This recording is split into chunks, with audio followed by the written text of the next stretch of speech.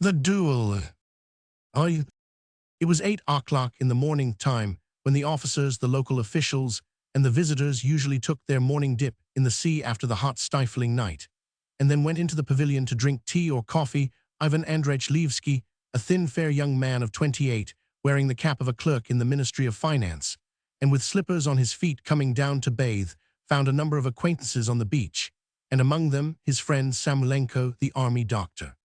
With his big cropped head short, neck, his red face, his big nose, his shaggy black eyebrows, and grey whiskers, his stout puffy figure, and his hoarse military bass, this Samulenko made on every newcomer the unpleasant impression of a gruff bully, but 2 or 3 days after making his acquaintance one began to think his face extraordinarily good-natured, kind, and even handsome in spite of his clumsiness and rough manner.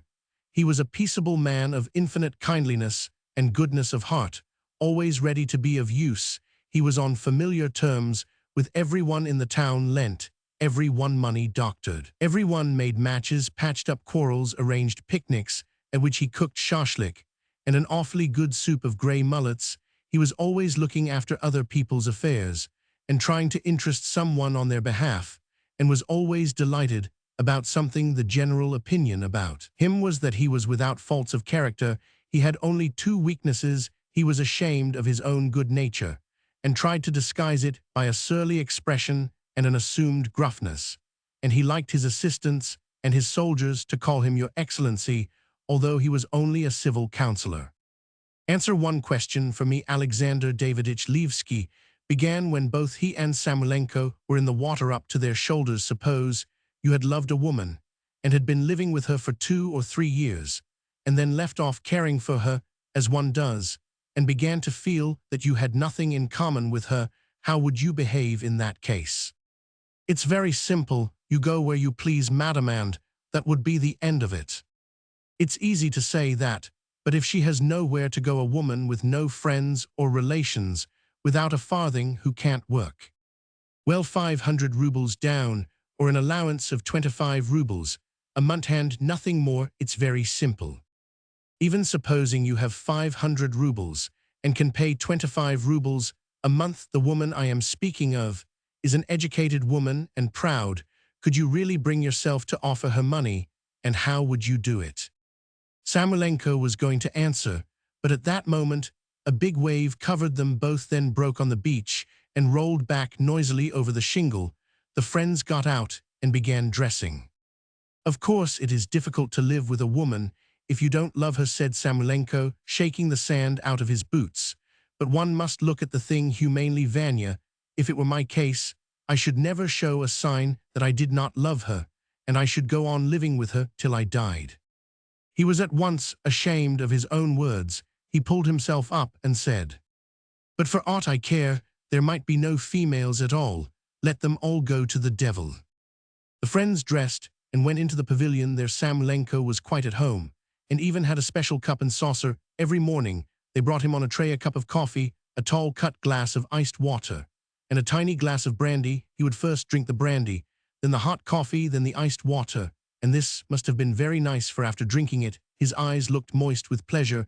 He would stroke his whiskers with both hands and say, looking at the sea, a wonderfully magnificent view. After a long night spent in cheerless, unprofitable thoughts, which prevented him from sleeping and seemed to intensify the darkness and sultriness of the night, Levsky felt listless and shattered. He felt no better for the bathe and the coffee. Let us go on with our talk, Alexander Davidovich, he said. I won't make a secret of it. I'll speak to you openly as to a friend. Things are in a bad way with Nadezhda Fyodorovna, and me a very bad way. Forgive me for forcing my private affairs upon you, but I must speak out. Samulenko, who had a misgiving of what he was going to speak about, dropped his eyes and drummed with his fingers on the table. I've lived with her for 2 years and have ceased to love her, Levsky went on, or rather I realized that I never had felt any love for her. These 2 years have been a mistake. It was Levsky's habit, as he talked, to gaze attentively at the pink palms of his hands, to bite his nails or to pinch his cuffs, and he did so now. I know very well you can't help me, he said, but I tell you because unsuccessful and superfluous people like me find their salvation. In talking, I have to generalize about everything I do. I am bound to look for an explanation and justification of my absurd existence in somebody else's theories. In literary typesin, the idea that we upper-class Russians are degenerating, for instance. And so on last night, for example, I comforted myself by thinking all the time, how true Tolstoy is, how mercilessly true. And that did me good. Yes, really, brother, he is a great writer, say what you like. Samoylenko, who had never read Tolstoy and was intending to do so every day of his life, was a little embarrassed and said, "Yes, all other authors write from imagination, but he writes straight from nature." My God, sighed Levsky, how distorted we all are by civilization. I fell in love with a married woman, and she with me. To begin with, we had kisses and calm evenings and vows and Spencer and ideals and interests in common. What a deception. We really ran away from her husband, but we lied to ourselves and made out that we ran away from the emptiness of the life of the educated class. We pictured our future like this to begin with in the Caucasus, while we were getting to know the people and the place. I would put on the government uniform and enter the service. Then at our leisure we would pick out a plot of ground, would toil in the sweat of our brow, would have a vineyard and a field, and so on. If you were in my place, or that zoologist of yours, Von Koren, you might live with Nadezhda Fyodorovna for 30 years perhaps, and might leave your heirs a rich vineyard and 3,000 acres of maize. But I felt like a bankrupt from the first day in the town. You have insufferable heat, boredom, and no society. If you go out into the country, you fancy poisonous spiders, scorpions, or snakes lurking under every stone and behind every bush and beyond the fields, mountains, and the desert. Alien people, an alien country, a wretched form of civilization, all that is not so easy, brother, as walking on the Nevsky Prospect in one's fur coat arm in arm with Nadezhda Fyodorovna, dreaming of the sunny south. What is needed here is a life and death struggle, and I am not a fighting man, a wretched neurasthenic and idle gentleman. From the first day, I knew that my dreams of a life of labor and of a vineyard were worthless. As for love, I ought to tell you that living with a woman who has read Spencer and has followed you to the ends of the earth is no more interesting than living with any Anfissa or Akulina. There's the same smell of ironing, of powder, and of medicines, the same curl papers every morning, the same self-deception. You can't get on in the house without an iron, said Samoylenko, blushing at Levsky's speaking to him so openly of a lady. He knew. You are out of humor today, Vanya. I notice Nadezhda Fyodorovna is a splendid woman, highly educated, and you are a man of the highest intellect. Of course, you are not married. Samoylenko went on, glancing round at the adjacent tables. But that's not your fault, and besides, one ought to be above conventional prejudices and rise to the level of modern ideas.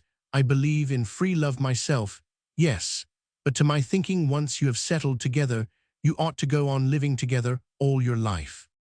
Without love. I will tell you directly, said Samoylenko. 8 years ago, there was an old fellow, an agent here, a man of very great intelligence. Well, he used to say that the great thing in married life was patience. Do you hear, Vanya? Not love, but patience. Love cannot last long. You have lived 2 years in love, and now evidently your married life has reached the period when, in order to preserve equilibrium, so to speak, you ought to exercise all your patience. You believe in your old agent. To me, his words are meaningless. Your old man could be a hypocrite. He could exercise himself in the virtue of patience, and as he did so look upon a person he did not love as an object indispensable for his moral exercises. But I have not yet fallen so low. If I want to exercise myself in patience, I will buy dumbbells or a frisky horse, but ill leave human beings alone. Samoylenko asked for some white wine with ice. When they had drunk a glass each, Levsky suddenly asked, "Tell me, please, what is the meaning of softening of the brain?" "How can I explain it to you? It's a disease in which the brain becomes softer as it were dissolves." "Is it curable?" "Yes, if the disease is not neglected. Cold douches, blisters, something internal too." "Oh, well, you see my position. I can't live with her. It is more than I can do. While I am with you, I can be philosophical about it and smile. But at home, I lose heart completely. I am so utterly miserable that if I were told, for instance, that I should have to live another month with her, I should blow out my brains. At the same time, parting with her is out of the question. She has no friends or relations. She cannot work, and neither she nor I have any money, what could become of her? To whom could she go? There is nothing one can think of. Come, tell me, what am I to do? Growled Samoylenko, not knowing what to answer. Does she love you? Yes, she loves me in so far as at her age, and with her temperament she wants a man. It would be as difficult for her to do without me as to do without her powder or her curl papers. I am, for her, an indispensable integral part of her boudoir. Samoylenko was embarrassed. You are out of humor today, Vanya, he said. You must have had a bad night. Yes, I slept badly altogether. I feel horribly out of sorts, brother. My head feels empty. There's a sinking at my heart, a weakness. I must run away. Run where? There, to the north, to the pines, and the mushrooms, to people and ideas. I'd give half my life to bathe now in some little stream in the province of Moscow or Tula, to feel chilly, you know, and then to stroll for 3 hours, even with the feeblest student, and to talk and talk endlessly, and the scent of the hay, do you remember it? And in the evening, when one walks in the garden, sounds of the piano float from the house, one hears the train passing. Levsky laughed with pleasure. Tears came into his eyes, and to cover them, without getting up, he stretched across the next table for the matches. I have not been in Russia for 18 years, said Samoylenko. I've forgotten what it is like. To my mind, there is not a country more splendid than the Caucasus. Vereshchagin has a picture in which some men condemned to death are languishing at the bottom of a very deep well. Your magnificent Caucasus strikes me as just like that well. If I were offered the choice of a chimney sweep in Petersburg or a prince in the Caucasus, I should choose the job of chimney sweep. Levsky grew pensive, looking at his stooping figure, at his eyes fixed dreamily at one spot, at his pale, perspiring face and sunken temples, at his bitten nails, at the slipper which had dropped off his heel, displaying a badly darned sock. Samoylenko was moved to pity, and probably because Levsky reminded him of a helpless child, he asked, "Is your mother living?" "Yes, but we are on bad terms. She could not forgive me for this affair." Samoylenko was fond of his friend. He looked upon Levsky as a good-natured fellow, a student, a man with no nonsense about him, with whom one could drink and laugh, and talk without reserve what he understood in him. He disliked extremely. Levsky drank a great deal, and at unsuitable times he played cards, despised his work, lived beyond his means, frequently made use of unseemly expressions in conversation, walked about the streets in his slippers, and quarreled with Nadezhda Fyodorovna before other people. Samoylenko did not like this, but the fact that Levsky had once been a student in the Faculty of Arts, subscribed to 2 fat reviews, often talked so cleverly that only a few people understood him, was living with a well-educated woman, all this Samoylenko did not understand, and he liked this, and respected Levsky, thinking him superior to himself. "There is another point," said Levsky, shaking his head. "Only it is between ourselves. I am concealing it from Nadezhda Fyodorovna. For the time, don't let it out before her. I got a letter the day before yesterday telling me that her husband has died from softening of the brain. The kingdom of heaven be his side." Samoylenko, why are you concealing it from her? To show her that letter would be equivalent to come to church to be married, and we should first have to make our relations clear. When she understands that we can't go on living together, I will show her the letter, then there will be no danger in it. "Do you know what Vanya said?" Samoylenko, and a sad and imploring expression came into his face, as though he were going to ask him about something very touching, and were afraid of being refused. "Marry her, my dear boy." "Why?" "Do your duty to that splendid woman. Her husband is dead, and so Providence itself shows you what to do. But do understand, you queer fellow, that it is impossible to marry without love, is as base and unworthy of a man as to perform Mass without believing in it." "But it's your duty, too." "Why is it my duty?" Levsky asked irritably. "Because you took her away from her husband and made yourself responsible for her. But now I tell you in plain Russian, I don't love her." "Well, if you've no love, show her proper respect, consider her wishes."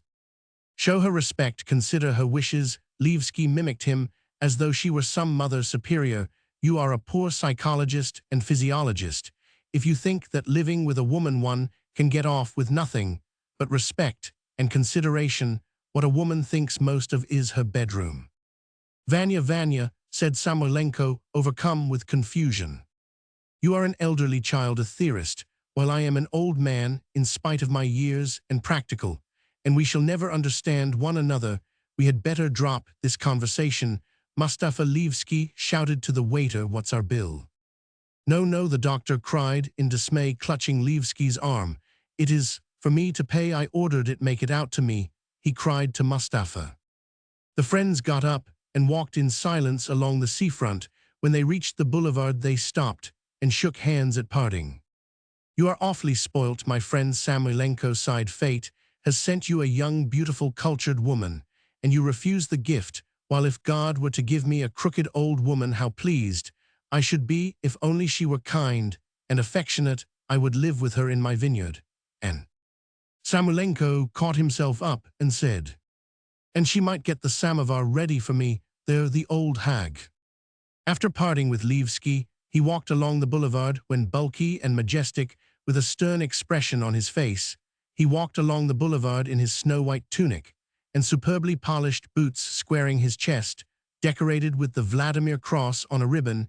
He was very much pleased with himself, and it seemed as though the whole world were looking at him with pleasure. Without turning his head, he looked to each side and thought that the boulevard was extremely well laid out, that the young cypress trees, the eucalyptuses, and the ugly anemic palm trees were very handsome and would in time give abundant shade, that the Circassians were an honest and hospitable people. It's strange that Levski does not like the Caucasus, he thought, very strange. 5 soldiers carrying rifles met him and saluted him on the right side of the boulevard. The wife of a local official was walking along the pavement with her son, a schoolboy. Good morning, Maria Konstantinovna, Samoylenko shouted to her with a pleasant smile. Have you been to bathe? Ha, my respects to Nikodim Alexandrovich. And he went on, still smiling pleasantly, but seeing an assistant of the military hospital coming towards him, he suddenly frowned, stopped him, and asked, is there anyone in the hospital? No one, Your Excellency. No one, Your Excellency. Very well, run along. Swaying majestically, he made for the lemonade stall, where sat a full-bosomed old Jewess who gave herself out to be a Georgian, and said to her as loudly as though he were giving the word of command to a regiment, be so good as to give me some soda waiter. Roman 2. Levski's not loving Nadezhda Fyodorovna showed itself chiefly in the fact that everything she said or did seemed to him a lie or equivalent to a lie, and everything he read against women and love seemed to him to apply perfectly to himself, to Nadezhda Fyodorovna and her husband. When he returned home, she was sitting at the window dressed, and with her hair done, and with a preoccupied face, was drinking coffee and turning over the leaves of a fat magazine, and he thought the drinking of coffee was not such a remarkable event that she need put on a preoccupied expression over it, and that she had been wasting her time doing her hair in a fashionable style, as there was no one here to attract and no need to be attractive. And in the magazine he saw nothing but falsity. He thought she had dressed and done her hair so as to look handsomer, and was reading in order to seem clever. Will it be all right for me to go to bathe today? She said. Why, there won't be an earthquake whether you go or not, I suppose. No, I only ask in case the doctor should be vexed. Well, ask the doctor, then. I am not a doctor. On this occasion, what displeased Levski most in Nadezhda Fyodorovna was her white open neck and the little curls at the back of her head, and he remembered that when Anna Karenina got tired of her husband, what she disliked most of all was his ears, and thought how true it is, how true. Feeling weak and as though his head were perfectly empty, he went into his study, lay down on his sofa, and covered his face with a handkerchief that he might not be bothered by the flies. Despondent and oppressive thoughts, always about the same thing, trailed slowly across his brain like a long string of wagons on a gloomy autumn evening, and he sank into a state of drowsy oppression. It seemed to him that he had wronged Nadezhda Fyodorovna and her husband, and that it was through his fault that her husband had died. It seemed to him that he had sinned against his own life, which he had ruined against the world of lofty ideas of learning and of work, and he conceived that wonderful world as real and possible. Not on this seafront, with hungry Turks and lazy mountaineers sauntering upon it, but there in the north, where there were operas, theaters, newspapers, and all kinds of intellectual activity, one could only there not hear honest, intelligent, lofty, and pure. He accused himself of having no ideal, no guiding principle in life, though he had a dim understanding now. What it meant 2 years before when he fell in love with Nadezhda Fyodorovna, it seemed to him that he had only to go with her as his wife to the Caucasus, and he would be saved from vulgarity and emptiness. In the same way now, he was convinced that he had only to part from Nadezhda Fyodorovna and to go to Petersburg, and he would get everything he wanted. Run away, he muttered to himself, sitting up and biting his nails. Run away. He pictured in his imagination how he would go aboard the steamer, and then would have some lunch, would drink some cold beer, would talk on deck with ladies, then would get into the train at Sevastopol, and set off hurrah for freedom. One station after another would flash by, the air would keep growing colder and keener. Then the birches and the fir trees, then Kursk, Moscow, in the restaurants, cabbage soup, mutton with kasha. Sturgeon beer, no more Asiaticism, but Russia, real Russia. The passengers in the train would talk about trade, new singers, the Franco-Russian Entente on all sides. There would be the feeling of keen, cultured, intellectual, eager life. Hasten on at last, Nevsky Prospect and Great Morskaya Street. And then Kovensky Place, where he used to live at one time, when he was a student, the dear gray sky, the drizzling rain, the drenched cabmen. Ivan Andreich, someone called from the next room. Are you at home? I am here, Levsky responded. What do you want? Papers. Levsky got up languidly, feeling giddy, walked into the other room, yawning and shuffling with his slippers. There, at the open window that looked into the street, stood one of his young fellow clerks, laying out some government documents on the windowsill. 1 minute, my dear fellow, Levsky said softly, and he went to look for the ink. Returning to the window, he signed the papers without looking at them and said, "It's hot." "Yes, are you coming today?"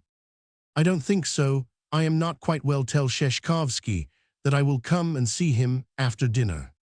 The clerk went away. Levsky lay down on his sofa again and began thinking.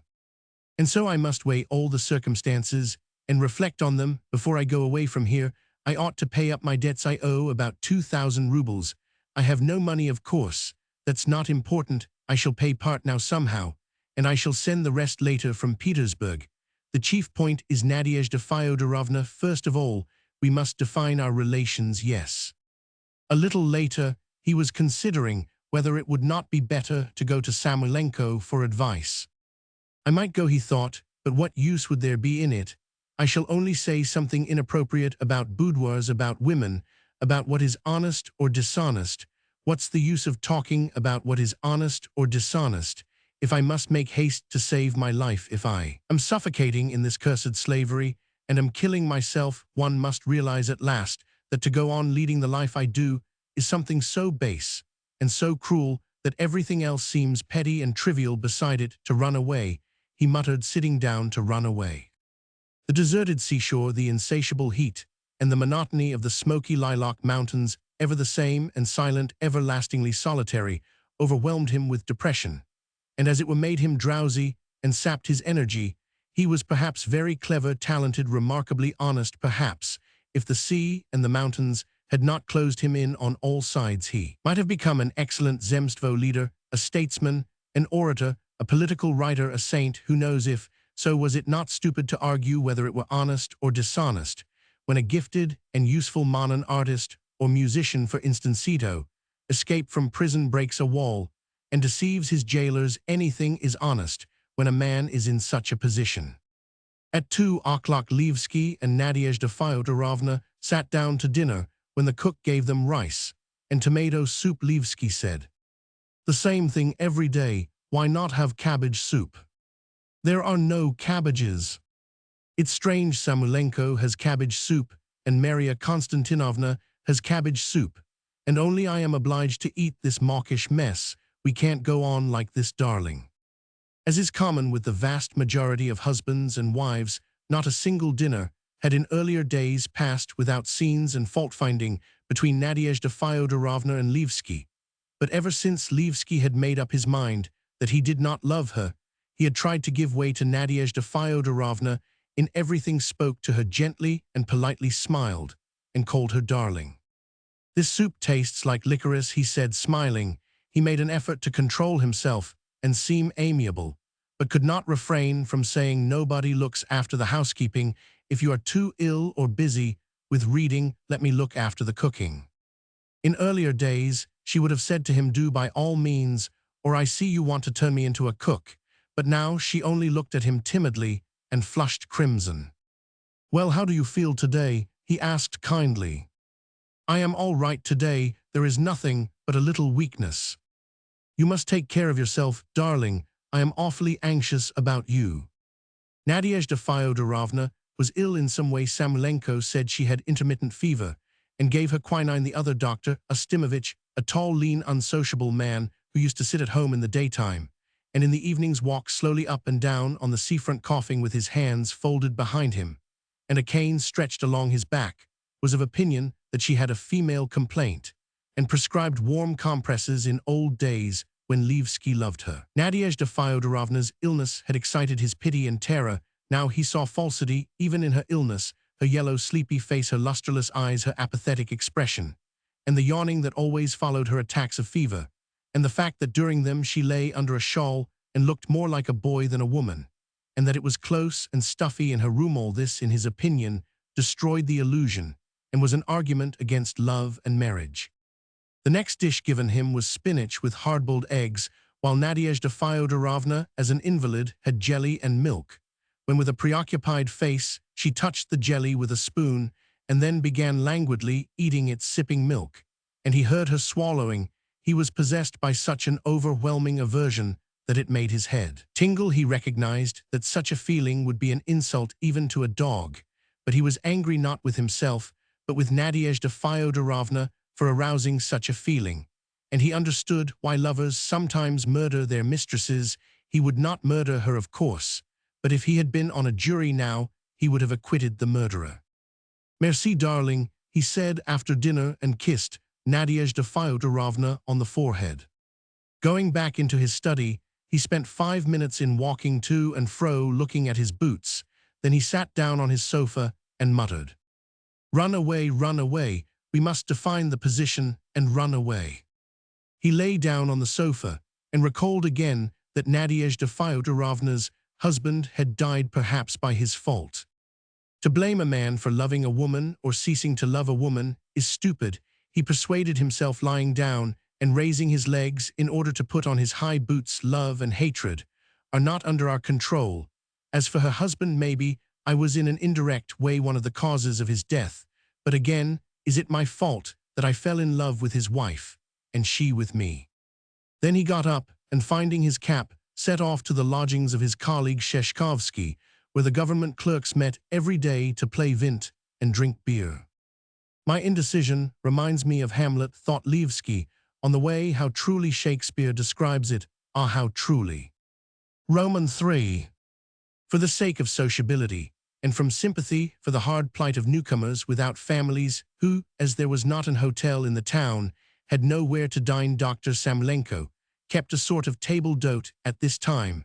There were only 2 men who habitually dined with him, a young zoologist called von Koren, who had come for the summer to the Black Sea to study the embryology of the medusa, and a deacon called Pobiedov, who had only just left the seminary and been sent to the town to take the duty of the old deacon, who had gone away for a cure. Each of them paid 12 rubles a month for their dinner and supper, and Samolenko made them promise to turn up at 2 o'clock punctually. Von Koren was usually the first to appear. He sat down in the drawing room in silence, and taking an album from the table, began attentively scrutinizing the faded photographs of unknown men in full trousers and top hats and ladies in crinolines and caps. Samolenko only remembered a few of them by name, and of those whom he had forgotten, he said with a sigh, "A very fine fellow, remarkably intelligent." When he had finished with the album, von Koren took a pistol from the whatnot, and screwing up his left eye, took deliberate aim at the portrait of Prince Vorontsov, or stood still at the looking-glass, and gazed a long time at his swarthy face, his big forehead, and his black hair, which curled like a negro's, and his shirt of dull-colored cotton, with big flowers on it like a Persian rug, and the broad leather belt he wore, instead of a waistcoat.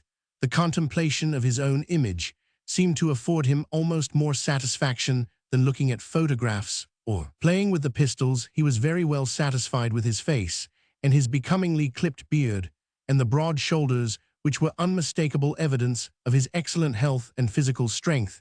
He was satisfied, too, with his stylish get-up, from the cravat, which matched the color of his shirt, down to his brown boots.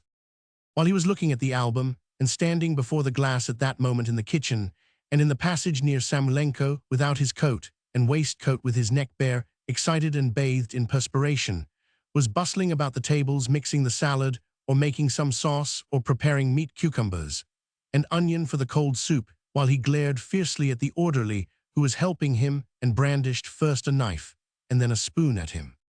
"Give me the vinegar," he said. "That's not the vinegar, it's the salad oil," he shouted, stamping. "Where are you off to, you brute?" "To get the butter, Your Excellency," answered the flustered orderly in a cracked voice. "Make haste, it's in the cupboard. And tell Daria to put some fennel in the jar with the cucumbers. Fennel, cover the cream up, gaping laggard, or the flies will get into it." And the whole house seemed resounding with his shouts. When it was 10 or 15 minutes to 2, the deacon would come in. He was a lanky young man of 22, with long hair, with no beard, and a hardly perceptible mustache. Going into the drawing-room, he crossed himself before the icon, smiled, and held out his hand to Von Koren. "Good morning," the zoologist said coldly. "Where have you been?" "I've been catching sea gudgeon in the harbor." "Oh, of course, evidently, deacon, you will never be busy with work." "Why not? Work is not like a bear, it doesn't run off into the woods," said the deacon, smiling, and thrusting his hands into the very deep pockets of his white cassock. "There's no one to whip you," sighed the zoologist. Another 15 or 20 minutes passed, and they were not called to dinner, and they could still hear the orderly running into the kitchen and back again, noisily treading with his boots, and Samoylenko shouting, "Put it on the table, where are your wits, wash it first." The famished deacon and Von Koren began tapping on the floor with their heels, expressing in this way their impatience like the audience at a theater. At last the door opened, and the harassed orderly announced that dinner was ready in the dining room. They were met by Samoylenko, crimson in the face, wrathful, perspiring from the heat of the kitchen. He looked at them furiously and with an expression of horror, took the lid off the soup tureen, and helped each of them to a plateful, and only when he was convinced that they were eating it with relish and liked it, he gave a sigh of relief and settled himself in his deep armchair. His face looked blissful, and his eyes grew moist. He deliberately poured himself out a glass of vodka and said, "To the health of the younger generation." After his conversation with Levsky from early morning till dinner, Samoylenko had been conscious of a load at his heart. Although he was in the best of humors, he felt sorry for Levsky and wanted to help him. After drinking a glass of vodka before the soup, he heaved a sigh and said, "I saw Vanya Levsky today. He is having a hard time of it, poor fellow. The material side of life is not encouraging for him, and the worst of it is all this psychology is too much for him. I am sorry for the lad." "Well, that is a person I am not sorry for," said Von Koren. "If that charming individual were drowning, I would push him under with a stick and say, 'Drown, brother, drown away.'" "That's untrue. You wouldn't do it." "Why do you think that?" The zoologist shrugged his shoulders. "I am just as capable of a good action as you are." "Is drowning a man a good action?" asked the deacon, and he laughed. "Levsky, yes." "I think there is something amiss with the soup," said Samoylenko, anxious to change the conversation. "Levsky is absolutely pernicious, and is as dangerous to society as the cholera microbe." Von Koren went on. "To drown him would be a service. It does not do you credit to talk like that about your neighbor. Tell us, what do you hate him for?" "Don't talk nonsense, doctor. To hate and despise a microbe is stupid, but to look upon everybody one meets without distinction as one's neighbor, whatever happens, thanks very much, that is equivalent to giving up criticism, renouncing a straightforward attitude to people, washing one's hands of responsibility. In fact, I consider your Levsky blackguard. I do not conceal it, and I am perfectly conscientious in treating him as such. Well, you look upon him as your neighbor, and you may kiss him if you like. You look upon him as your neighbor, and that means that your attitude to him is the same as to me, and to the deacon that is no attitude at all. You are equally indifferent to all. To call a man a blackguard, muttered Samoylenko, frowning with distaste, that is so wrong that I can't find words for it. People are judged by their actions, Von Koren continued. Now you decide, Deacon. I am going to talk to you, Deacon. Mr. Levsky's career lies open before you like a long Chinese puzzle, and you can read it from beginning to end. What has he been doing these 2 years that he has been living here? We will reckon his doings on our fingers. First, he has taught the inhabitants of the town to play vint. 2 years ago, that game was unknown here. Now they all play it from morning till late at night, even the women and the boys. Secondly, he has taught the residents to drink beer, which was not known here either. The inhabitants are indebted to him for the knowledge of various sorts of spirits, so that now they can distinguish Kospelov's vodka from Smirnov's. No 21, blindfold. Thirdly, in former days, people here made love to other men's wives in secret from the same motives as thieves steal in secret, and not openly. Adultery was considered something they were ashamed to make a public display of. Levsky has come as a pioneer in that line. He lives with another man's wife, openly. Fourthly, Von Koren hurriedly ate up his soup and gave his plate to the orderly. I understood Levsky from the first month of our acquaintance, he went on, addressing the deacon. We arrived here at the same time. Men like him are very fond of friendship, intimacy, solidarity, and all the rest of it, because they always want company for vint drinking and eating. Besides, they are talkative and must have listeners. We made friends. That is, he turned up every day, hindered me working, and indulged in confidences in regard to his mistress. From the first, he struck me by his exceptional falsity, which simply made me sick. As a friend, I pitched into him, asking him why he drank too much, why he lived beyond his means and got into debt, why he did nothing and read nothing, why he had so little culture and so little knowledge.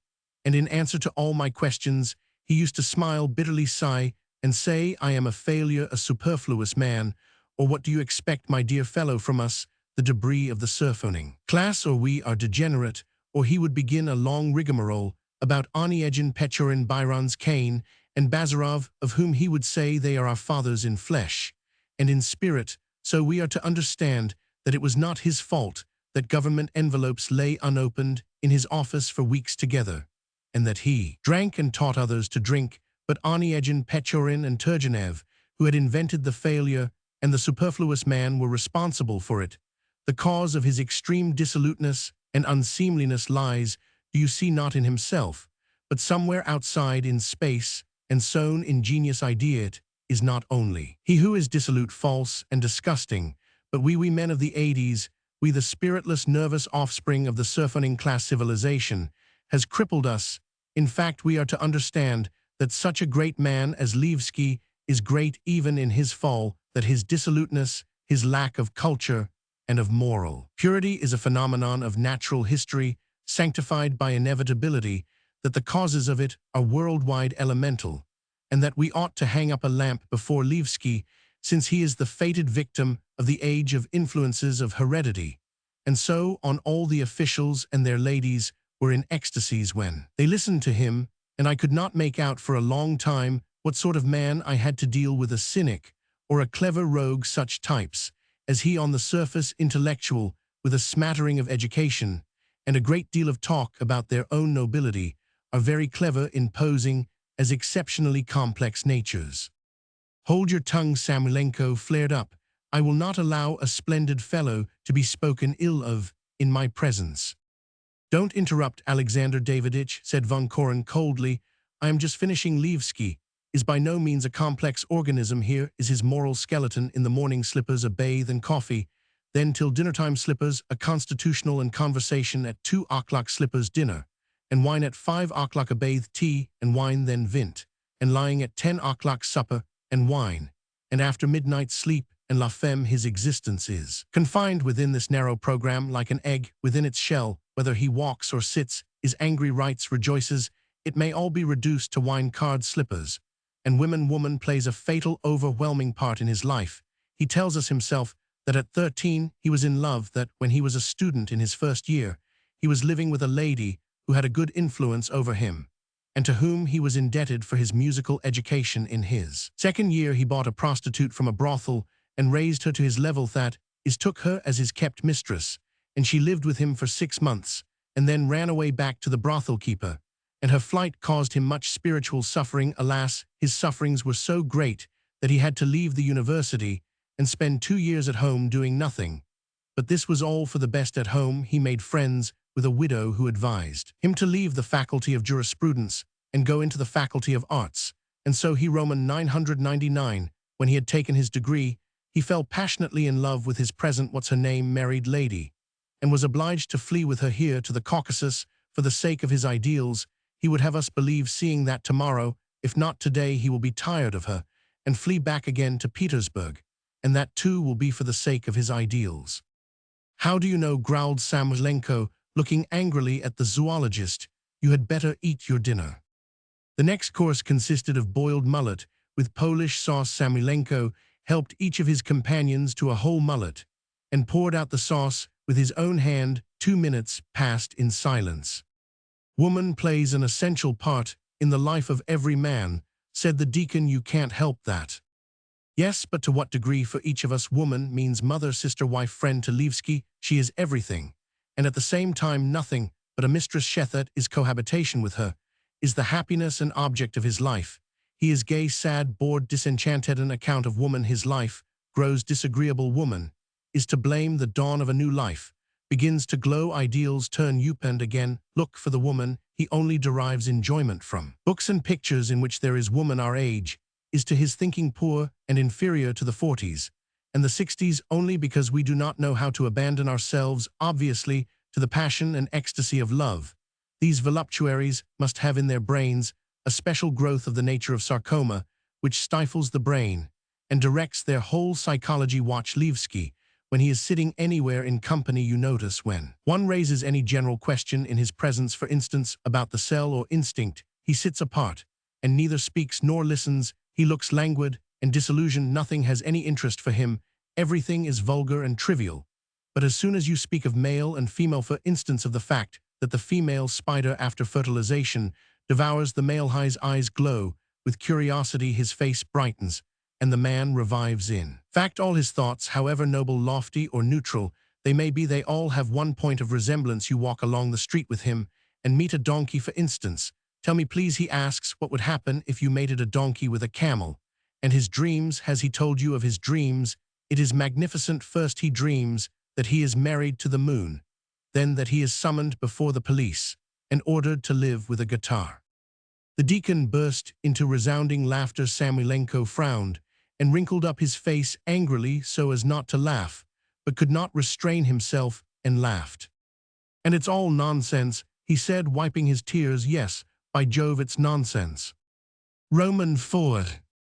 The deacon was very easily amused and laughed at every trifle till he got a stitch in his side, till he was helpless. It seemed as though he only liked to be in people's company because there was a ridiculous side to them, and because they might be given ridiculous nicknames. He had nicknamed Samoylenko the Tarantula, his orderly the Drake, and was in ecstasies when on one occasion Von Koren spoke of Levski and Nadezhda Fyodorovna as Japanese monkeys. He watched people's faces, greedily listened without blinking, and it could be seen that his eyes filled with laughter and his face was tense with expectation of the moment when he could let himself go and burst into laughter. He is a corrupt and depraved type, the zoologist continued, while the deacon kept his eyes riveted on his face, expecting he would say something funny. It is not often one can meet with such a nonentity. In body he is inert, feeble, prematurely old, while in intellect he differs in no respect from a fat shopkeeper's wife who does nothing but eat, drink, and sleep on a feather bed, and who keeps her coachman as a lover. The deacon began guffawing again. Don't laugh, deacon, said Von Koren. It grows stupid at last. I should not have paid attention to his insignificance. He went on after waiting till the deacon had left off laughing. I should have passed him by if he were not so noxious and dangerous. His noxiousness lies first of all in the fact that he has great success with women, and so threatens to leave descendants that is to present the world with a dozen Levskis as feeble and as depraved as himself. Secondly, he is in the highest degree contaminating. I have spoken to you already of Vint and beer. In another year or two, he will dominate the whole Caucasian coast. You know how the mass, especially its middle stratum, believe in intellectuality, in a university education, in gentlemanly manners, and in literary language. Whatever filthy thing he did, they would all believe that it was as it should be, since he is an intellectual man of liberal ideas and university education. What is more, he is a failure, a superfluous man, a neurasthenic, a victim of the age. And that means he can do anything. He is a charming fellow, a regular good sort. He is so genuinely indulgent to human weaknesses. He is compliant, accommodating, easy, and not proud. One can drink with him and gossip and talk evil of people. The masses always inclined to anthropomorphism in religion and morals, like best of all the little gods who have the same weaknesses as themselves. Only think what a wide field he has for contamination. Besides, he is not a bad actor, and is a clever hypocrite, and knows very well how to twist things round. Only take his little shifts, and dodges his attitude to civilization. For instance, he has scarcely sniffed at civilization. Yet how we have been crippled by civilization. How I envy those savages, those children of nature, who know nothing of civilization. We are to understand, you see, that at one time in ancient days he has been devoted to civilization with his whole soul, has served it, has sounded it to its depths. But it has exhausted him, disillusioned him, deceived him. He is a Faust. Do you see a second Tolst? As for Schopenhauer and Spencer, he treats them like small boys and slaps them on the shoulder in a fatherly way. Well, what do you say, old Spencer? He has not read Spencer, of course.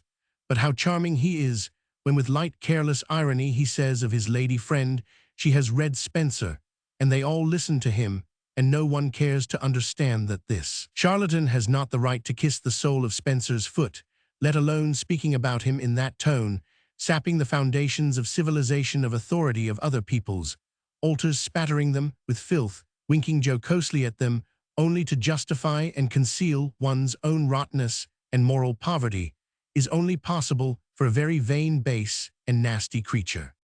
I don't know what it is you expect of him, Kolya, said Samoylenko, looking at the zoologist, not with anger now, but with a guilty air. He is a man the same as everyone else. Of course, he has his weaknesses, but he is abreast of modern ideas, is in the service, is of use to his country. 10 years ago, there was an old fellow serving as agent here, a man of the greatest intelligence, and he used to say, "Nonsense, nonsense," the zoologist interrupted. "You say he is in the service. But how does he serve? Do you mean to tell me that things have been done better because he is here and the officials are more punctual, honest, and civil? On the contrary, he has only sanctioned their slackness by his prestige as an intellectual university man. He is only punctual on the 20th of the month, when he gets his salary. On the other days, he lounges about at home in slippers and tries to look as if he were doing the government a great service by living in the Caucasus. No, Alexander Daviditch, don't stick up for him. You are insincere from beginning to end. If you really loved him and considered him your neighbor, you would above all not be indifferent to his weaknesses. You would not be indulgent to them, but for his own sake would try to make him innocuous. That is, innocuous, since he is incorrigible. He can only be made innocuous in one way. Von Koren passed his finger round his throat, or he might be drowned. He added, in the interests of humanity, and in their own interests, such people ought to be destroyed. They certainly ought. What are you saying? Muttered Samoylenko, getting up and looking with amazement at the zoologist's calm, cold face. Deacon, what is he saying? Where are you in your senses? I don't insist on the death penalty, said Von Koren. If it is proved that it is pernicious, devise something else. If we can't destroy Levski, why then isolate him, make him harmless, send him to hard labor. What are you saying? Said Samoylenko in horror. With pepper, he cried in a voice of despair, seeing that the deacon was eating stuffed aubergines without pepper. You, with your great intellect, what are you saying? Send our friend, a proud intellectual man, to penal servitude. Well, if he is proud and tries to resist, put him in fetters. Samoylenko could not utter a word, and only twiddled his fingers. The The deacon looked at his flabbergasted and really absurd face and laughed. "Let us leave off talking of that," said the zoologist. "Only remember one thing: Alexander Davidovich, primitive man, was preserved from such as Levski by the struggle for existence, and by natural selection. Now our civilization has considerably weakened the struggle and the selection, and we ought to look after the destruction of the rotten and worthless for ourselves. Otherwise, when the Levskis multiply, civilization will perish and mankind will degenerate utterly. It will be our fault." "If it depends on drowning and hanging," said Samoylenko. "Damnation, take your civilization, damnation, take your humanity, damnation, take it. I tell you what, you are a very learned and intelligent man, and the pride of your country, but the Germans have ruined you. Yes, the Germans, the Germans." Since Samoylenko had left Dorpat, where he had studied medicine, he had rarely seen a German and had not read a single German book. But in his opinion, every harmful idea in politics or science was due to the Germans. Where he had got this notion, he could not have said himself, but he held it firmly. "Yes, the Germans," he repeated once more. "Come and have some tea." All three stood up and, putting on their hats, went out into the little garden and sat there under the shade of the light green maples, the pear trees, and a chestnut tree. The zoologist and the deacon sat on a bench by the table, while Samoylenko sank into a deep wicker chair with a sloping back. The orderly handed them tea, jam, and a bottle of syrup. It was very hot, 30 degrees Réaumur in the shade. The sultry air was stagnant and motionless, and a long spider web stretching from the chestnut tree to the ground hung limply and did not stir. The deacon took up the guitar, which was constantly lying on the ground near the table, tuned it, and began singing softly in a thin voice. Gathered round the tavern were the seminary lads, but instantly subsided, overcome by the heat, mopped his brow, and glanced upwards at the blazing blue sky. Samoylenko grew drowsy. The sultry heat, the stillness, and the delicious after-dinner languor, which quickly pervaded all his limbs, made him feel heavy and sleepy. His arms dropped at his sides, his eyes grew small, his head sank on his breast. He looked with almost tearful tenderness at Von Koren and the deacon and muttered, "The younger generation, a scientific star, and a luminary of the church. I shouldn't wonder if the long-skirted Alleluia will be shooting up into a bishop. I dare say I may come to kissing his hand, well please God." Soon a snore was heard. Von Koren and the deacon finished their tea and went out into the street. "Are you going to the harbor again to catch sea gudgeon?" asked the zoologist. "No, it's too hot. Come and see me. You can pack up a parcel and copy something for me. By the way, we must have a talk about what you are to do. You must work, deacon. You can't go on like this." "Your words are just and logical," said the deacon, "but my laziness finds an excuse in the circumstances of my present life. You know yourself that an uncertain position has a great tendency to make people apathetic. God only knows whether I have been sent here for a time or permanently. I am living here in uncertainty, while my wife is vegetating at her father's and is missing me, and I must confess my brain is melting with the heat." "That's all nonsense," said the zoologist. "You can get used to the heat, and you can get used to being without the deaconess. You mustn't be slack. You must pull yourself together." Vey. Nadezhda Fyodorovna went to bathe in the morning, and her cook Olga followed her with a jug, a copper basin, towels, and a sponge. In the bay stood two unknown steamers with dirty white funnels, obviously foreign cargo vessels. Some men dressed in white and wearing white shoes were walking along the harbor, shouting loudly in French, and were answered from the steamers. The bells were ringing briskly in the little church of the town. "Today is Sunday," Nadezhda Fyodorovna remembered with pleasure. She felt perfectly well, and was in a gay holiday humor, in a new loose-fitting dress of coarse thick tussar silk, and a big wide-brimmed straw hat, which was bent down over her ears, so that her face looked out as though from a basket. She fancied she looked very charming. She thought that in the whole town there was only one young, pretty, intellectual woman, and that was herself, and that she was the only one who knew how to dress herself cheaply, elegantly, and with taste. That dress, for example, cost only 22 rubles, and yet how charming it was in the whole town. She was the only one who could be attractive, while there were numbers of men, so they must all, whether they would or not, be envious of Levski. She was glad that of late Levski had been cold to her, reserved and polite, and at times even harsh and rude in the past. She had met all his outbursts, all his contemptuous cold or strange incomprehensible glances, with tears, reproaches, and threats to leave him or to starve herself to death. Now she only blushed, looked guiltily at him, and was glad he was not affectionate to her. If he had abused her, threatened her, it would have been better and pleasanter, since she felt hopelessly guilty towards him. She felt she was to blame in the first place for not sympathizing with the dreams of a life of hard work, for the sake of which he had given up Petersburg and had come here to the Caucasus. And she was convinced that he had been angry with her of late for precisely that. When she was traveling to the Caucasus, it seemed that she would find here on the first day a cozy nook by the sea, a snug little garden with shade, with birds, with little brooks, where she could grow flowers and vegetables, rear ducks and hens, entertain her neighbors, doctor poor peasants, and distribute little books amongst them. It had turned out that the Caucasus was nothing but bare mountains, forests, and huge valleys, where it took a long time and a great deal of effort to find anything and settle down, that there were no neighbors of any sort, that it was very hot, and one might be robbed. Levski had been in no hurry to obtain a piece of land. She was glad of it, and they seemed to be in a tacit compact never to allude to a life of hard work. He was silent about it, she thought, because he was angry with her for being silent about it. In the second place, she had, without his knowledge, during those 2 years, bought various trifles to the value of 300 rubles at Achmianov's shop. She had bought the things by degrees, at one time materials, at another time silk or a parasol, and the debt had grown imperceptibly. I will tell him about it today, she used to decide, but at once reflected that in Levski's present mood, it would hardly be convenient to talk to him of debts.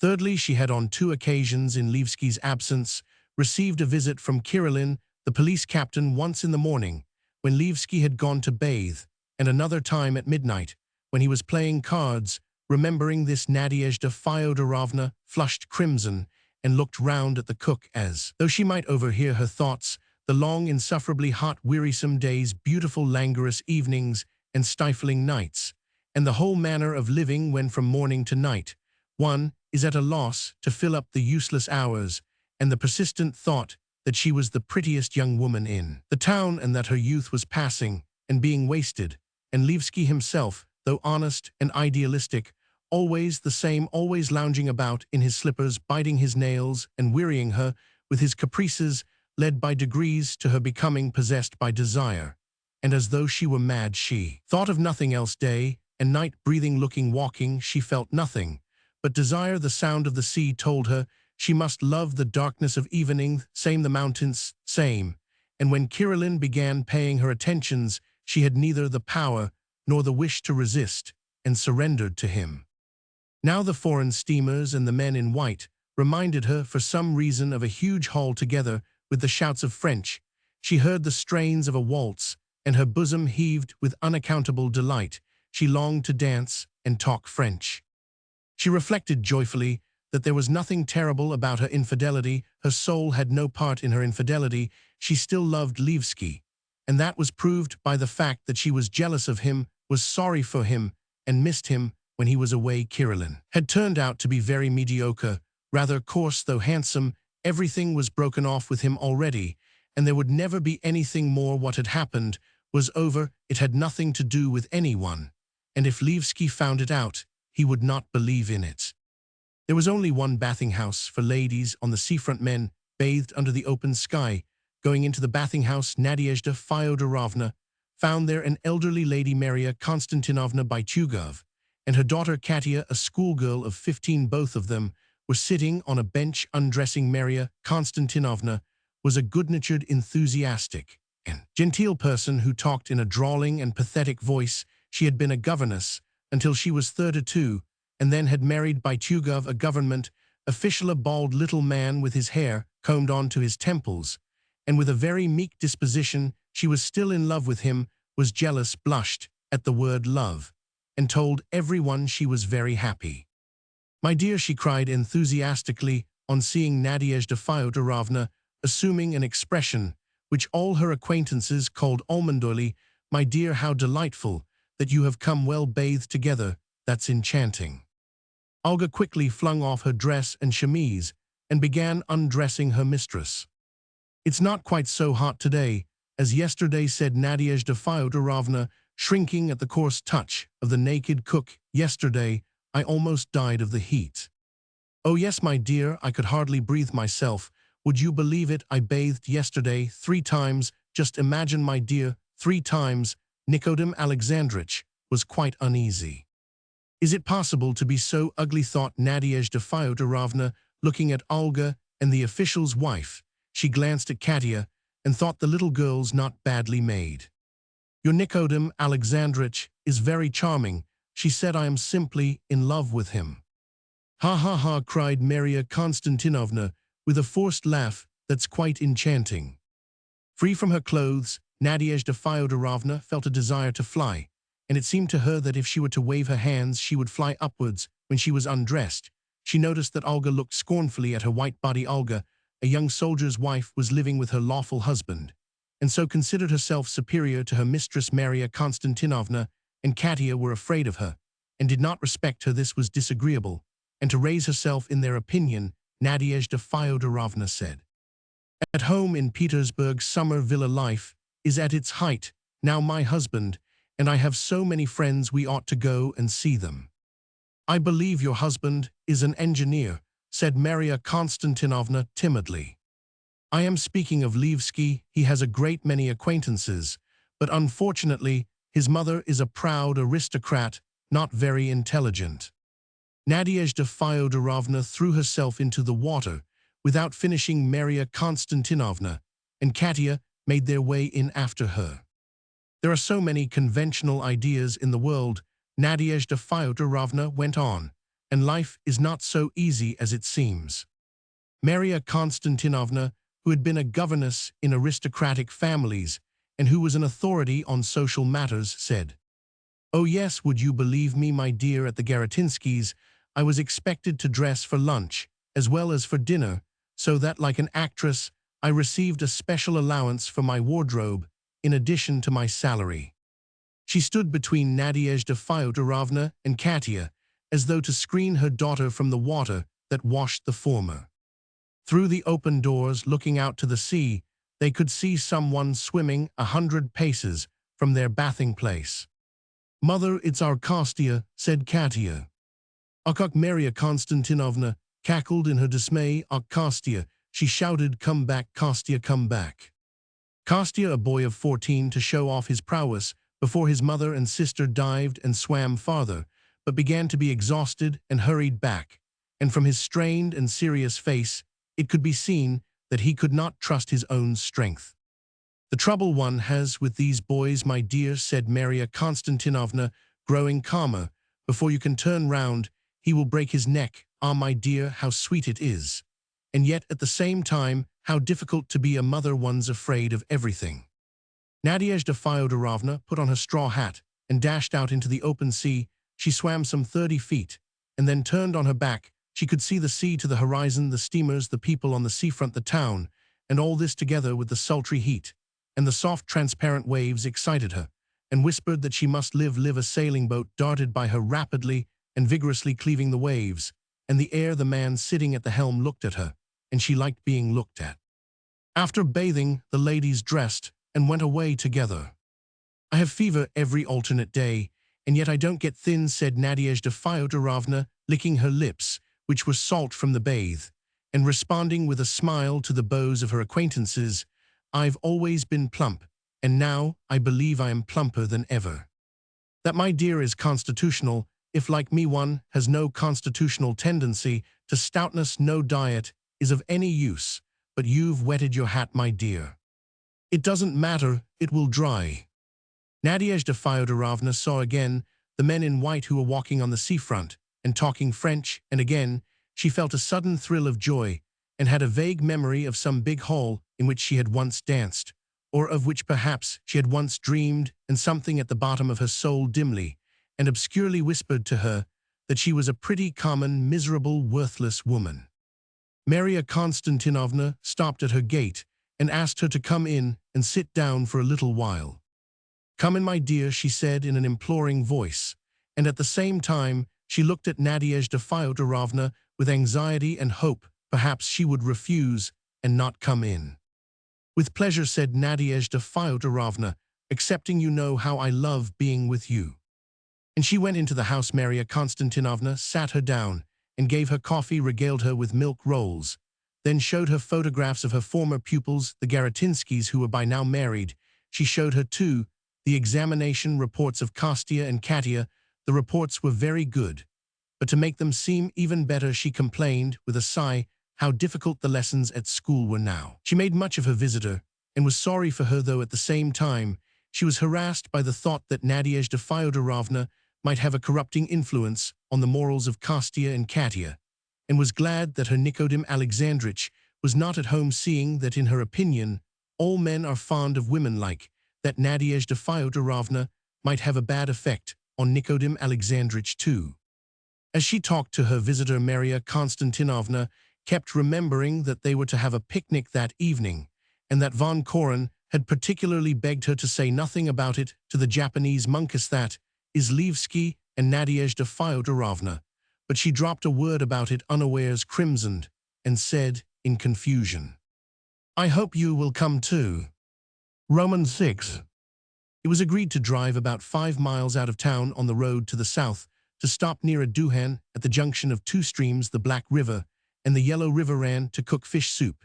They started out soon after 5. Foremost of the party, in a charabanc, drove Samlenko and Levsky.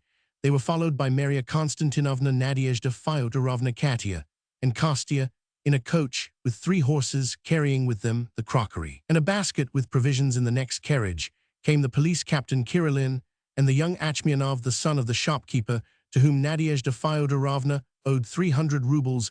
Opposite them, huddled up on the little seat, with his feet tucked under him, sat Nikodim Alexandrich, a neat little man with hair combed onto his temples. Last of all came von Koren, and the deacon. At the deacon's feet stood a basket of fish. Ararait Samlenko shouted at the top of his voice when he met a cart or a mountaineer riding on a donkey. "In 2 years' time, when I shall have the means and the people ready, I shall set off on an expedition." Von Koren was telling the deacon, "I shall go by the seacoast from Vladivostok to the Bering Straits, and then from the straits to the mouth of the Yenisei. We shall make the map, study the fauna and the flora, and make detailed geological, anthropological, and ethnographical researches. It depends upon you to go with me or not." "It's impossible," said the deacon. "Why?" "I am a man with ties and a family." "Your wife will let you go. We will provide for her. Better still, if you were to persuade her, for the public benefit, to go into a nunnery, that would make it possible for you to become a monk too, and join the expedition as a priest. I can arrange it for you." The deacon was silent. "Do you know your theology well?" asked the zoologist. "No, rather badly. I can't give you any advice on that score, because I don't know much about theology myself. You give me a list of books you need, and I will send them to you from Petersburg. In the winter, it will be necessary for you to read the notes of religious travelers too. Among them are some good ethnologists and Oriental scholars. When you are familiar with their methods, it will be easier for you to set to work, and you needn't waste your time till you get the books. Come to me, and we will study the compass and go through a course of meteorology, all that's indispensable." "To be sure," muttered the deacon, and he laughed. "I was trying to get a place in Central Russia, and my uncle, the head priest, promised to help me. If I go with you, I shall have troubled them for nothing." "I don't understand your hesitation. If you go on being an ordinary deacon, who is only obliged to hold a service on holidays, and on the other days can rest from work, you will be exactly the same as you are now in 10 years' time, and will have gained nothing but a beard and mustache, while on returning from this expedition in 10 years' time, you will be a different man. You will be enriched by the consciousness that something has been done by you." From the ladies' carriage came shrieks of terror and delight. The carriages were driving along a road hollowed in a literally overhanging precipitous cliff, and it seemed to everyone that they were galloping along a shelf on a steep wall, and that in a moment the carriages would drop into the abyss on the right. Stretched the sea on the left was a rough brown wall with black blotches and red veins, and with climbing roots, while on the summit stood shaggy fir trees bent over as though looking down in terror and curiosity. A minute later, there were shrieks and laughter again. They had to drive under a huge, overhanging rock. "I don't know why the devil I am coming with you," said Levski. "How stupid and vulgar it is. I want to go to the north, to run away, to escape. But here I am for some reason, going to this stupid picnic." "But look what a view," said Samoylenko, as the horses turned to the left, and the valley of the Yellow River came into sight, and the stream itself gleamed in the sunlight, yellow, turbid, frantic. "I see nothing fine in that, Sasha," answered Levski. "To be in continual ecstasies over nature shows poverty of imagination. In comparison with what my imagination can give me, all these streams and rocks are trash and nothing else." The carriages now were by the banks of the stream.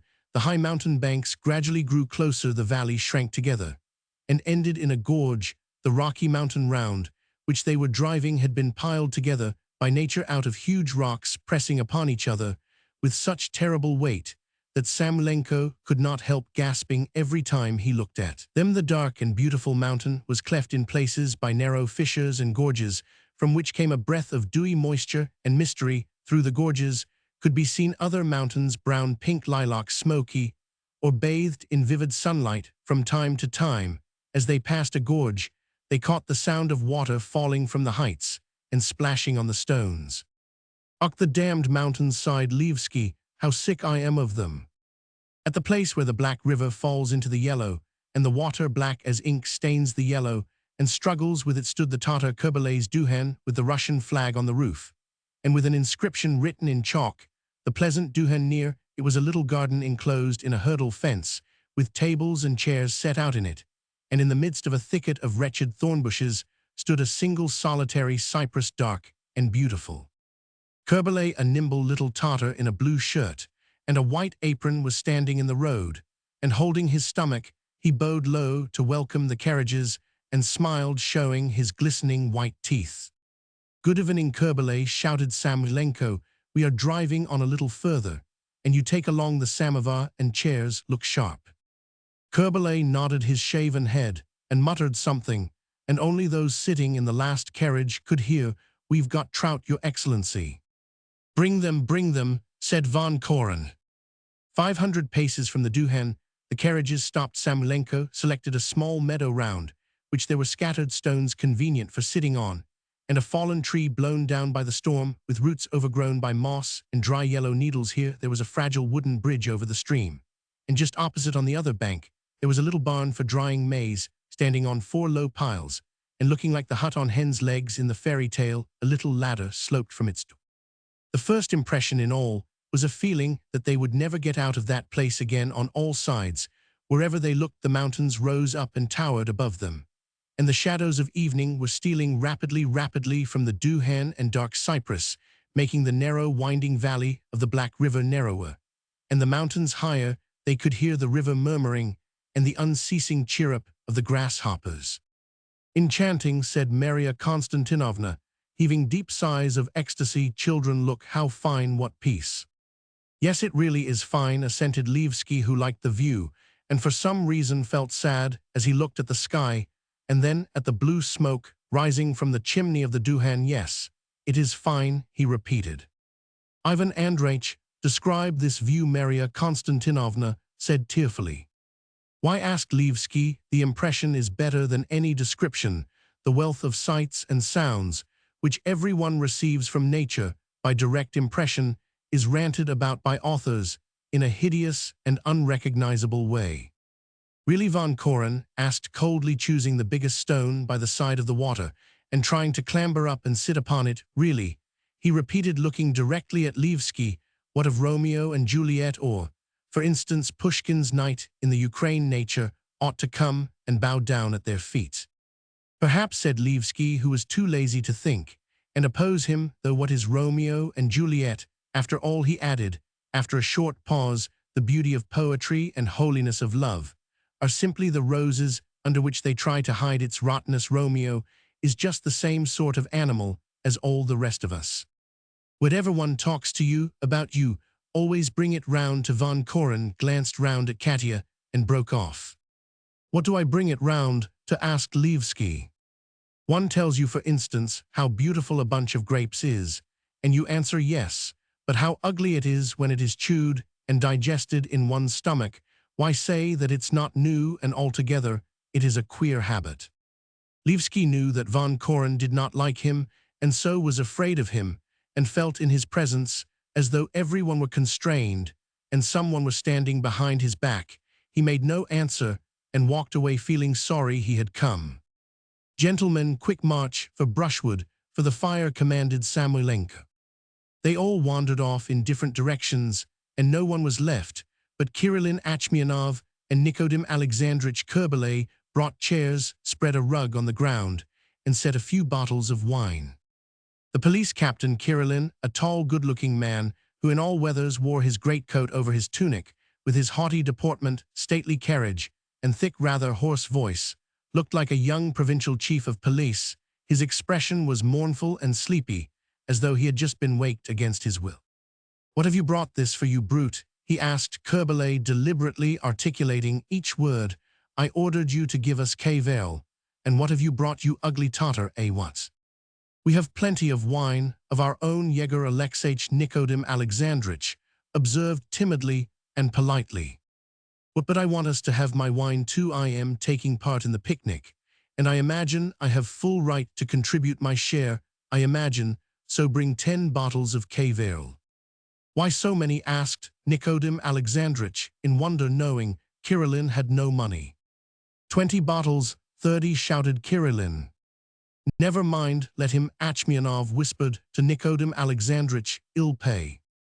Nadezhda Fyodorovna was in a light-hearted, mischievous mood. She wanted to skip and jump, to laugh, to shout, to tease, to flirt in her cheap cotton dress, with blue pansies on it, in her red shoes. And the same straw hat. She seemed to herself little, simple, light, ethereal as a butterfly. She ran over the rickety bridge and looked for a minute into the water in order to feel giddy, then, shrieking and laughing, ran to the other side, to the dring shed, and she fancied that all the men were admiring her, even Kerbalay, when in the rapidly falling darkness the trees began to melt into the mountains and the horses into the carriages, and a light gleamed in the windows of the Duhan. She climbed up the mountain by the little path which zigzagged between stones and thorn bushes, and sat on a stone down below. The campfire was burning near the fire, with his sleeves tucked up. The deacon was moving to and fro, and his long black shadow kept describing a circle round it. He put on wood, and with a spoon tied to a long stick, he stirred the cauldron. Samoylenko, with a capered face, was fussing round the fire, just as though he were in his own kitchen, shouting furiously, "Where's the salt, gentlemen? I bet you've forgotten it. Why are you all sitting about like lords while I do the work?"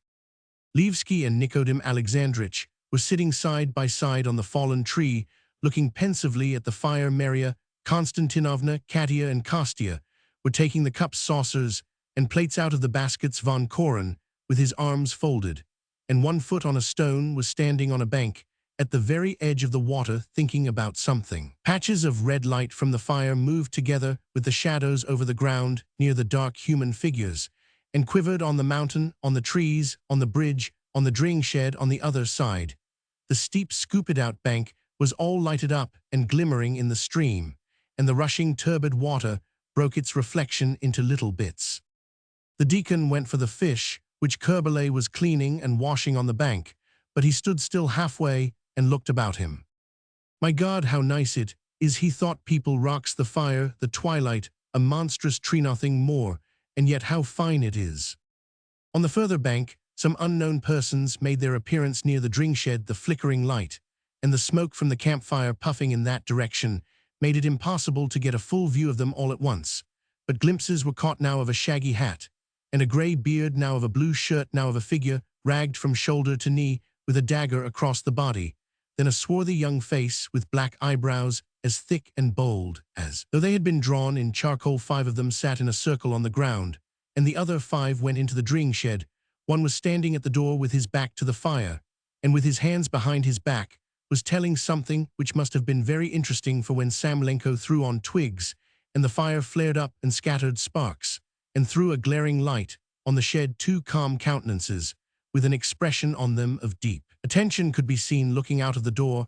while those who were sitting in a circle turned round and began listening to the speaker. Soon after, those sitting in a circle began softly singing something slow and melodious that sounded like Lenten church music. Listening to them, the deacon imagined how it would be with him in 10 years' time.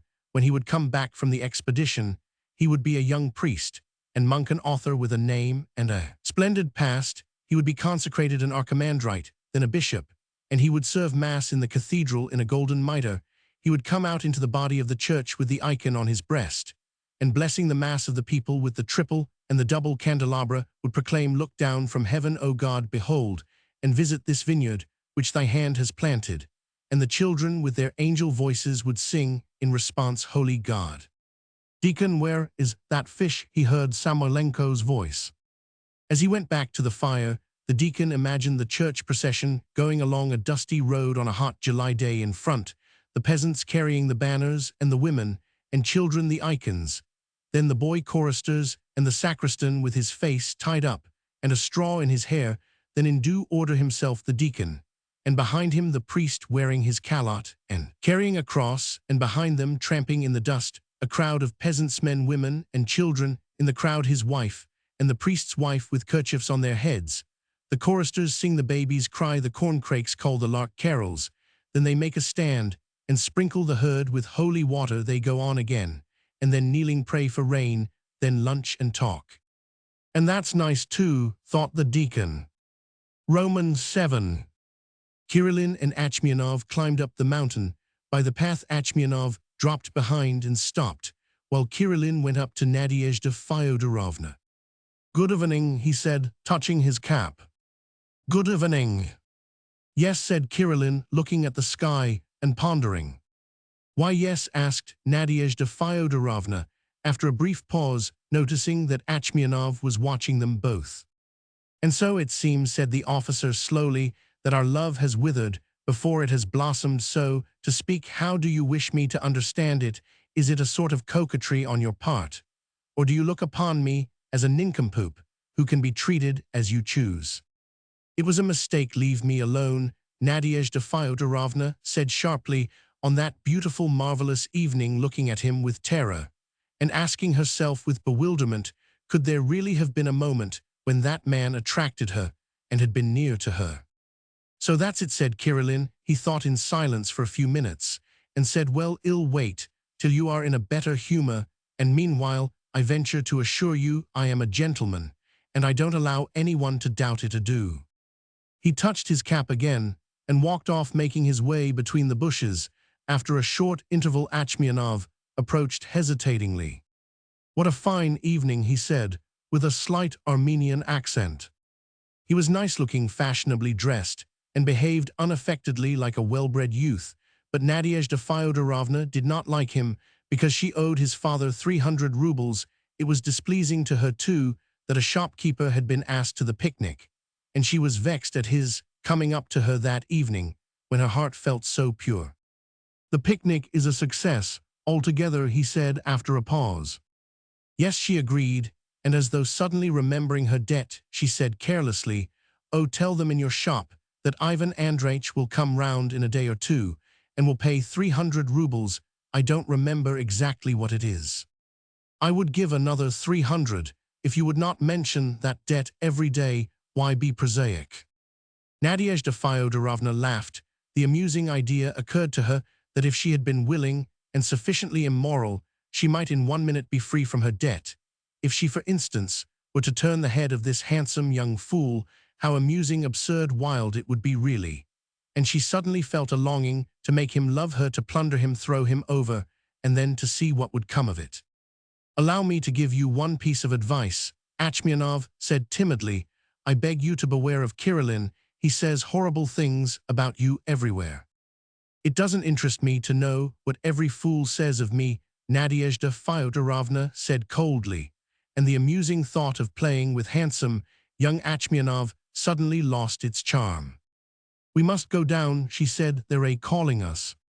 The fish soup was ready by now. They were ladling it out by platefuls and eating it with the religious solemnity with which this is only done at a picnic, and everyone thought the fish soup very good, and thought that at home they had never eaten anything so nice. as is always the case at picnics, in the mass of dinner napkins, parcels, useless greasy papers, fluttering in the wind, no one knew. Where was his glass, or where his bread? They poured the wine on the carpet, and on their own knees spilt the salt while it was dark all round them, and the fire burnt more dimly, and every one was too lazy to get up and put wood on. They all drank wine, and even gave Kostya and Katya half a glass each. Nadezhda Fyodorovna drank one glass, and then another, got a little drunk, and forgot about Kirillin. A splendid picnic, an enchanting evening, said Levsky, growing lively with the wine, but I should prefer a fine winter to all this. His beaver collar is silver with hoarfrost. Every one to his taste, observed Von Koren.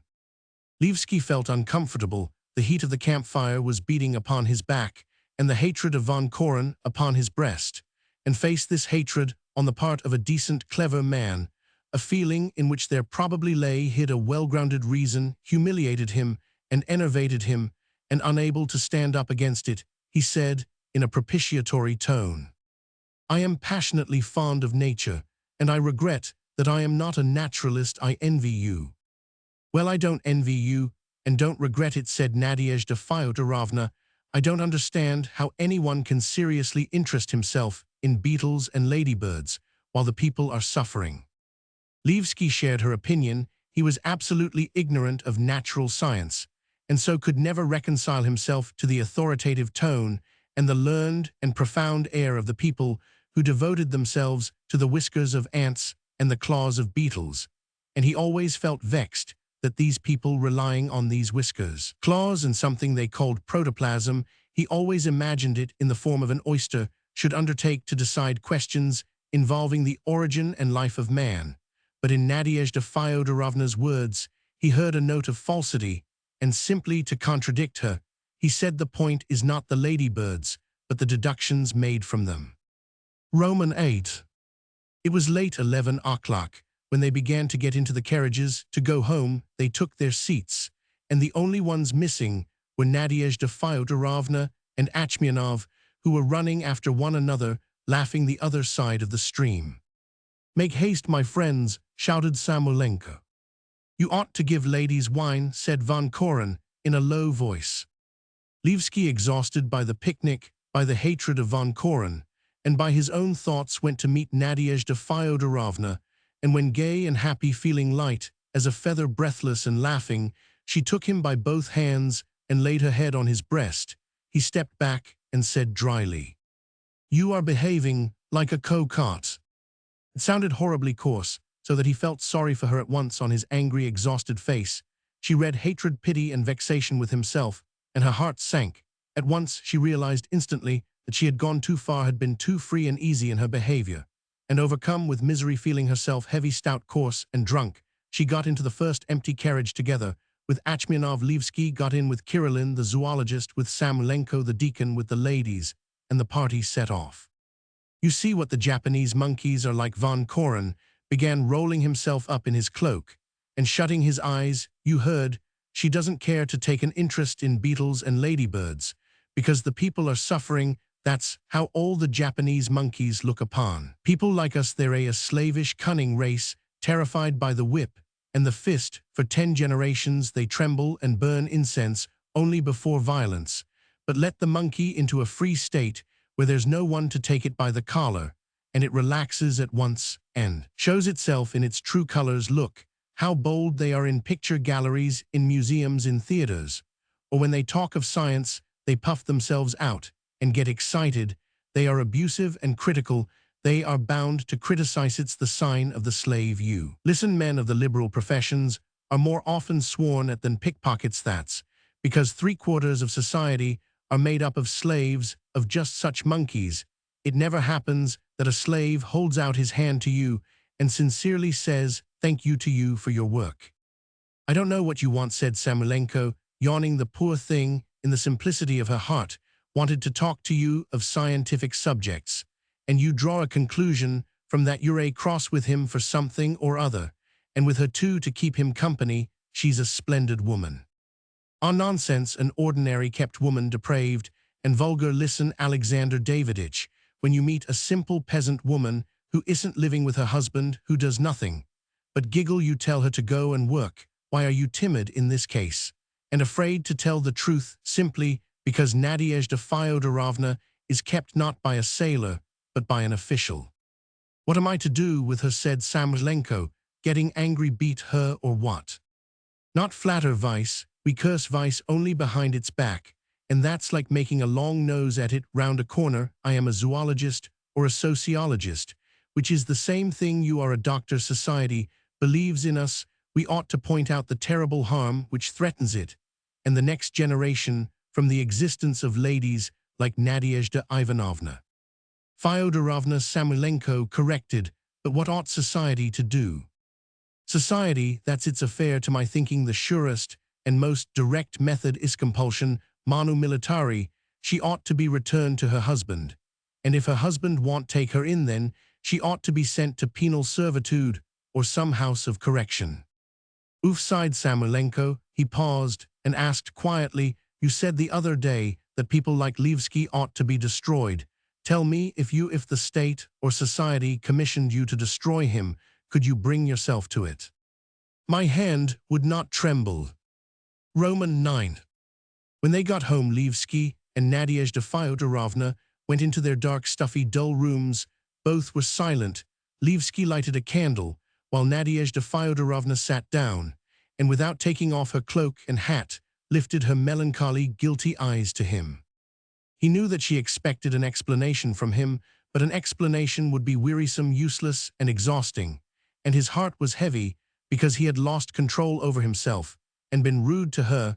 He chanced to feel in his pocket the letter which he had been intending every day to read to her, and thought if he were to show her that letter now, it would turn her thoughts in another direction. It is time to define our relations, he thought. I will give it her. What is to be will be. He took out the letter and gave it her. Read it, it concerns you. Saying this, he went into his own room and lay down on the sofa in the dark, without a pillow. Nadezhda Fyodorovna read the letter, and it seemed to her as though the ceiling were falling and the walls were closing in on her. It seemed suddenly dark and shut in and terrible. She crossed herself quickly 3 times and said, Give him peace, O Lord, give him peace. And she began crying.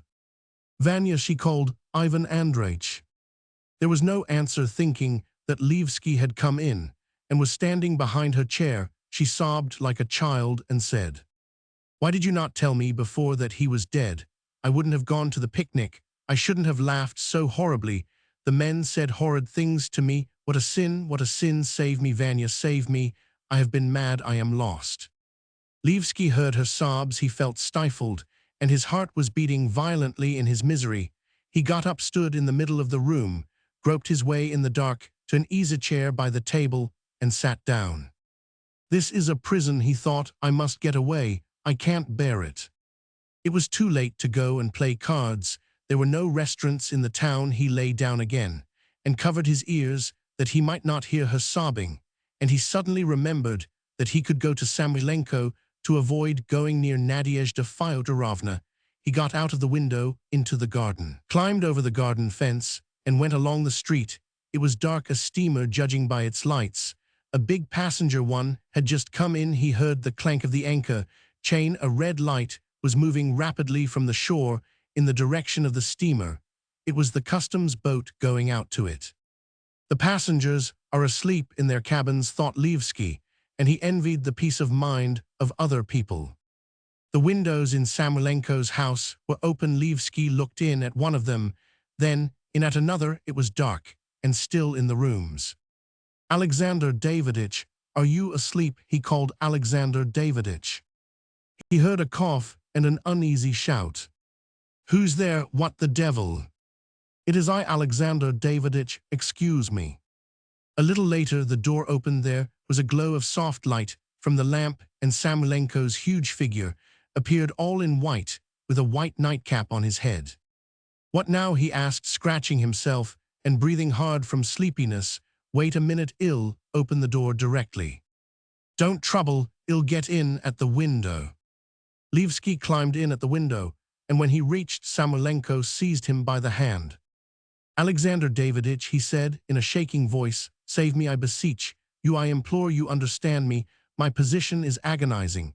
If it goes on for another 2 days, I shall strangle myself like a dog. Wait a bit, what are you talking about exactly? Light a candle. Oh, sighed Samoylenko, lighting a candle, my God, why it's past one, brother. Excuse me, but I can't stay at home, said Levsky, feeling great comfort from the light and the presence of Samoylenko. You are my best, my only friend, Alexander Daviditch. You are my only hope. For God's sake, come to my rescue. Whether you want to or not, I must get away from here. Come, what may lend me the money? Oh my God, sighed Samoylenko, scratching himself. I was dropping asleep, and I hear the whistle of the steamer, and now do you want much? 300 rubles at least. I must leave her 100, and I need 200 for the journey. I owe you about 400 already, but I will send it you all. Samoylenko took hold of both his whiskers in one hand, and standing with his legs wide apart pondered.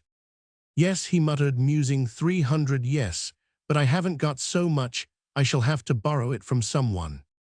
Borrow it, for God's sake, said Levsky, seeing from Samoylenko's face that he wanted to lend him the money, and certainly would lend it. Borrow it, and I'll be sure to pay you back. I will send it from Petersburg. As soon as I get there, you can set your mind at rest. About that, I'll tell you what, Sasha, he said, growing more animated, let us have some wine. Yes, we can have some wine too. They both went into the dining room. And how about Nadezhda Fyodorovna? Asked Samoylenko, setting 3 bottles and a plate of peaches on the table. Surely she's not remaining. I will arrange it all, said Levsky, feeling an unexpected rush of joy. I will send her the money afterwards, and she will join me. Then we will define our relations. To your health, friend. Wait a bit, said Samoylenko. Drink this first. This is from my vineyard. This bottle is from Navaridz's vineyard, and this one is from Ahachilov's. Try all 3 kinds, and tell me candidly. There seems a little acidity about mine. Don't you taste it? Yes, you have comforted me, Alexander Daviditch. Thank you, I feel better. Is there any acidity? Goodness only knows. I don't know, but you are a splendid, wonderful man. Looking at his pale, excited, good-natured face, Samoylenko remembered von Koren's view that men like that ought to be destroyed, and Levsky seemed to him a weak, defenseless child whom anyone could injure and destroy. And when you go make it up with your mother, he said, it's not right. Yes, I certainly shall. They were silent for a while. When they had emptied the first bottle, Samoylenko said, You ought to make it up with von Koren too. You are both such splendid, clever fellows, and you glare at each other like wolves.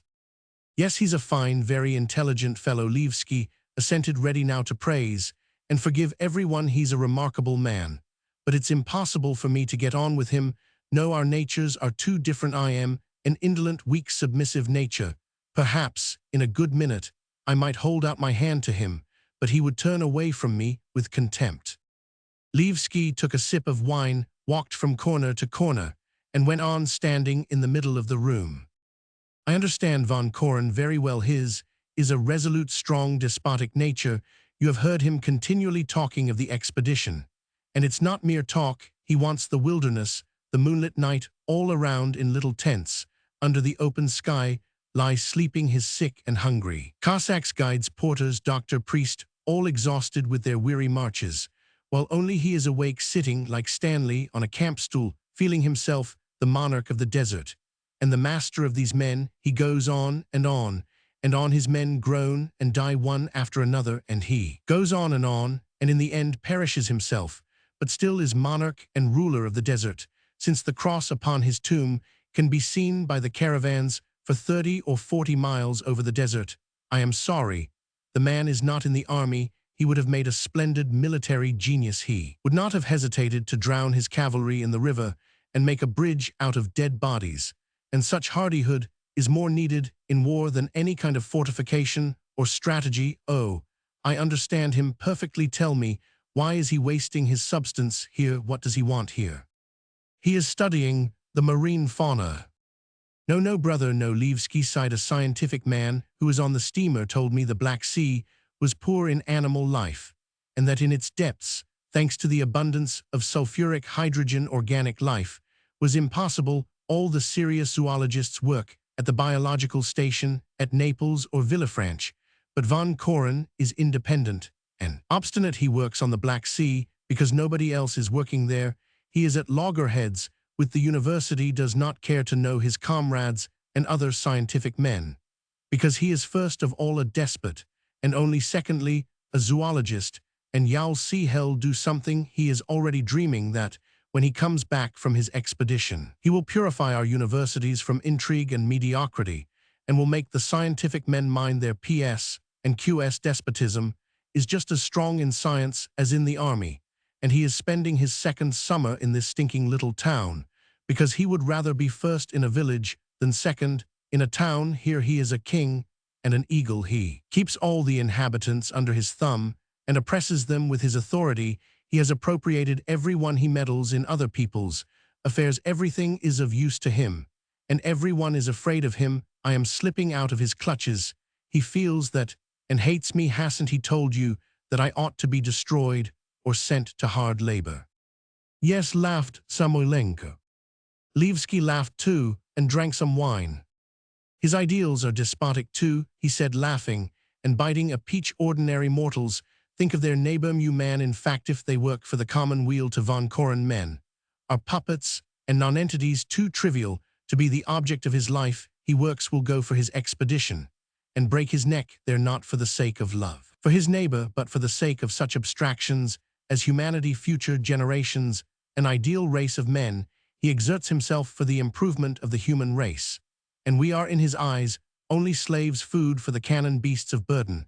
Some he would destroy or stow away in Siberia, others he would break by discipline, would like Arakcheev force them to get up and go to bed to the sound of the drum, would appoint eunuchs to preserve our chastity and morality, would order them to fire at anyone who steps out of the circle of our narrow conservative morality.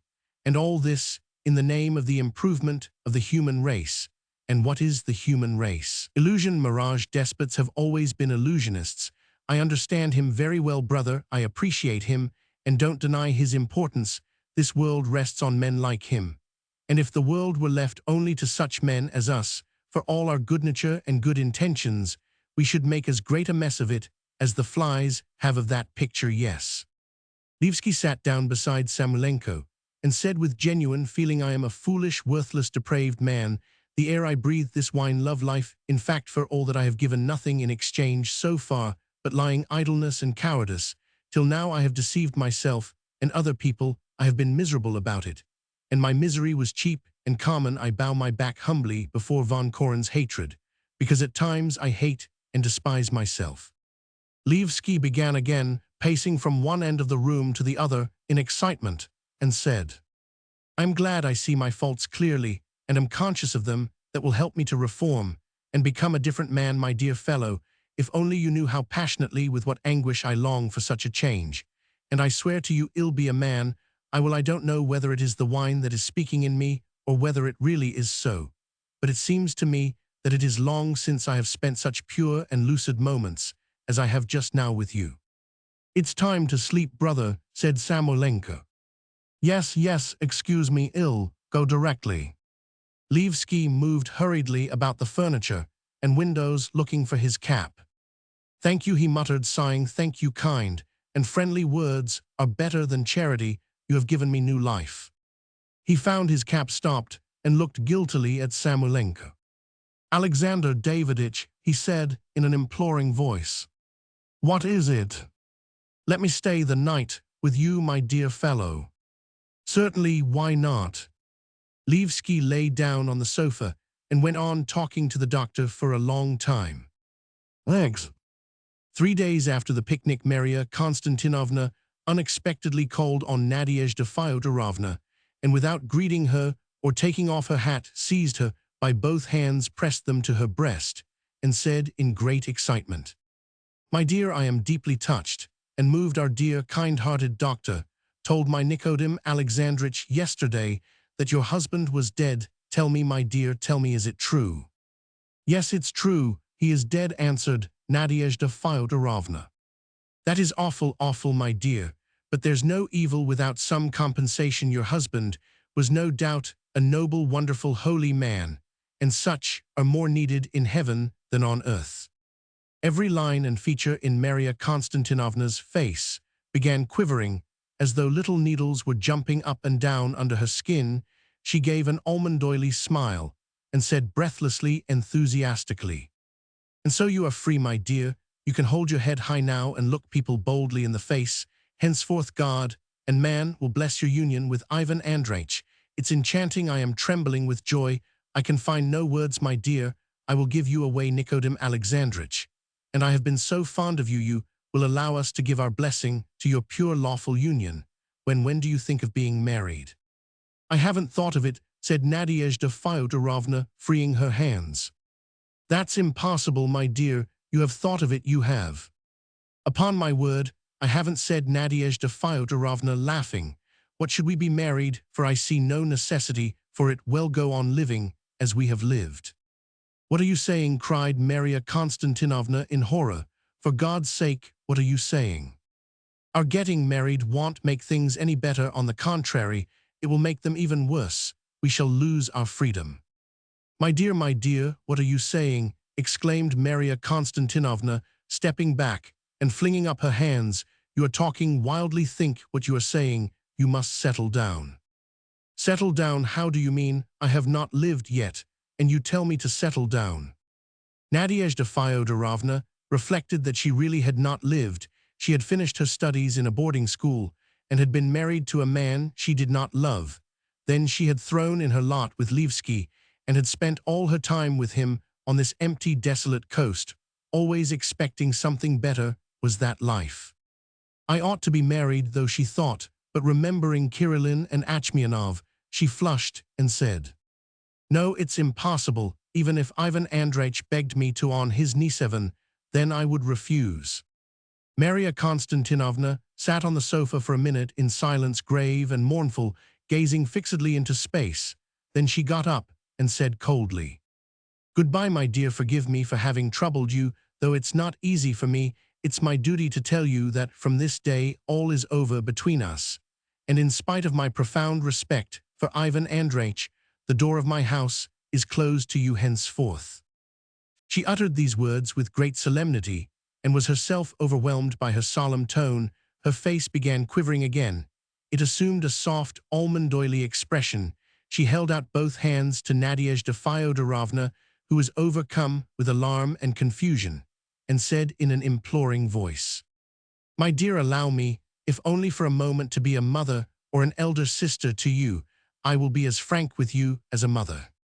Nadezhda Fyodorovna felt in her bosom warmth, gladness, and pity for herself, as though her own mother had really risen up and was standing before her. She impulsively embraced Maria Konstantinovna and pressed her face to her shoulder. Both of them shed tears. They sat down on the sofa, and for a few minutes sobbed without looking at one another or being able to utter a word.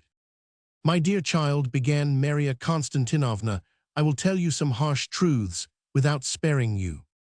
For God's sake, do. Trust me, my dear. You remember, of all the ladies here, I was the only one to receive you. You horrified me from the very first day. But I had not the heart to treat you with disdain. Like all the rest, I grieved over dear, good Ivan Andreich, as though he were my son. Young man in a strange place, inexperienced, weak, with no mother, and I was worried, dreadfully worried. My husband was opposed to our making his acquaintance, but I talked him over, persuaded him. We began receiving Ivan Andreich, and with him, of course, you, if we had not, he would have been insulted. I have a daughter, a son. You understand the tender mind, the pure heart of childhood, who so offendeth one of these little ones. I received you into my house, and trembled for my children. Oh, when you become a mother, you will understand my fears. And everyone was surprised at my receiving you. Excuse my saying so, as a respectable woman, and hinted to me, well, of course, slanders, suppositions. At the bottom of my heart, I blamed you, but you were unhappy, flighty, to be pitied, and my heart was wrung with pity for you." "But why?" asked Nadezhda Fyodorovna, trembling all over. "What harm have I done anyone?" "You are a terrible sinner. You broke the vow you made your husband at the altar. You seduced a fine young man who, perhaps, had he not met you, might have taken a lawful partner for life. from a good family in his own circle, and would have been like everyone else now. You have ruined his youth. Don't speak, my dear. I never believed that man is to blame for our sins. It is always the woman's fault. Men are frivolous in domestic life. They are guided by their minds and not by their hearts. There's a great deal they don't understand. Woman understands it all. Everything depends on her. To her much is given, and from her much will be required. Oh, my dear, if she had been more foolish or weaker than man on that side, God would not have entrusted her with the education of boys and girls. And then, my dear, you entered on the path of vice, forgetting all modesty. Any other woman in your place would have hidden herself from people, would have sat shut up at home, and would only have been seen in the temple of God, pale, dressed all in black and weeping. And everyone would have said, in genuine compassion, O Lord, this erring angel is coming back again to thee. But you, my dear, have forgotten all discretion, have lived openly, extravagantly, have seemed to be proud of your sin. You have been gay and laughing, and I, looking at you, shuddered with horror, and have been afraid that thunder from heaven would strike our house, while you were sitting with us. My dear, don't speak, cried Maria Konstantinovna, observing that Nadezhda Fyodorovna wanted to speak. Trust me, I will not deceive you. I will not hide one truth from the eyes of your soul. Listen to me, my dear. God marks great sinners, and you have been marked out. Only think, your costumes have always been appalling. Nadezhda Fyodorovna, who had always had the highest opinion of her costumes, left off crying and looked at her with surprise. Yes, appalling, Maria Konstantinovna went on. Anyone could judge of your behavior from the elaboration and gaudiness of your attire. People laughed and shrugged their shoulders as they looked at you. And I grieved, and forgive me, my dear, you are not nice in your person. When we met in the bathing place, you made me tremble. Your outer clothing was decent enough, but your petticoat, your chemise, my dear, I blushed. Poor Ivan Andreich, no one ever ties his cravat properly.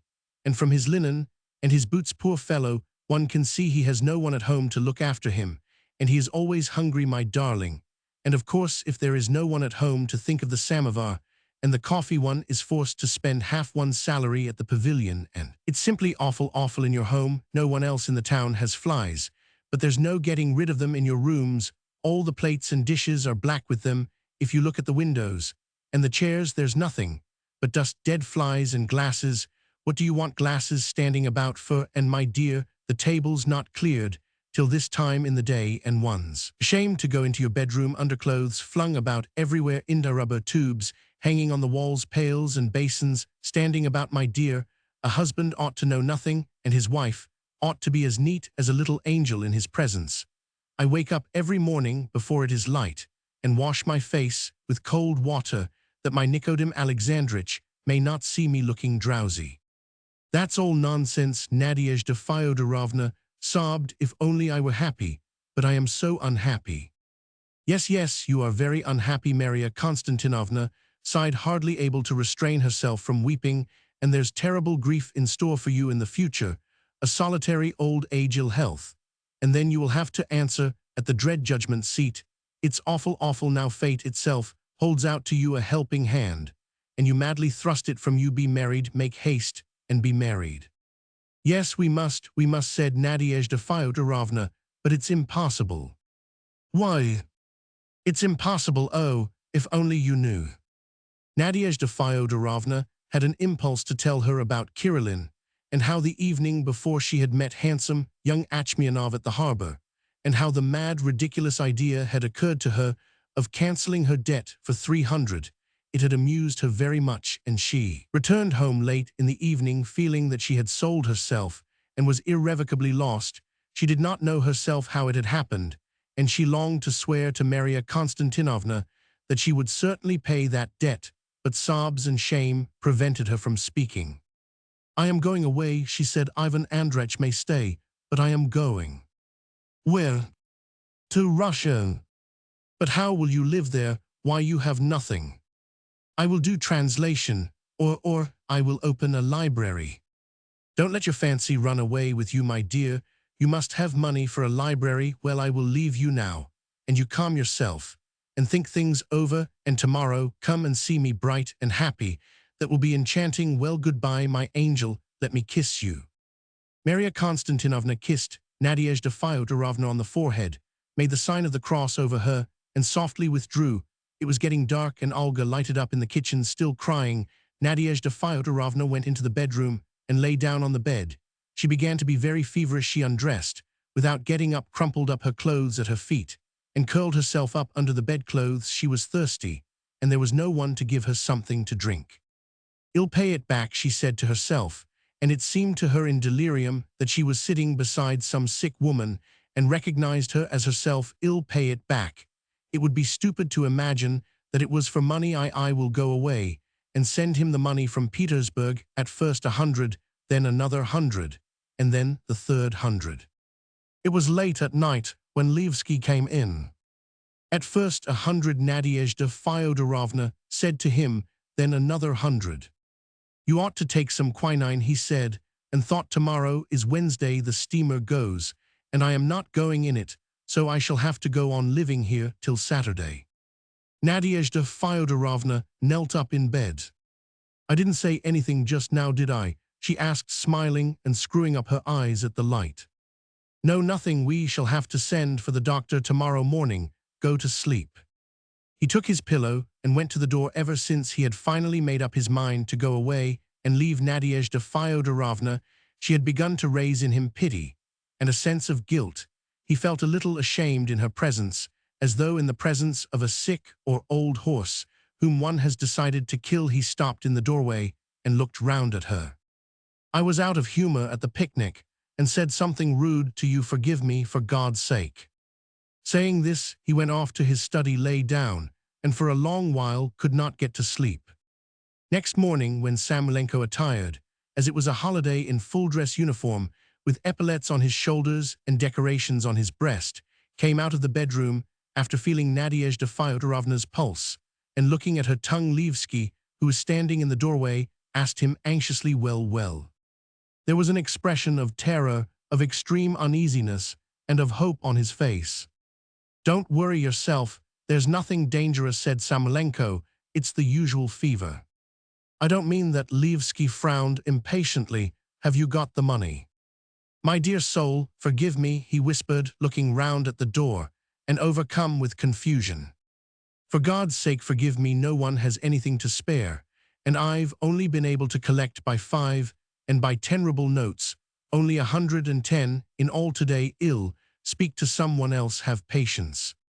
"But Saturday is the latest date," whispered Levsky, trembling with impatience. "By all that's sacred, get it by Saturday. If I don't get away by Saturday, nothing's any use. Nothing. I can't understand how a doctor can be without money." "Lord have mercy on us," Samoylenko whispered rapidly and intensely, and there was positively a breaking note in his throat. "I've been stripped of everything. I am owed 7,000, and I am in debt all round. Is it my fault?" "Then you'll get it by Saturday." "Yes, I'll try. I implore you, my dear fellow, so that the money may be in my hands by Friday morning." Samoylenko sat down and prescribed solution of quinine and kali bromati and tincture of rhubarb, tincture gentian, foniculi, all in one mixture, added some pink syrup to sweeten it, and went away. "Zai, you look as though you were coming to arrest me," said Von Koren, seeing Samoylenko coming in his full-dress uniform. "I was passing by and thought, suppose I go in and pay my respects to zoology," said Samoylenko, sitting down at the big table knocked together by the zoologist himself out of plain boards. "Good morning, Holy Father," he said to the deacon, who was sitting in the window copying something. "I'll stay a minute, and then run home to see about dinner. It's time. I am not hindering you." "Not in the least," answered the zoologist, laying out over the table slips of paper covered with small writing. "We are busy copying." Oh, my goodness," sighed Samoylenko. He cautiously took up from the table a dusty book on which there was lying a dead, dried spider, and said, "Only fancy, though some little green beetle is going about its business, when suddenly a monster like this swoops down upon it, I can fancy its terror." "Yes, I suppose so." "Is poison given it to protect it from its enemies?" "Yes, to protect it and enable it to attack." To be sure, and everything in nature, my dear fellows, is consistent and can be explained," sighed Samoylenko. "Only I tell you what I don't understand. You're a man of very great intellect, So explain it to me, please. There are no little beasts, no bigger than rats. Rather handsome to look at, but nasty and immoral in the extreme. Let me tell you, suppose such a little beast is running in the woods, he sees a bird, he catches it, and devours it. He goes on and sees in the grass a nest of eggs. He does not want to eat them, he is not hungry, but yet he tastes one egg and scatters the others out of the nest with his paw. Then he meets a frog and begins to play with it. When he has tormented the frog, he goes on licking himself, and meets a beetle, he crushes the beetle with his paw, and so he spoils and destroys everything on his way. He creeps into other beasts' holes, tears up the anthills, cracks the snail's shell. If he meets a rat, he fights with it. If he meets a snake or a mouse, he must strangle it. And so the whole day long. Come, tell me, what is the use of a beast like that? Why was he created? I don't know what animal you are talking of, said Von Koren. Most likely one of the insectivora. Well, he got hold of the bird because it was incautious. He broke the nest of eggs because the bird was not skillful, had made the nest badly, and did not know how to conceal it. The frog probably had some defect in its coloring, or he would not have seen it, and so on. Your little beast only destroys the weak, the unskillful, the careless, in fact, those who have defects, which nature does not think fit to hand on to posterity. Only the cleverer, the stronger, the more careful and developed survive. And so your little beast, without suspecting it, is serving the great ends of perfecting creation. Yes, yes, yes. By the way, brother, said Samoylenko carelessly, lend me 100 rubles. Very good. There are some very interesting types among the insectivorous mammals. For instance, the mole is said to be useful because he devours noxious insects. There is a story that some Germans sent William Roman a fur coat made of moleskins, and the emperor ordered him to be reproved for having destroyed so great a number of useful animals. And yet the mole is not a bit less cruel than your little beast, and is very mischievous besides, as he spoils meadows terribly. Von Koren opened a box and took out 100-ruble note. The mole has a powerful thorax, just like the bat. He went on, shutting the box. The bones and muscles are tremendously developed. The mouth is extraordinarily powerfully furnished. If it had the proportions of an elephant, it would be an all-destructive, invincible animal. It is interesting, when two moles meet underground, they begin at once, as though by agreement, digging a little platform. They need the platform in order to have a battle more conveniently. When they have made it, they enter upon a ferocious struggle and fight, till the weaker one falls. Take the 100 rubles, said Von Koren, dropping his voice, but only on condition that you're not borrowing it for Levski. And if it were for Levski, cried Samoylenko, flaring up, what is that to you? I can't give it to you for Levski. I know you like lending people money. You would give it to Karam the brigand if he were to ask you. But excuse me, I can't assist you in that direction. Yes, it is for Levski. I am asking it, said Samoylenko, standing up and waving his right arm. Yes, for Levski. And no one fiend or devil has a right to dictate to me how to dispose of my own money. It doesn't suit you to lend it me, no. The deacon began laughing. Don't get excited, but be reasonable, said the zoologist. To shower benefits on Mr. Levski is to my thinking as senseless as to water weeds or to feed locusts. To my thinking, it is our duty to help our neighbors, cried Samoylenko. In that case, help that hungry Turk who is lying under the fence. He is a workman, and more useful and indispensable than your Levski. Give him that 100-ruble note, or subscribe 100 rubles to my expedition. Will you give me the money or not, I ask you? Tell me openly, what does he want money for? It's not a secret. He wants to go to Petersburg on Saturday. So that is it, Von Koren drawled out. Aha, we understand. And is she going with him, or how is it to be? She's staying here for the time. Hell, arrange his affairs in Petersburg, and send her the money, and then shall go. That's smart, said the zoologist, and he gave a short tenor laugh. Smart, well planned. He went rapidly up to Samoylenko, and standing face to face with him, and looking him in the eyes, asked, tell me now honestly, is he tired of her? Yes. Tell me, is he tired of her? Yes. Yes, Samoylenko articulated, beginning to perspire. How repulsive it is, said Von Koren, and from his face it could be seen that he felt repulsion. One of two things, Alexander Daviditch. Either you are in the plot with him, or excuse my saying, so you are a simpleton. Surely you must see that he is taking you in like a child, in the most shameless way. Why? It's as clear as day that he wants to get rid of her, and abandon her here shall be left a burden on you. It is as clear as day that you will have to send her to Petersburg at your expense. Surely your fine friend can't have so blinded you by his dazzling qualities that you can't see the simplest thing. That's all supposition, said Samoylenko, sitting down. Supposition, but why is he going alone instead of taking her with him? And ask him why he doesn't send her off first, the sly beast. Overcome with sudden doubts and suspicions about his friend, Samoylenko weakened and took a humbler tone. But it's impossible, he said, recalling the night Levsky had spent at his house. He is so unhappy. What of that? Thieves and incendiaries are unhappy too.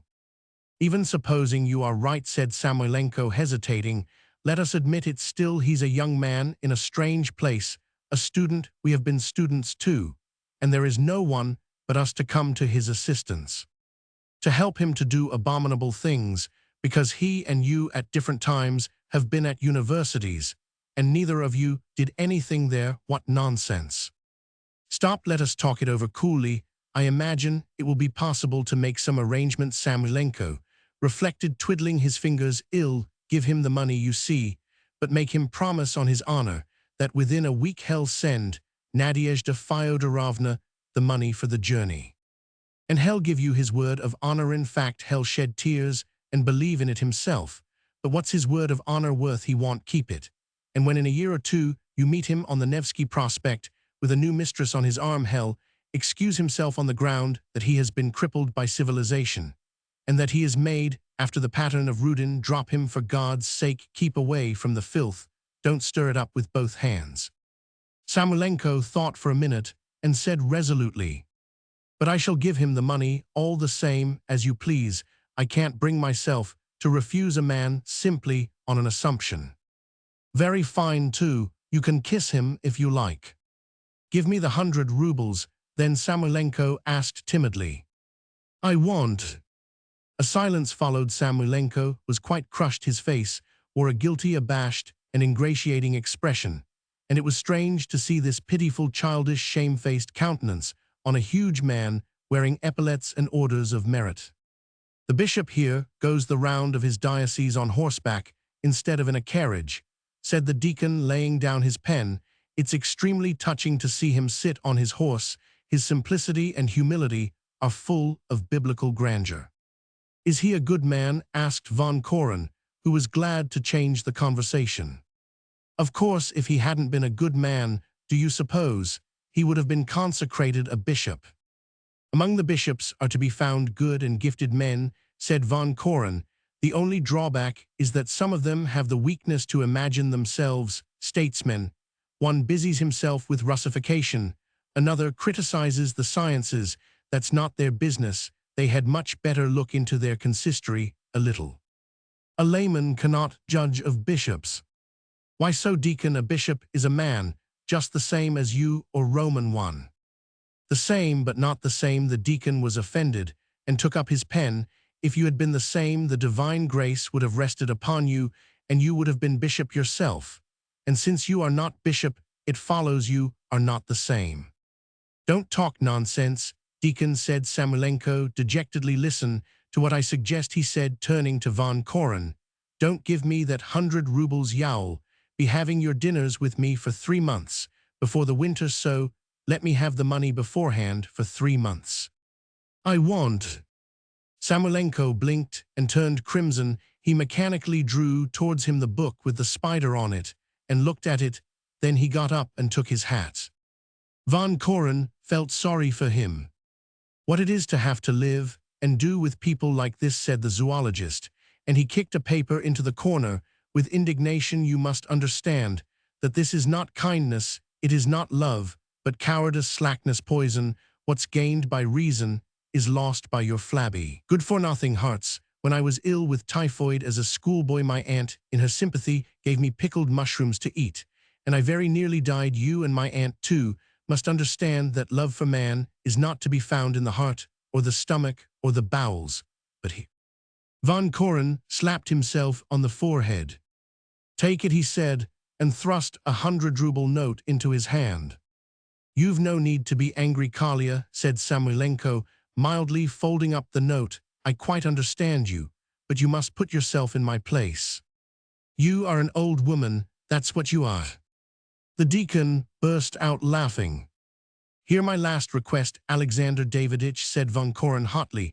"When you give that scoundrel the money, make it a condition that he takes his lady with him or sends her on ahead. And don't give it him without there's no need to stand on ceremony with him. Tell him so, or if you don't, I give you my word, I'll go to his office and kick him downstairs, and I'll break off all acquaintance with you, so you'd better know it. Well, to go with her or send her on beforehand will be more convenient for him," said Samoylenko. "He'll be delighted. Indeed, well, goodbye." He said goodbye affectionately and went out, but before shutting the door after him, he looked round at Von Koren, and with a ferocious face said, "It's the Germans who have ruined you, brother. Yes, the Germans." Roman 12. Next day, Thursday, Maria Konstantinovna was celebrating the birthday of her Kostya. All were invited to come at midday and eat pies, and in the evening to drink chocolate. When Levsky and Nadezhda Fyodorovna arrived in the evening, the zoologist, who was already sitting in the drawing-room drinking chocolate, asked Samoylenko, "Have you talked to him?" "Not yet." "Mine now don't stand on ceremony. I can't understand the insolence of these people. Why, they know perfectly well the view taken by this family of their cohabitation, and yet they force themselves in here." "If one is to pay attention to every prejudice," said Samoylenko, "one could go nowhere." "Do you mean to say that the repugnance felt by the masses for illicit love and moral laxity is a prejudice?" "Of course it is. It's prejudice and hate. When the soldiers see a girl of light behavior, they laugh and whistle, but just ask them what they are themselves. It's not for nothing they whistle the fact that girls strangle their illegitimate children and go to prison for it, and that Anna Karenin flung herself under the train, and that in the villages they smear the gates with tar, and that you and I, without knowing why, are pleased by Katya's purity, and that every one of us feels a vague craving for pure love, though he knows there is no such love. Is all that prejudice. That is the one thing, brother, which has survived intact from natural selection. And if it were not for that obscure force regulating the relations of the sexes, the Levskys would have it all their own way, and mankind would degenerate in 2 years." Levsky came into the drawing-room, greeted everyone, and shaking hands with Von Koren, smiled ingratiatingly. He waited for a favorable moment and said to Samoylenko, "Excuse me, Alexander Daviditch, I must say 2 words to you." Samoylenko got up, put his arm round Levsky's waist, and both of them went into Nikodem Alexandritch's study. "Tomorrow's Friday," said Levsky, biting his nails. "Have you got what you promised?" "I've only got 200. I'll get the rest today or tomorrow. Don't worry yourself." "Thank God," sighed Levsky, and his hands began trembling with joy. "You are saving me, Alexander Daviditch, and I swear to you by God, by my happiness, and anything you like, I'll send you the money as soon as I arrive, and I'll send you my old debt too." "Look here, Vanya," said Samoylenko, turning crimson and taking him by the button, "you must forgive my meddling in your private affairs, but why shouldn't you take Nadezhda Fyodorovna with you? You queer fellow, how is that possible? One of us must stay, or our creditors will raise an outcry. You see, I owe 700 or more to the shops. Only wait, and I will send them the money. I'll stop their mouths, and then she can come away." "I see, but why shouldn't you send her on first?" "My goodness, as though that were possible." Levsky was horrified. "Why, she's a woman. What would she do there alone? What does she know about it? That would only be a loss of time and a useless waste of money." "That's reasonable," thought Samoylenko, but remembering his conversation with Von Koren, he looked down and said sullenly, "I can't agree with you either. Go with her or send her first. Otherwise, I won't give you the money. Those are my last words."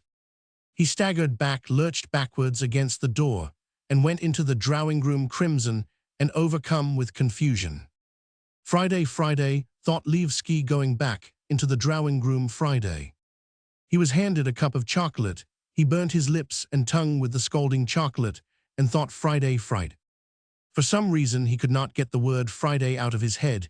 He could think of nothing but Friday, and the only thing that was clear to him, not in his brain, but somewhere in his heart, was that he would not get off on Saturday. Before him stood Nikodem Alexandrich, very neat with his hair combed over his temples, saying, "Please take something to eat."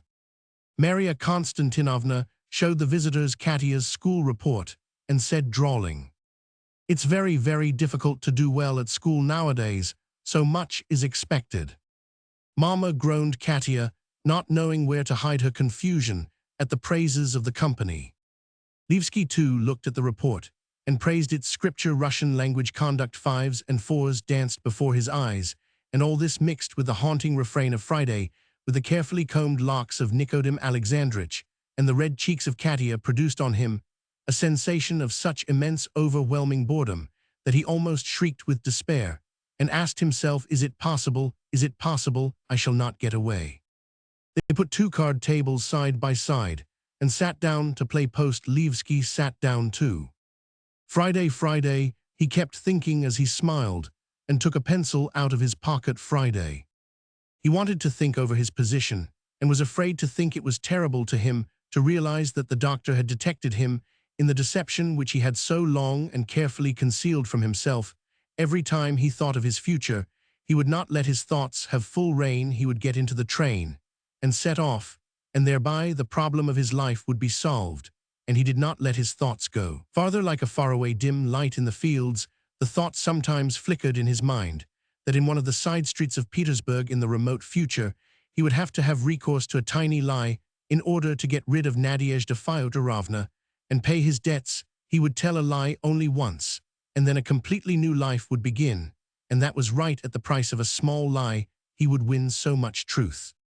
Now, when by his blunt refusal the doctor had crudely hinted at his deception, he began to understand that he would need deception not only in the remote future, but today and tomorrow, and in a month's time, and perhaps up to the very end of his life. In fact, in order to get away, he would have to lie to Nadezhda Fyodorovna, to his creditors, and to his superiors in the service. Then, in order to get money in Petersburg, he would have to lie to his mother to tell her that he had already broken with Nadezhda Fyodorovna, and his mother would not give him more than 500 rubles, so he had already deceived the doctor, as he would not be in a position to pay him back the money within a short time afterwards. When Nadezhda Fyodorovna came to Petersburg, he would have to resort to a regular series of deceptions, little and big, in order to get free of her, and again there would be tears, boredom, a disgusting existence, remorse. And so there would be no new life deception, and nothing more. A whole mountain of lies rose before Levski's imagination to leap over it at one bound, and not to do his lying piecemeal.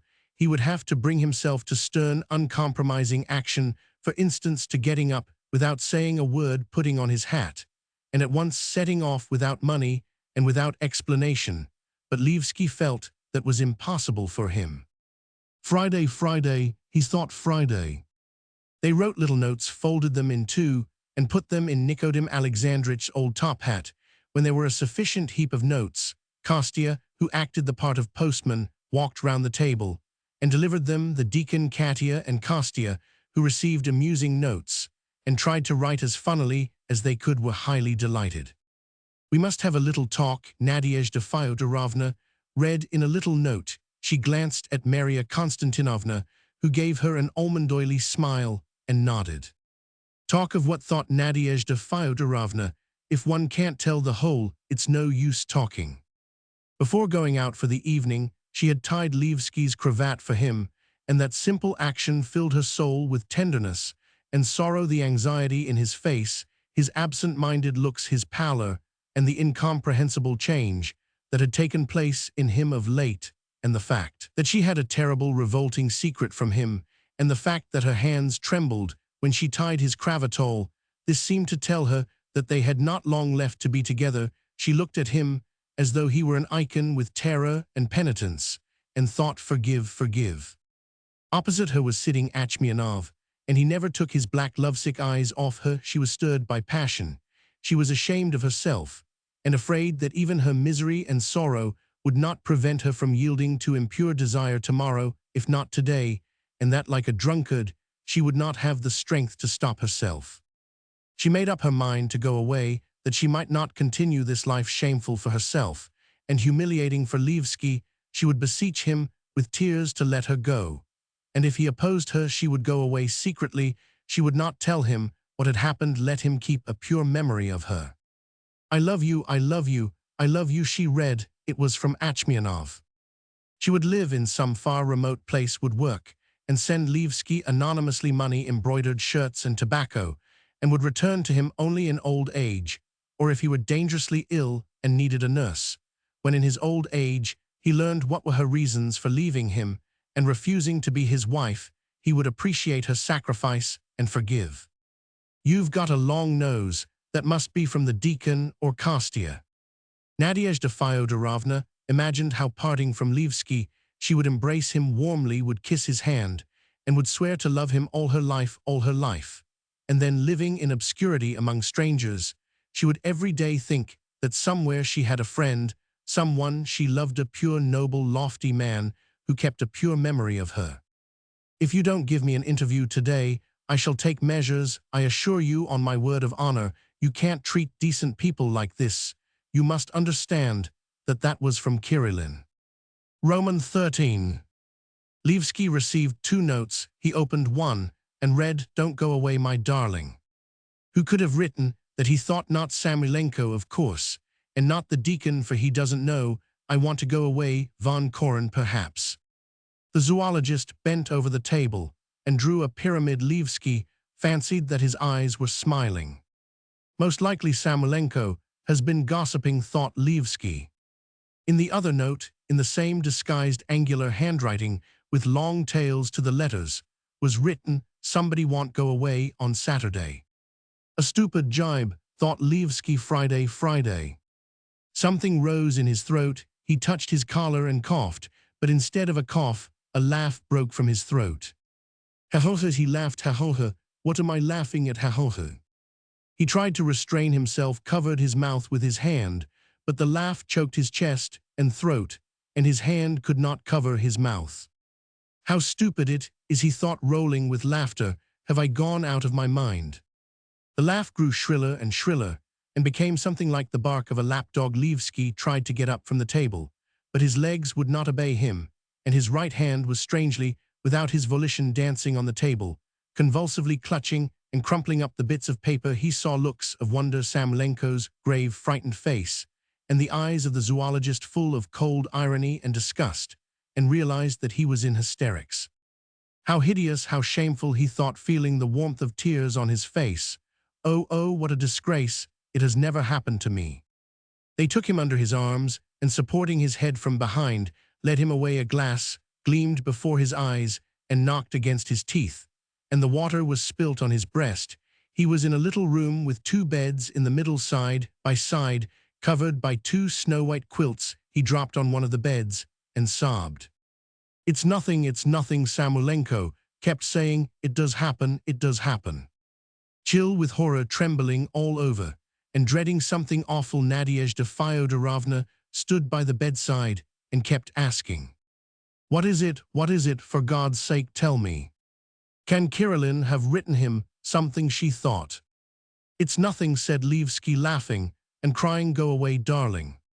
His face expressed neither hatred nor repulsion, so he knew nothing. Nadezhda Fyodorovna was somewhat reassured, and she went into the drawing-room. Don't agitate yourself, my dear, said Maria Konstantinovna, sitting down beside her and taking her hand. It will pass. Men are just as weak as we poor sinners. You are both going through a crisis. One can so well understand it. Well, my dear, I am waiting for an answer. Let us have a little talk.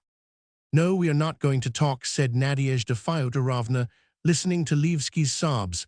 I feel depressed. You must allow me to go home. What do you mean, my dear, cried Maria Konstantinovna in alarm. Do you think I could let you go without supper? We will have something to eat, and then you may go with my blessing. I feel miserable, whispered Nadezhda Fyodorovna, and she caught at the arm of the chair with both hands to avoid falling. "He's got a touch of hysterics," said Von Koren gaily, coming into the drawing room, but seeing Nadezhda Fyodorovna, he was taken aback and retreated. When the attack was over, Levsky sat on the strange bed and thought, "Disgraceful, I've been howling like some wretched girl, I must have been absurd, and disgusting, I will go away by the back stairs, but that would seem as though I took my hysterics too seriously, I ought to take it as a joke." He looked in the looking-glass, sat there for some time, and went back into the drawing room. "Here I am," he said, smiling. He felt agonizingly ashamed, and he felt others were ashamed in his presence. "Fancy such a thing happening," he said, sitting down. "I was sitting here, and all of a sudden, do you know, I felt a terrible piercing pain in my side, unendurable, my nerves could not stand it. And it led to this silly performance. This is the age of nerves, there is no help for it." At supper he drank some wine, and from time to time, with an abrupt sigh, rubbed his side, as though to suggest that he still felt the pain, and no one except Nadezhda Fyodorovna believed him, and he saw that. After 9 o'clock, they went for a walk on the boulevard. Nadezhda Fyodorovna, afraid that Kirillin would speak to her, did her best to keep all the time beside Maria Konstantinovna, and the children. She felt weak with fear and misery, and felt she was going to be feverish. She was exhausted, and her legs would hardly move, but she did not go home, because she felt sure that she would be followed by Kirillin or Achmianov, or both, at once. Kirillin walked behind her with Nikodim Alexandrich, and kept humming in an undertone, "I don't allow people to play with me, I don't allow it." From the boulevard, they went back to the pavilion and walked along the beach, and looked for a long time at the phosphorescence on the water. Von Koren began telling them why it looked phosphorescent. Roman 14. "It's time I went to my vint. They will be waiting for me," said Levsky. "Goodbye, my friends." "I'll come with you. Wait a minute," said Nadezhda Fyodorovna, and she took his arm. They said goodbye to the company and went away. Kirillin took leave too, and saying that he was going the same way, went along beside them. What will be, thought Nadezhda Fyodorovna, so be it. And it seemed to her that all the evil memories in her head had taken shape, and were walking beside her in the darkness, breathing heavily, while she, like a fly that had fallen into the ink pot, was crawling painfully along the pavement, and smirching Levsky's side and arm with blackness. If Kirillin should do anything horrid, she thought not he, but she would be to blame for it. There was a time when no man would have talked to her as Kirillin had done, and she had torn up her security like a thread, and destroyed it irrevocably. Who was to blame for it? Intoxicated by her passions, she had smiled at a complete stranger, probably just because he was tall and a fine figure. After 2 meetings, she was weary of him, had thrown him over, and did not, that she thought now, give him the right to treat her as he chose. "Here, I'll say goodbye to you, darling," said Levsky. "Ilya Mihalich will see you home."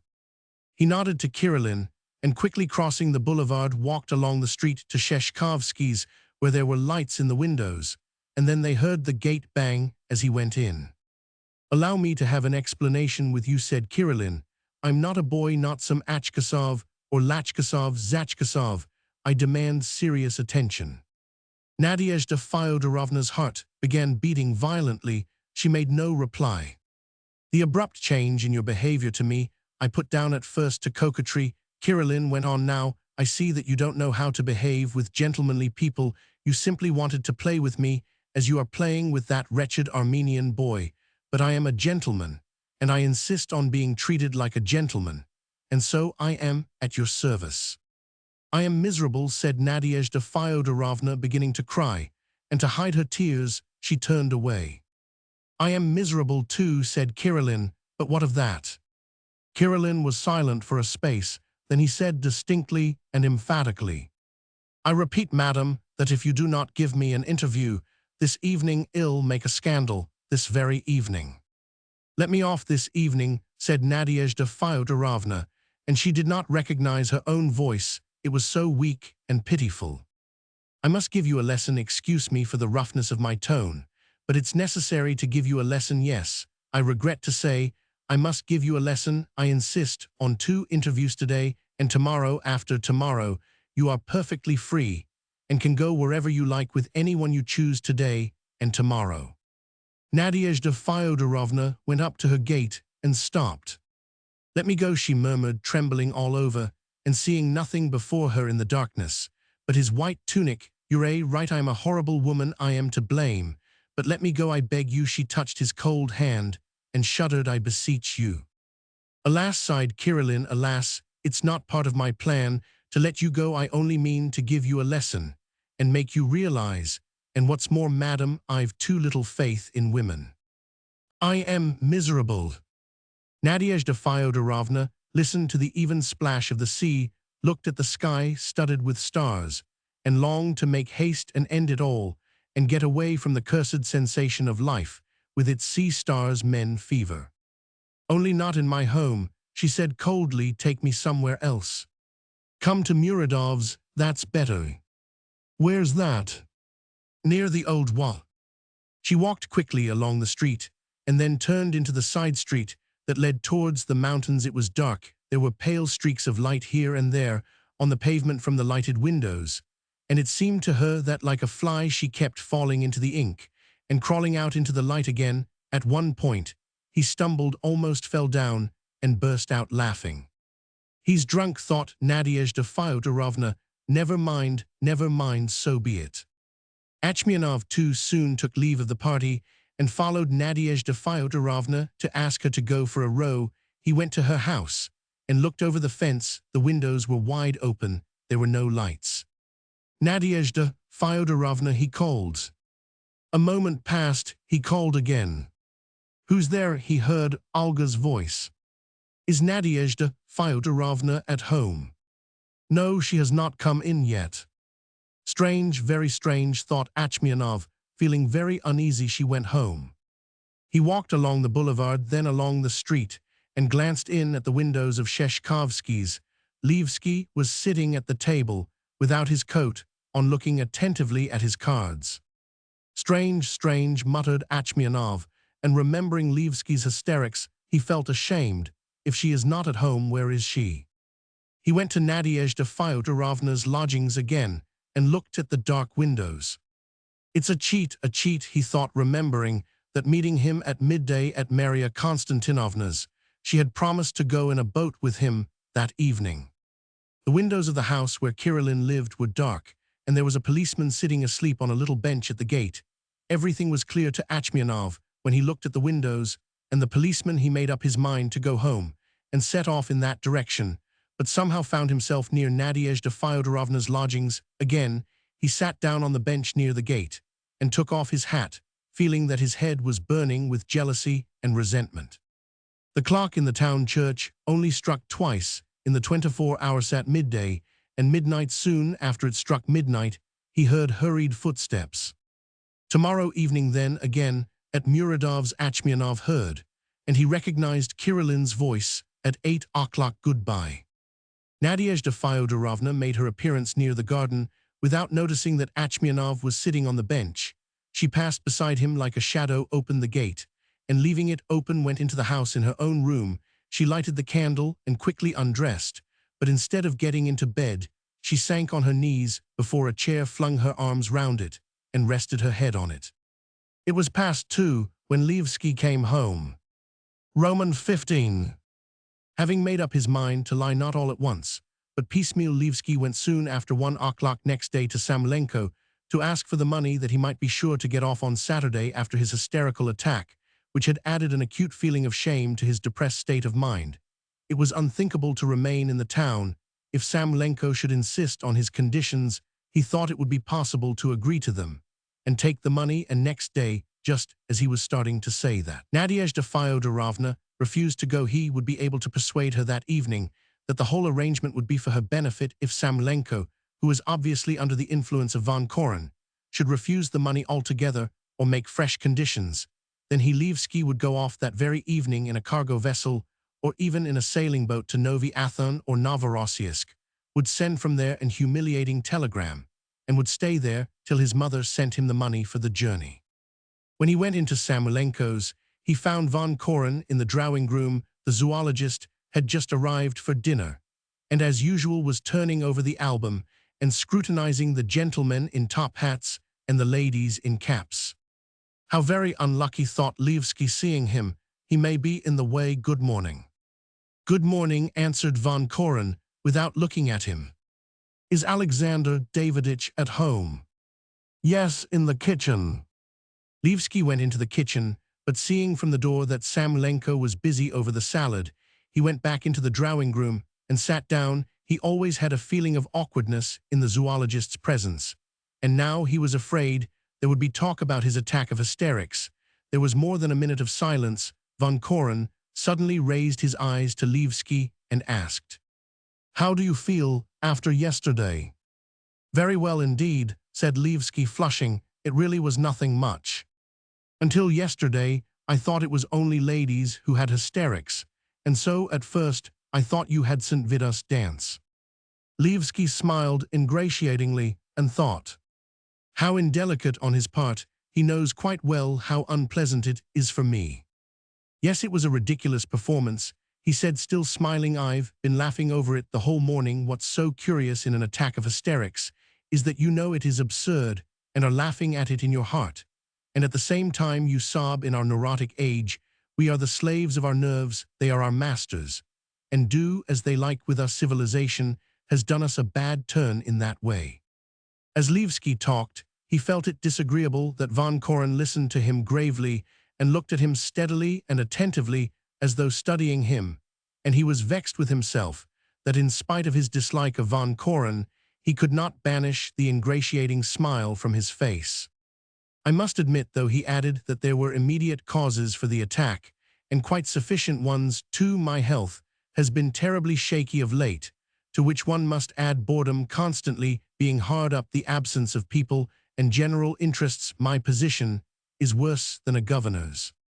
"Yes, your position is a hopeless one," answered Von Koren. These calm, cold words, implying something between a jeer and an uninvited prediction, offended Levski. He recalled the zoologist's eyes the evening before, full of mockery and disgust. He was silent for a space, and then asked, no longer smiling, "How do you know anything of my position? You were only just speaking of it yourself. Besides, your friends take such a warm interest in you that I am hearing about you all day long." "What friends? Samoylenko, I suppose." "Yes, he too. I would ask Alexander Daviditch and my friends in general not to trouble so much about me. Here is Samoylenko, you had better ask him not to trouble so much about you." "I don't understand your tone," Levski muttered, suddenly feeling as though he had only just realized that the zoologist hated and despised him, and was jeering at him, and was his bitterest and most inveterate enemy. "Keep that tone for someone else," he said softly, unable to speak aloud for the hatred with which his chest and throat were choking, as they had been the night before with laughter. Samoylenko came in his shirt-sleeves crimson and perspiring from the stifling kitchen. "Are you here?" he said. "Good morning, my dear boy. Have you had dinner? Don't stand on ceremony. Have you had dinner?" "Alexander Daviditch," said Levski, standing up, "though I did appeal to you to help me in a private matter, it did not follow that I released you from the obligation of discretion and respect for other people's private affairs." "What's this?" asked Samoylenko in astonishment. "If you have no money," Levski went on, raising his voice and shifting from one foot to the other in his excitement, "don't give it, refuse it, but why spread abroad in every back street that my position is hopeless, and all the rest of it. I can't endure such benevolence and friends' assistance, where there's a shilling worth of talk for a ha'porth of help. You can boast of your benevolence as much as you please, but no one has given you the right to gossip about my private affairs." "What private affairs?" asked Samoylenko, puzzled and beginning to be angry. "If you've come here to be abusive, you had better clear out. You can come again afterwards." He remembered the rule that when one is angry with one's neighbor, one must begin to count 100, and one will grow calm again, and he began rapidly counting. "I beg you not to trouble yourself about me," Levski went on. "Don't pay any attention to me, and whose business is it what I do, and how I live? Yes, I want to go away. Yes, I get into debt, I drink, I am living with another man's wife. I am hysterical. I am ordinary. I am not so profound as some people, but whose business is that respect other people's privacy. Excuse me, brother, said Samulenko, who had counted up to 35, but respect other people's individuality, interrupted Levski, this continual gossip about other people's affairs, this sighing and groaning and everlasting, prying, this eavesdropping, this friendly sympathy, damn it all, they lend me money and make conditions, as though I were a schoolboy. I am treated as the devil knows what. I don't want anything, shouted Levski, staggering with excitement and afraid that it might end in another attack of hysterics. I shan't get away on Saturday. Then flashed through his mind, I want nothing. All I ask of you is to spare me your protecting care. I am not a boy, and I am not mad, and I beg you to leave off looking after me. The deacon came in, and seeing Levski pale and gesticulating, addressing his strange speech to the portrait of Prince Vorontsov, stood still by the door as though petrified. This continual prying into my soul, Levski went on, is insulting to my human dignity, and I beg these volunteer detectives to give up their spying. Enough. What's that? What did you say? Said Samulenko, who had counted up to 100. He turned crimson and went up to Levski. It's enough, said Levski, breathing hard and snatching up his cap. I'm a Russian doctor, a nobleman by birth and a civil counselor, said Samulenko emphatically. I've never been a spy, and I allow no one to insult me, he shouted in a breaking voice, emphasizing the last word, hold your tongue. The deacon, who had never seen the doctor so majestic, so swelling with dignity, so crimson and so ferocious, shut his mouth, ran out into the entry, and there exploded with laughter. As though through a fog, Levski saw Von Koren get up and, putting his hands in his trouser pockets, stand still in an attitude of expectancy, as though waiting to see what would happen. This calm attitude struck Levski as insolent and insulting to the last degree. Kindly take back your words, shouted Samulenko. Levski, who did not by now remember what his words were, answered. Leave me alone, I ask for nothing. All I ask is that you and German upstarts of Jewish origin should let me alone, or I shall take steps to make you. I will fight you. Now we understand, said Von Koren, coming from behind the table. Mr. Levski wants to amuse himself with a duel before he goes away. I can give him that pleasure, Mr. Levski. I accept your challenge. A challenge, said Levski in a low voice, going up to the zoologist and looking with hatred at his swarthy brow and curly hair. A challenge, by all means. I hate you, I hate you. Delighted. Tomorrow morning early near Kerbelay's. I leave all details to your taste, and now clear out. I hate you, Levski said softly, breathing hard. I have hated you a long while. A duel, yes. Get rid of him, Alexander Daviditch, or else I am going, said Von Koren. Hell bite me. Von Koren's cool tone calmed the doctor. He seemed suddenly to come to himself, to recover his reason. He put both arms round Levski's waist, and leading him away from the zoologist, muttered in a friendly voice that shook with emotion. My friends, dear good, you've lost your tempers, and that's enough, my friends.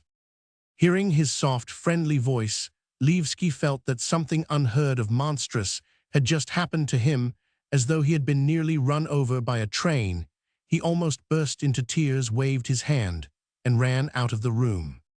To feel that one is hated, to expose oneself before the man who hates one in the most pitiful, contemptible, helpless state. My God, how hard it is, he thought a little while afterwards, as he sat in the pavilion, feeling as though his body were scarred by the hatred of which he had just been the object. How coarse it is, my God! Cold water with brandy in it revived him. He vividly pictured Von Koren's calm, haughty face, his eyes the day before, his shirt like a rug, his voice, his white hand, and heavy, passionate, hungry hatred rankled in his breast and clamored for satisfaction in his thoughts. He felled Von Koren to the ground, trampled him underfoot. He remembered to the minutest detail all that had happened, and wondered how he could have smiled ingratiatingly to that insignificant man, and how he could care for the opinion of wretched, petty people whom nobody knew, living in a miserable little town, which was not, it seemed, even on the map, and of which not one decent person in Petersburg had heard if this wretched little town suddenly fell into ruins or caught fire, the telegram with the news would be read in Russia with no more interest than an advertisement of the sale of second-hand furniture, whether he killed von Koren next day or left him alive. It would be just the same, equally useless and uninteresting. Better to shoot him in the leg or hand, wound him, then laugh at him, and let him like an insect with a broken leg, lost in the grasslet, him be lost, with his obscure sufferings, in the crowd of insignificant people like himself. Levski went to Sheshkovsky, told him all about it, and asked him to be his second. Then they both went to the superintendent of the postal telegraph department and asked him too to be a second, and stayed to dinner with him. At dinner, there was a great deal of joking and laughing. Levski made jests at his own expense, saying he hardly knew how to fire off a pistol, calling himself a royal archer, and William Tell. "We must give this gentleman a lesson," he said. After dinner they sat down to cards. Levski played, drank wine, and thought that dueling was stupid and senseless, as it did not decide the question, but only complicated it, but that it was sometimes impossible to get on without it in the given case. For instance, one could not, of course, bring an action against von Koren, and this duel was so far good in that it made it impossible for Levski to remain in the town afterwards. He got a little drunk and interested in the game, and felt at ease.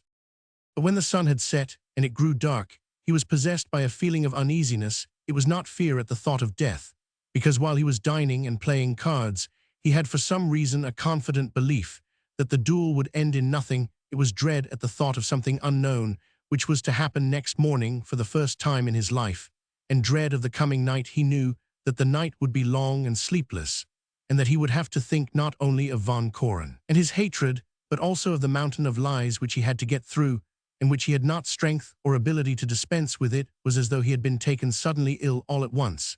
He lost all interest in the cards, and in people, grew restless, and began asking them to let him go home. He was eager to get into bed, to lie without moving, and to prepare his thoughts for the night. Sheshkovsky and the postal superintendent saw him home, and went on to von Koren's to arrange about the duel. Near his lodgings, Levski met Achmianov. The young man was breathless and excited. "I am looking for you, Ivan Andreich," he said. "I beg you to come quickly." "Where?" "Someone wants to see you, someone you don't know, about very important business. He earnestly begs you to come for a minute. He wants to speak to you of something for him. It's a question of life and death." In his excitement, Achmianov spoke in a strong Armenian accent. "Who is it?" asked Levski. "He asked me not to tell you his name. Tell him I am busy tomorrow if he likes." "How can you?" Achmianov was aghast. "He wants to tell you something very important, for you, very important. If you don't come, something dreadful will happen." "Strange," muttered Levski, unable to understand why Achmianov was so excited, and what mysteries there could be in this dull, useless little town. "Strange," he repeated in hesitation. "Come along, though I don't care." Achmianov walked rapidly on ahead, and Levski followed him. They walked down a street, then turned into an alley. "What a bore this is," said Levski. One minute, it's near." Near the old rampart, they went down a narrow alley between two empty enclosures. Then they came into a sort of large yard and went towards a small house. "That's Muradov's, isn't it?" asked Levski. "Yes. But why we've come by the backyards, I don't understand. We might have come by the street. It's nearer." Never mind. It struck Levski as strange, too, that Achmianov led him to a back entrance and motioned to him as though bidding him go quietly and hold his tongue. This way," said Achmianov, cautiously opening the door and going into the passage on tiptoe. Quietly, "I beg you, they may hear." He listened, drew a deep breath, and said in a whisper, "Open that door and go in, don't be afraid." Levski, puzzled, opened the door and went into a room with a low ceiling and curtained windows. There was a candle on the table. "What do you want?" asked someone in the next room. "Is it you, Muradov?" Levski turned into that room and saw Kirillin, and beside him Nadezhda Fyodorovna. He didn't hear what was said to him. He staggered back and did not know how he found himself in the street. His hatred for von Koren and his uneasiness had vanished from his soul as he went home. He waved his right arm awkwardly and looked carefully at the ground. Under his feet, trying to step where it was smooth at home in his study, he walked backwards and forwards, rubbing his hands and awkwardly shrugging his shoulders and neck as though his jacket and shirt were too tight. Then he lighted a candle and sat down to the table. Romans 16. The humane studies of which you speak will only satisfy human thought, when as they advance they meet the exact sciences and progress side by side with them. Whether they will meet under a new microscope, or in the monologues of a new Hamlet, or in a new religion, I do not know, but I expect the earth will be covered with a crust of ice before it comes to pass of all humane learning the most durable and living is of course the teaching of Christ, but look how differently even that is interpreted. Some teach that we must love all our neighbors, but make an exception of soldiers, criminals, and lunatics. They allow the first to be killed in war, the second to be isolated or executed, and the third they forbid to marry. Other interpreters teach that we must love all our neighbors without exception, with no distinction of plus or minus. According to their teaching, if a consumptive or a murderer or an epileptic asks your daughter in marriage, you must let him have her. If Cretans go to war against the physically and mentally healthy, don't defend yourselves. This advocacy of love for love's sake, like art for art's sake, if it could have power, would bring mankind in the long run to complete extinction, and so would become the vastest crime that has ever been committed upon earth. There are very many interpretations, and since there are many of them, serious thought is not satisfied by any one of them, and hastens to add its own individual interpretation to the mass. For that reason, you should never put a question on a philosophical or so-called Christian basis. By so doing, you only remove the question further from solution. The deacon listened to the zoologist, attentively thought a little, and asked, "Have the philosophers invented the moral law, which is innate in every man, or did God create it together with the body?" "I don't know, but that law is so universal among all peoples and all ages that I fancy we ought to recognize it as organically connected with man. It is not invented, but exists, and will exist. I don't tell you that one day it will be seen under the microscope, but its organic connection is shown indeed by evidence. Serious affections of the brain and all so-called mental diseases, to the best of my belief, show themselves first of all in the perversion of the moral law. Good, so then, just as our stomach bids us eat, our moral sense bids us love our neighbors, is that it but our natural man through self-love opposes the voice of conscience and reason, and this gives rise to many brain-racking questions. To whom ought we to turn for the solution of those questions, if you forbid us to put them on the philosophically basis? Turn to what little exact science we have trust to evidence, and the logic of facts. It is true it is but little, but on the other hand, it is less fluid and shifting than philosophy. The moral law, let us suppose, demands that you love your neighbor well. Love ought to show itself in the removal of everything which in one way or another is injurious to men, and threatens them with danger in the present or in the future. Our knowledge and the evidence tells us that the morally and physically abnormal are a menace to humanity. If so, you must struggle against the abnormal. If you are not able to raise them to the normal standard, you must have strength and ability to render them harmless, that is, to destroy them. So love consists in the strong overcoming the weak. Undoubtedly. But you know the strong crucified our Lord Jesus Christ, said the deacon hotly. The fact is that those who crucified him were not the strong, but the weak. Human culture weakens and strives to nullify the struggle for existence and natural selection, hence the rapid advancement of the weak and their predominance over the strong. Imagine that you succeeded in instilling into bees humanitarian ideas in their crude and elementary form. What would come of it? The drones who ought to be killed would remain alive, would devour the honey, would corrupt and stifle the bees, resulting in the predominance of the weak over the strong and the degeneration of the latter. The same process is taking place now with humanity. The weak are oppressing the strong among savages untouched by civilization. The strongest, cleverest, and most moral takes the lead. He is the chief and the master. But we civilized men have crucified Christ, and we go on crucifying him. So there is something lacking in us, and that something one ought to raise up in ourselves, or there will be no end to these errors. But what criterion have you to distinguish the strong from the weak? Knowledge and evidence. The tuberculous and the scrofulous are recognized by their diseases, and the insane and the immoral by their actions. But mistakes may be made.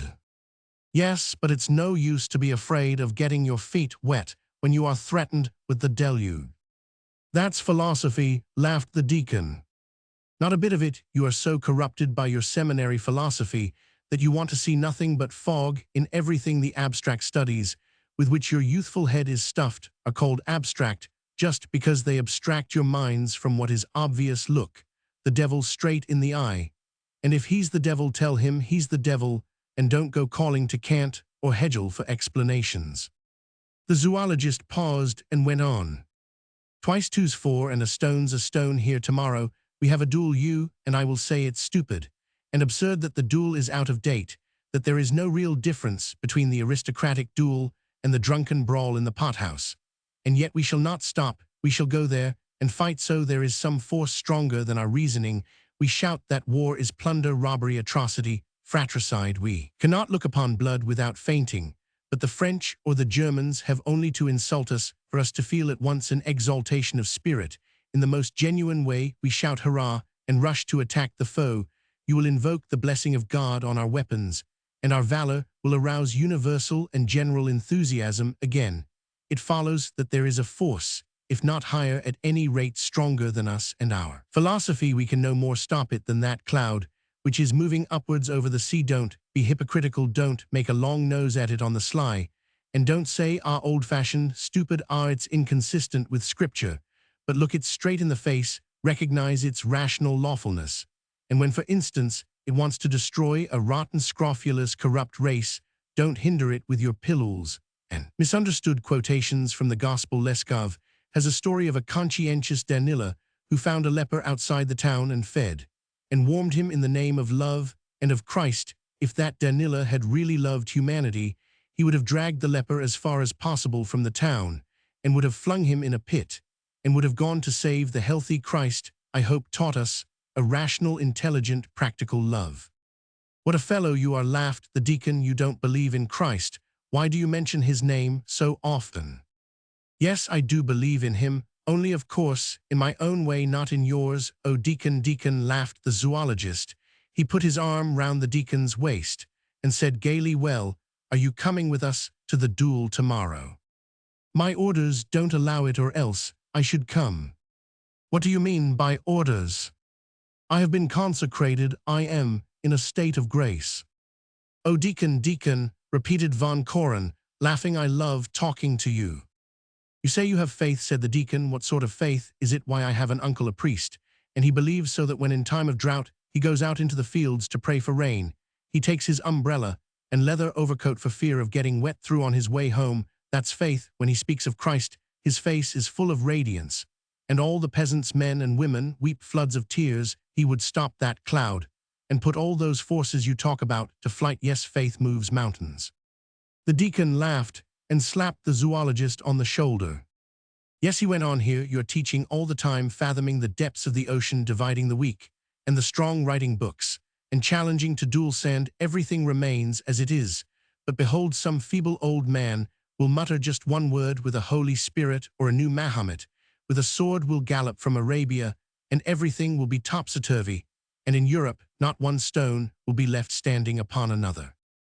Well, deacon, that's on the knees of the gods. Faith without works is dead, but works without faith are worse still, mere waste of time, and nothing more. The doctor came into sight on the seafront. He saw the deacon and the zoologist, and went up to them. I believe everything is ready, he said, breathing hard. Govorovsky and Boyko will be the seconds. They will start at 5 o'clock in the morning. How it has clouded over, he said, looking at the sky. One can see nothing. There will be rain directly. I hope you are coming with us, said the zoologist. No, God preserve me. I am worried enough. As it is, Ustimovich is going instead of me. I've spoken to him already. Far over the sea was a flash of lightning, followed by a hollow roll of thunder. How stifling it is before a storm, said Von Koren. I bet you've been to Levski already, and have been weeping on his bosom. Why should I go to him? Answered the doctor in confusion. What next? Before sunset, he had walked several times along the boulevard and the street in the hope of meeting Levski. He was ashamed of his hastiness and the sudden outburst of friendliness which had followed it. He wanted to apologize to Levski in a joking tone, to give him a good talking to soothe him, and to tell him that the duel was a survival of medieval barbarism, but that Providence itself had brought them to the duel as a means of reconciliation, that the next day, both being splendid and highly intelligent people, they would, after exchanging shots, appreciate each other's noble qualities and would become friends, but he could not come across Levski. What should I go and see him for? Repeated Samoylenko. I did not insult him. He insulted me. Tell me, please, why he attacked me. What harm had I done him? I go into the drawing room, and all of a sudden, without the least provocation, spy, there's a nice thing. Tell me, how did it begin? What did you say to him? I told him his position was hopeless, and I was right. It is only honest men or scoundrels who can find an escape from any position, but one who wants to be at the same time an honest man and a scoundrel. It is a hopeless position, but it's 11 o'clock, gentlemen, and we have to be up early tomorrow. There was a sudden gust of wind. It blew up the dust. On the seafront whirled it round in eddies with a howl that drowned the roar of the sea. A squall, said the deacon. We must go in, our eyes are getting full of dust. As they went, Samoylenko sighed and, holding his hat, said, I suppose I shan't sleep tonight.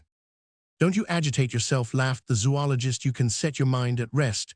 The duel will end in nothing. Levski will magnanimously fire into the air, can do nothing else, and I dare say I shall not fire at all to be arrested and lose my time on Levski's account. The game's not worth the candle. By the way, what is the punishment for dueling? Arrest, and in the case of the death of your opponent, a maximum of 3 years' imprisonment in the fortress. The fortress of St. Peter and St. Paul. No, in a military fortress, I believe. Though this fine gentleman ought to have a lesson. Behind them on the sea, there was a flash of lightning, which for an instant lighted up the roofs of the houses and the mountains. The friends parted near the boulevard when the doctor disappeared in the darkness, and his steps had died away. Von Koren shouted to him, I only hope the weather won't interfere with us tomorrow. Very likely, it will please God it may. Good night. What about the night? What do you say? In the roar of the wind and the sea and the crashes of thunder, it was difficult to hear. It's nothing, shouted the zoologist, and hurried home. Romans 17. Upon my mind, weighed down with woes. Crowd thoughts, a heavy multitude. In silence, memory unfolds her long, long scroll before my eyes. Loathing and shuddering, I curse, and bitterly lament in vain. And bitter though the tears I weep, I do not wash those lines away. Pushkin. Whether they killed him next morning or mocked at him, that is left him his life. He was ruined anyway. Whether this disgraced woman killed herself in her shame and despair or dragged on her pitiful existence, she was ruined anyway. So thought Levski as he sat at the table late in the evening, still rubbing his hands. The windows suddenly blew open with a bang. A violent gust of wind burst into the room, and the papers fluttered from the table. Levski closed the windows and bent down to pick up the papers. He was aware of something new in his body, a sort of awkwardness he had not felt before, and his movements were strange to him. He moved timidly, jerking with his elbows and shrugging his shoulders, and when he sat down to the table again, he again began rubbing his hands. His body had lost its suppleness. On the eve of death, one ought to write to one's nearest relation. Levski thought of this. He took a pen and wrote with a tremulous hand. Mother. He wanted to write to beg his mother, for the sake of the merciful God, in whom she believed, that she would give shelter and bring a little warmth and kindness into the life of the unhappy woman, who by his doing had been disgraced, and was in solitude, poverty, and weakness, that she would forgive and forget everything, and by her sacrifice atone to some extent for her son's terrible sin.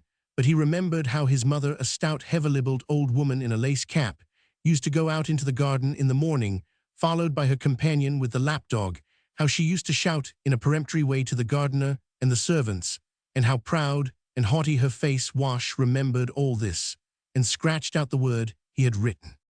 There was a vivid flash of lightning at all three windows, and it was followed by a prolonged, deafening roll of thunder, beginning with a hollow rumble and ending with a crash so violent that all the window panes rattled. Levski got up, went to the window, and pressed his forehead against the pane. There was a fierce, magnificent storm on the horizon. Lightning flashes were flung in white streams from the storm clouds into the sea, lighting up the high dark waves over the faraway expanse.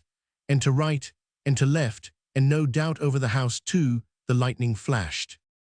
The storm, whispered Levski. He had a longing to pray to someone or to something, if only to the lightning or the storm clouds. Dear storm. He remembered how as a boy he used to run out into the garden without a hat on when there was a storm, and how two fair-haired girls with blue eyes used to run after him, and how they got wet through with the rain. They laughed with delight. But when there was a loud peal of thunder, the girls used to nestle up to the boy confidingly, while he crossed himself, and made haste to repeat, Holy, holy, holy. Oh, where had they vanished to? In what sea were they drowned? Those dawning days of pure fair life. He had no fear of the storm, no love of nature now. He had no God. All the confiding girls he had ever known had by now been ruined by him, and those like him all his life. He had not planted one tree in his own garden, nor grown one blade of grass, and living among the living. He had not saved one fly. He had done nothing but destroy and ruin. And what in my past was not vice, he asked himself, trying to clutch at some bright memory, as a man falling down a precipice clutches at the bushes. School, the university, but that was a sham. He had neglected his work, and forgotten what he had learnt. The service of his country, that too was a sham, for he did nothing in the service, took a salary for doing nothing, and it was an abominable swindling of the state, for which one was not punished. He had no craving for truth, and had not sought it, spellbound by vice, and lying his conscience had slept or been silent like a stranger, like an alien from another planet. He had taken no part in the common life of men, had been indifferent to their sufferings, their ideas, their religion, their sciences, their strivings, and their struggles. He had not said one good word, not written one line that was not useless and vulgar. He had not done his fellows one ha'porth of service, but had eaten their bread, drunk their wine, seduced their wives, lived on their thoughts, and to justify his contemptible parasitic life in their eyes and in his own, he had always tried to assume an air of being higher and better than they. Lies. He vividly remembered what he had seen that evening at Muradov's, and he was in an insufferable anguish of loathing and misery. Kirillin and Achmianov were loathsome, but they were only continuing what he had begun. They were his accomplices and his disciples. This young, weak woman had trusted him more than a brother, and he had deprived her of her husband, of her friends, and of her country, and had brought her here too, the heat to fever and to boredom, and from day to day she was bound to reflect like a mirror his idleness, his viciousness and falsity, and that was all she had had to fill her weak, listless, pitiable life. Then he had grown sick of her, had begun to hate her, but had not had the pluck to abandon her, and he had tried to entangle her more and more closely in a web of lies. These men had done the rest. Levski sat at the table, then got up and went to the window. At 1 minute, he put out the candle, and then he lighted it again. He cursed himself aloud, wept and wailed, and asked forgiveness several times. He ran to the table in despair and wrote, Mother. Except his mother, he had no relations or near friends, but how could his mother help him? And where was she? He had an impulse to run to Nadezhda Fyodorovna, to fall at her feet, to kiss her hands and feet, to beg her forgiveness. But she was his victim, and he was afraid of her as though she were dead. My life is ruined, he repeated, rubbing his hands. Why am I still alive, my God? He had cast out of heaven his dim star. It had fallen, and its track was lost in the darkness of night. It would never return to the sky again, because life was given only once, and never came a second time. If he could have turned back the days and years of the past, he would have replaced the falsity with truth, the idleness with work, the boredom with happiness. He would have given back purity to those whom he had robbed of it. He would have found God and goodness. But that was as impossible as to put back the fallen star into the sky, and because it was impossible, he was in despair. When the storm was over, he sat by the open window and thought calmly of what was before him. Von Koren would most likely kill him. The man's clear, cold theory of life justified the destruction of the rotten, and the useless if it changed at the crucial moment. It would be the hatred and the repugnance that Levski inspired in him that would save him if he missed his aim, or in mockery of his hated opponent, only wounded him or fired in the air. What could he do then? Where could he go? Go to Petersburg, Levski asked himself, but that would mean beginning over again the old life, which he cursed, and the man who seeks salvation in change of place, like a migrating bird, would find nothing anywhere, for all the world is alike to him. Seek salvation in men in whom, and how Samulenko's kindness and generosity could no more save him than the deacon's laughter or Von Koren's hatred. He must look for salvation in himself alone, and if there were no finding it, why waste time? He must kill himself, that was all. He heard the sound of a carriage. It was getting light. The carriage passed by, turned, and crunching on the wet sand, stopped near the house. There were two men in the carriage. "Wait a minute, I am coming directly," Levski said to them out of the window. "I am not asleep, surely. It's not time yet." "Yes, it's 4 o'clock, by the time we get there." Levski put on his overcoat and cap, put some cigarettes in his pocket, and stood still, hesitating. He felt as though there was something else he must do in the street. The seconds talked in low voices, and the horses snorted, and this sound in the damp early morning, when everybody was asleep and light was hardly dawning in the sky, filled Levski's soul with a disconsolate feeling which was like a presentiment of evil. He stood for a little, hesitating, and went into the bedroom. Nadezhda Fyodorovna was lying stretched out on the bed, wrapped from head to foot in a rug. She did not stir, and her whole appearance, especially her head, suggested an Egyptian mummy looking at her in silence.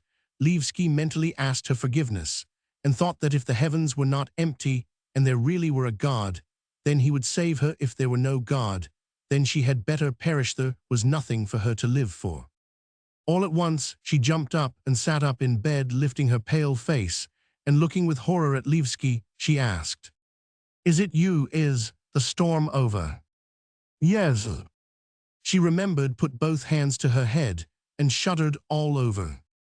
"How miserable I am," she said. "If only you knew how miserable I am. I expected," she went on, half closing her eyes, "that you would kill me or turn me out of the house into the rain and storm, but you delay."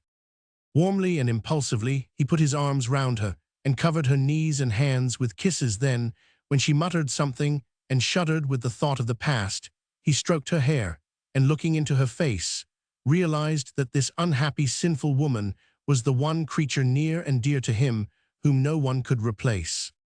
When he went out of the house and got into the carriage, he wanted to return home alive. Roman 18. The deacon got up, dressed, took his thick, gnarled stick, and slipped quietly out of the house. It was dark, and for the first minute, when he went into the street, he could not even see his white stick. There was not a single star in the sky, and it looked as though there would be rain again. There was a smell of wet sand and sea.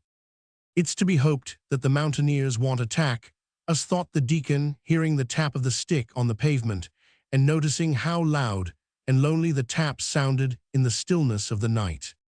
When he got out of town, he began to see both the road and his stick. Here and there in the black sky there were dark, cloudy patches, and soon a star peeped out and timidly blinked its one eye. The deacon walked along the high rocky coast and did not see the sea. It was slumbering below, and its unseen waves broke languidly and heavily on the shore, as though sighing, "Oof, and how slowly one wave broketh." Deacon had time to count 8 steps, then another broke, and 6 steps later a third. As before, nothing could be seen, and in the darkness one could hear the languid, drowsy drone of the sea. One could hear the infinitely faraway, inconceivable time when God moved above chaos.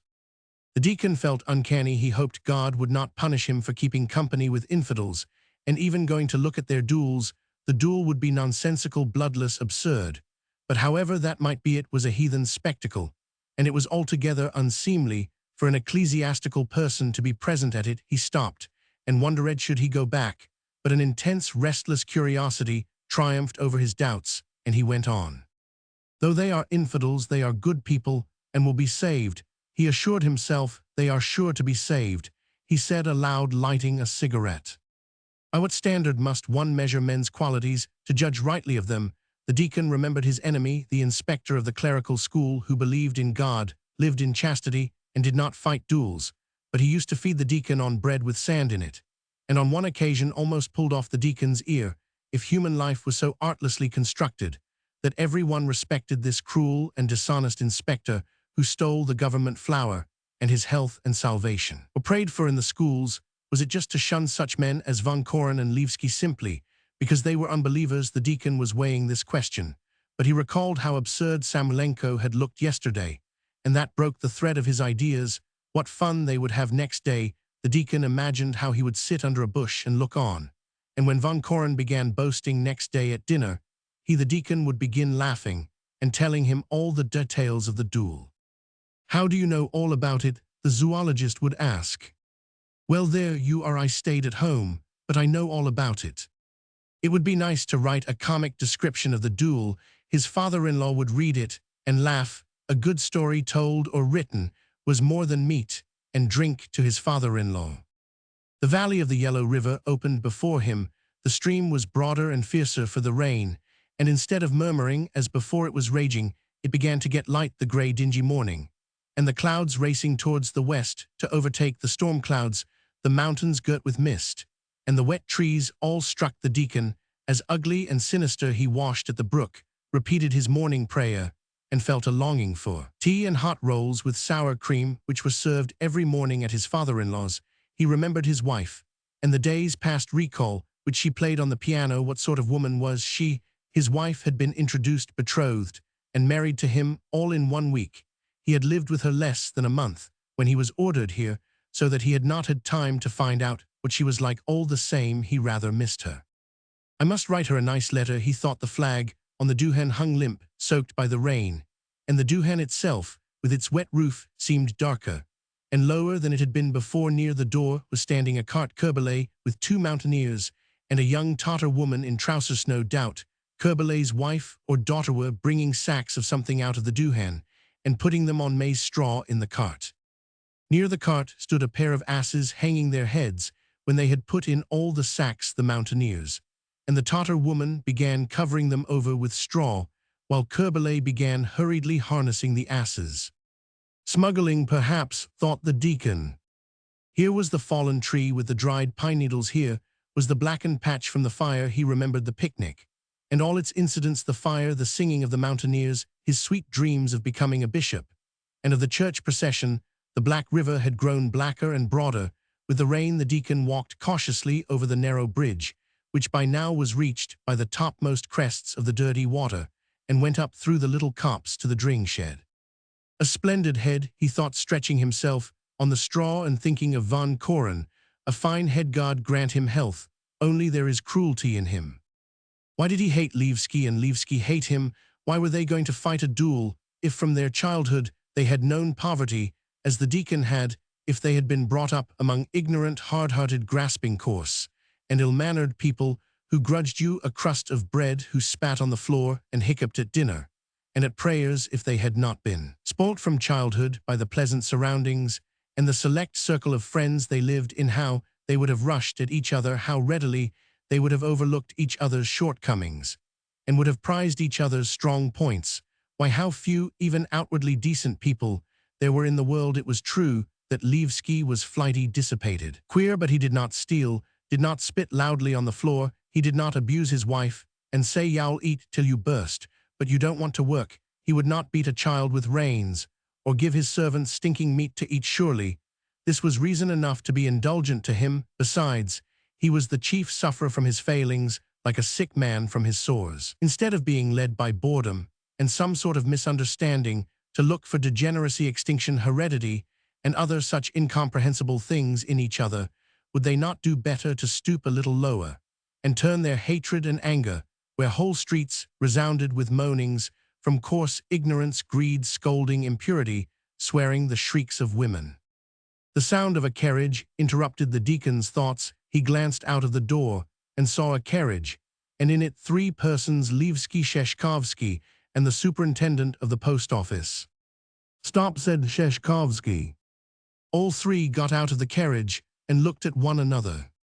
"They are not here yet," said Sheshkovsky, shaking the mud off. "Well, Till the show begins, let us go and find a suitable spot. There's not room to turn round here." They went further up the river, and soon vanished from sight. The Tatar driver sat in the carriage with his head resting on his shoulder and fell asleep. After waiting 10 minutes, the deacon came out of the dring shed, and taking off his black hat that he might not be noticed, he began threading his way among the bushes and strips of maize along the bank, crouching and looking about him. The grass and maize were wet, and big drops fell on his head from the trees and bushes. "Disgraceful," he muttered, picking up his wet and muddy skirt. "Had I realized it, I would not have come." Soon he heard voices and caught sight of them. Levski was walking rapidly to and fro in the small glade with bowed back and hands thrust in his sleeves. His seconds were standing at the water's edge rolling cigarettes. "Strange," thought the deacon, not recognizing Levski's walk. "He looks like an old man."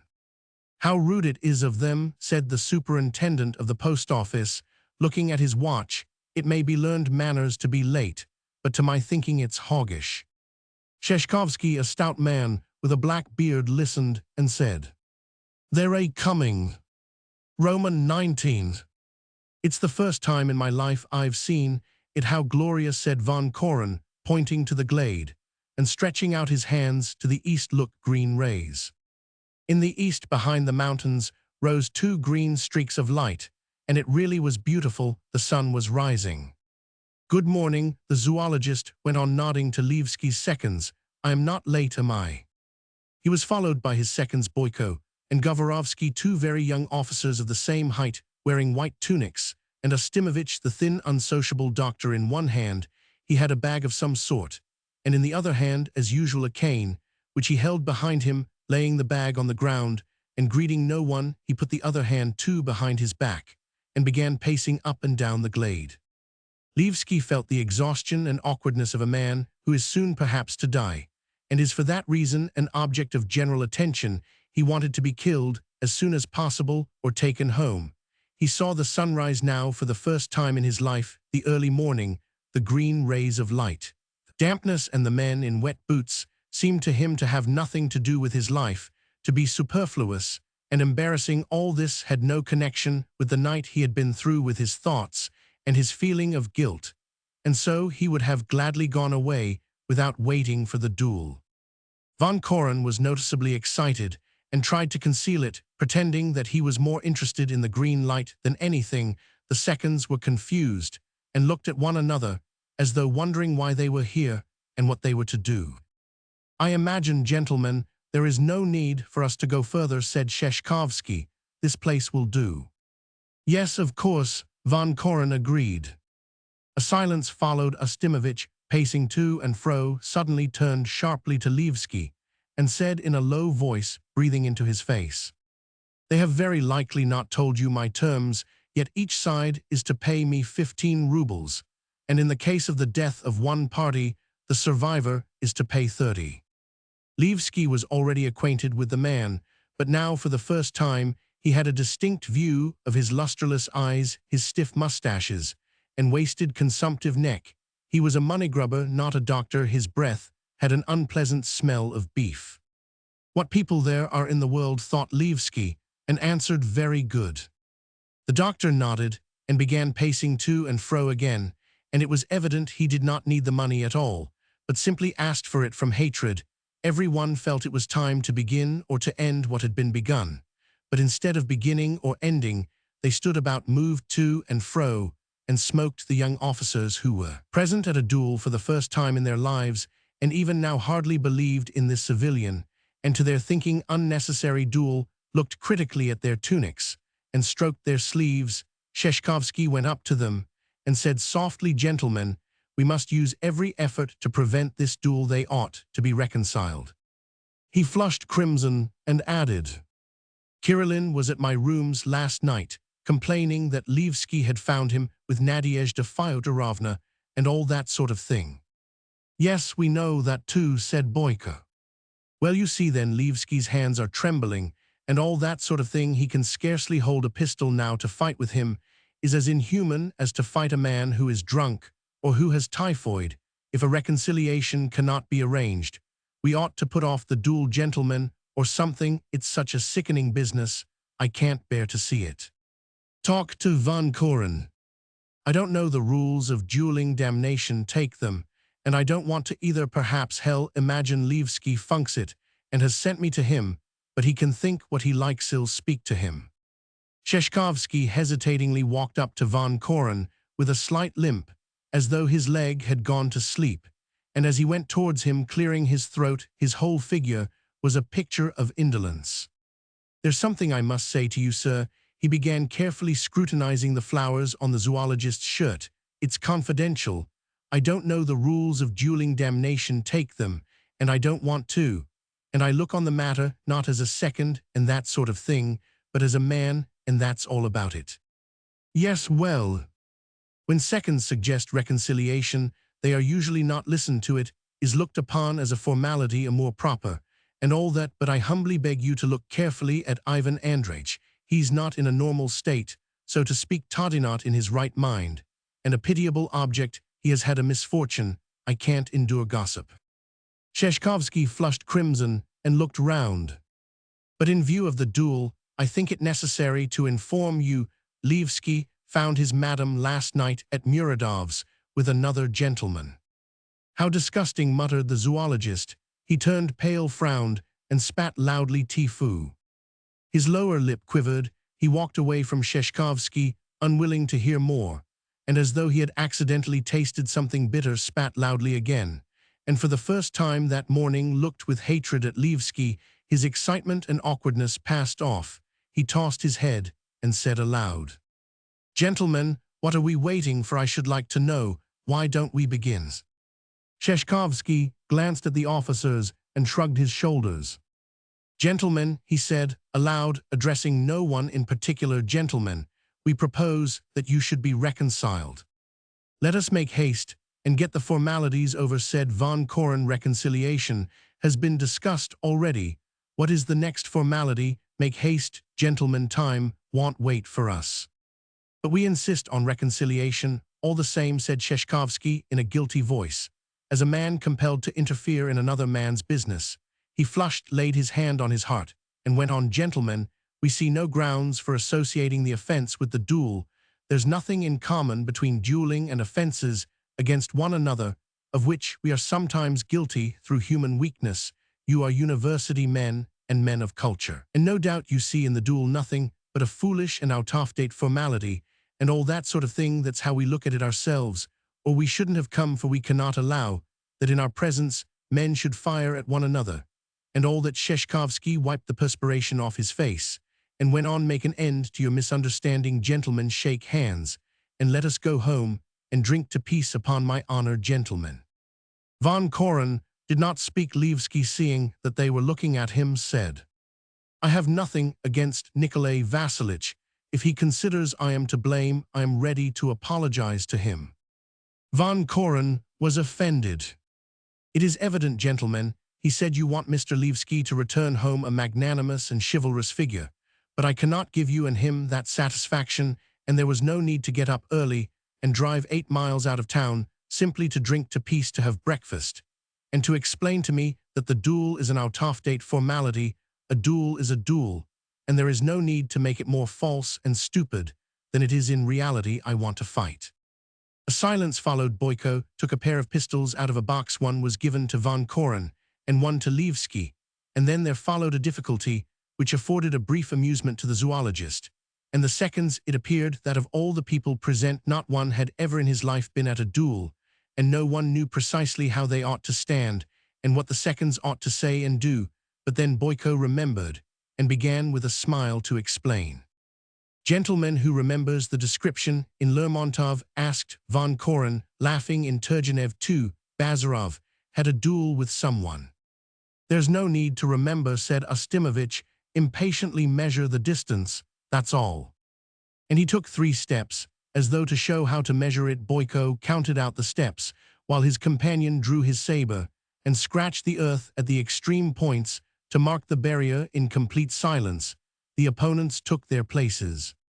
Moles, the deacon thought, sitting in the bushes. Sheshkovsky said something. Boyko explained something again, but Levski did not hear, or rather heard, but did not understand. He cocked his pistol when the time came to do so, and raised the cold, heavy weapon. With the barrel upwards, he forgot to unbutton his overcoat, and it felt very tight over his shoulder and under his arm, and his arm rose as awkwardly as though the sleeve had been cut out of tin. He remembered the hatred he had felt the night before for the swarthy brow and curly hair, and felt that even yesterday, at the moment of intense hatred and anger, he could not have shot a man fearing that the bullet might somehow hit Von Koren by accident. He raised the pistol higher and higher, and felt that this too obvious magnanimity was indelicate and anything but magnanimous, but he did not know how else to do, and could do nothing else. Looking at the pale, ironically smiling face of Von Koren, who evidently had been convinced from the beginning that his opponent would fire in the air, Levski thought that thank God everything would be over directly, and all that he had to do was to press the trigger rather hard. He felt a violent shock on the shoulder. There was the sound of a shot, and an answering echo in the mountains painting. Von Koren cocked his pistol and looked at Ustimovich, who was pacing as before with his hands behind his back, taking no notice of anyone. "Doctor," said the zoologist, "be so good as not to move to and fro like a pendulum. You make me dizzy." The doctor stood still. Von Koren began to take aim at Levski. "It's all over," thought Levski. The barrel of the pistol aimed straight at his face, the expression of hatred and contempt in Von Koren's attitude and whole figure, and the murder just about to be committed by a decent man in broad daylight, in the presence of decent men, and the stillness and the unknown force that compelled Levski to stand still, and not to run. How mysterious it all was, how incomprehensible and terrible. The moment while Von Koren was taking aim seemed to Levski longer than a night. He glanced imploringly at the seconds. They were pale and did not stir. "Make haste and fire," thought Levski, and felt that his pale, quivering, and pitiful face must arouse even greater hatred in Von Koren. "I'll kill him directly," thought Von Koren, aiming at his forehead with his finger already on the catch. "Yes, of course, I'll kill him. Hell, kill him!" A despairing shout was suddenly heard somewhere very close at hand. A shot rang out at once. Seeing that Levski remained standing where he was and did not fall, they all looked in the direction from which the shout had come, and saw the deacon with pale face and wet hair sticking to his forehead, and his cheeks wet through and muddy. He was standing in the maze on the further bank, smiling rather queerly and waving his wet hat. Sheshkovsky laughed with joy, burst into tears, and moved away. Roman 20. A little while afterwards, Von Koren and the deacon met near the little bridge. The deacon was excited. He breathed hard and avoided looking in people's faces. He felt ashamed both of his terror and his muddy, wet garments. "I thought you meant to kill him," he muttered. "How contrary to human nature it is, how utterly unnatural it is." "But how did you come here?" asked the zoologist. "Don't ask," said the deacon, waving his hand. "The evil one tempted me, saying go, go, so I went, and almost died of fright in the maze. But now, thank God, I am awfully pleased with you," muttered the deacon. "Old Grandad Tarantula will be glad. It's funny, it's too funny. Only I beg of you, most earnestly, don't tell anybody I was there, or I may get into hot water with the authorities. They will say the deacon was a second." "Gentlemen," said Von Koren, "the deacon asks you not to tell anyone you've seen him here. He might get into trouble." "How contrary to human nature it is," sighed the deacon. "Excuse my saying so, but your face was so dreadful that I thought you were going to kill him." "I was very much tempted to put an end to that scoundrel," said Von Koren, "but you shouted close by, and I missed my aim. The whole procedure is revolting to anyone who is not used to it, and it has exhausted me. Deacon, I feel awfully tired. Come along." "No, you must let me walk back. I must get dry, for I am wet and cold." "Well, as you like," said the zoologist, in a weary tone, feeling dispirited and getting into the carriage. He closed his eyes. "As you like." While they were moving about the carriages and taking their seats, Kerbelet stood in the road, and laying his hands on his stomach, he bowed low, showing his teeth. He imagined that the gentry had come to enjoy the beauties of nature and drink tea, and could not understand why they were getting into the carriages. The party set off in complete silence, and only the deacon was left by the duhan. "Come to the Duhan, drink tea," he said to Kurbelay. "Me wants to eat." Kurbelay spoke good Russian, but the deacon imagined that the Tatar would understand him better if he talked to him in broken Russian. "Cook omelette, give cheese." Come, father," said Kurbelay, bowing. "I'll give you everything. I've cheese and wine. Eat what you like." "What is God in Tatar?" asked the deacon, going into the Duhan. "Your God and my God are the same," said Kurbelay, not understanding him. "God is the same for all men, only men are different. Some are Russian, some are Turks, some are English. There are many sorts of men, but God is one." "Very good. If all men worship the same God, why do you Mohammedans look upon Christians as your everlasting enemies?" "Why are you angry?" said Kurbelay, laying both hands on his stomach. "You are a priest, I am a Mussulman. You say, 'I want to eat. I give it you.' Only the rich man distinguishes your God from my God. For the poor man, it is all the same. If you please, it is ready." While this theological conversation was taking place at the Duhan, Levski was driving home, thinking how dreadful it had been driving there at daybreak, when the roads, the rocks, and the mountains were wet and dark, and the uncertain future seemed like a terrible abyss of which one could not see the bottom, while now the raindrops hanging on the grass and on the stones were sparkling in the sun like diamonds. Nature was smiling joyfully, and the terrible future was left behind. He looked at Sheshkovsky's sullen, tear-stained face, and at the two carriages ahead of them, in which Von Koren, his seconds, and the doctor were sitting, and it seemed to him as though they were all coming back from a graveyard in which a wearisome, insufferable man, who was a burden to others, had just been buried. "Everything is over," he thought of his past, cautiously touching his neck with his fingers. On the right side of his neck was a small swelling of the length and breadth of his little finger, and he felt a pain as though someone had passed a hot iron over his neck. The bullet had bruised it. Afterwards, when he got home, a strange, long, sweet day began for him, misty as forgetfulness, like a man released from prison or from hospital. He stared at the long familiar objects, and wondered that the tables, the windows, the chairs, the light, and the sea stirred in him a keen childish delight, such as he had not known for long, long years. Nadezhda Fyodorovna, pale and haggard, could not understand his gentle voice and strange movements. She made haste to tell him everything that had happened to her. It seemed to her that very likely he scarcely heard and did not understand her, and that if he did know everything he would curse her and kill her. But he listened to her, stroked her face and hair, looked into her eyes, and said, "I have nobody but you." Then they sat a long while in the garden, huddled close together, saying nothing or dreaming aloud of their happy life in the future in brief broken sentences, while it seemed to him that he had never spoken at such length or so eloquently. Roman 21. More than 3 months had passed. The day came that Von Koren had fixed on for his departure.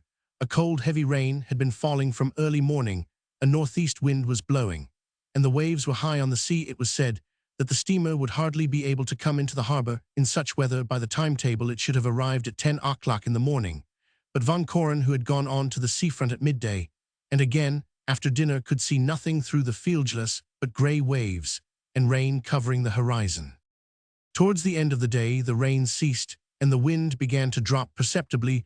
Von Koren had already made up his mind that he would not be able to get off that day, and had settled down to play chess with Samoylenko. But after dark, the orderly announced that there were lights on the sea and that a rocket had been seen. Von Koren made haste. He put his satchel over his shoulder and kissed Samoylenko, and the deacon, though there was not the slightest necessity, he went through the rooms again, said goodbye to the orderly and the cook, and went out into the street, feeling that he had left something behind either at the doctor's or his lodging. In the street, he walked beside Samoylenko. Behind them came the deacon with a box, and last of all the orderly, with 2 portmanteaus. Only Samoylenko and the orderly could distinguish the dim lights on the sea. The others gazed into the darkness and saw nothing. The steamer had stopped a long way from the coast.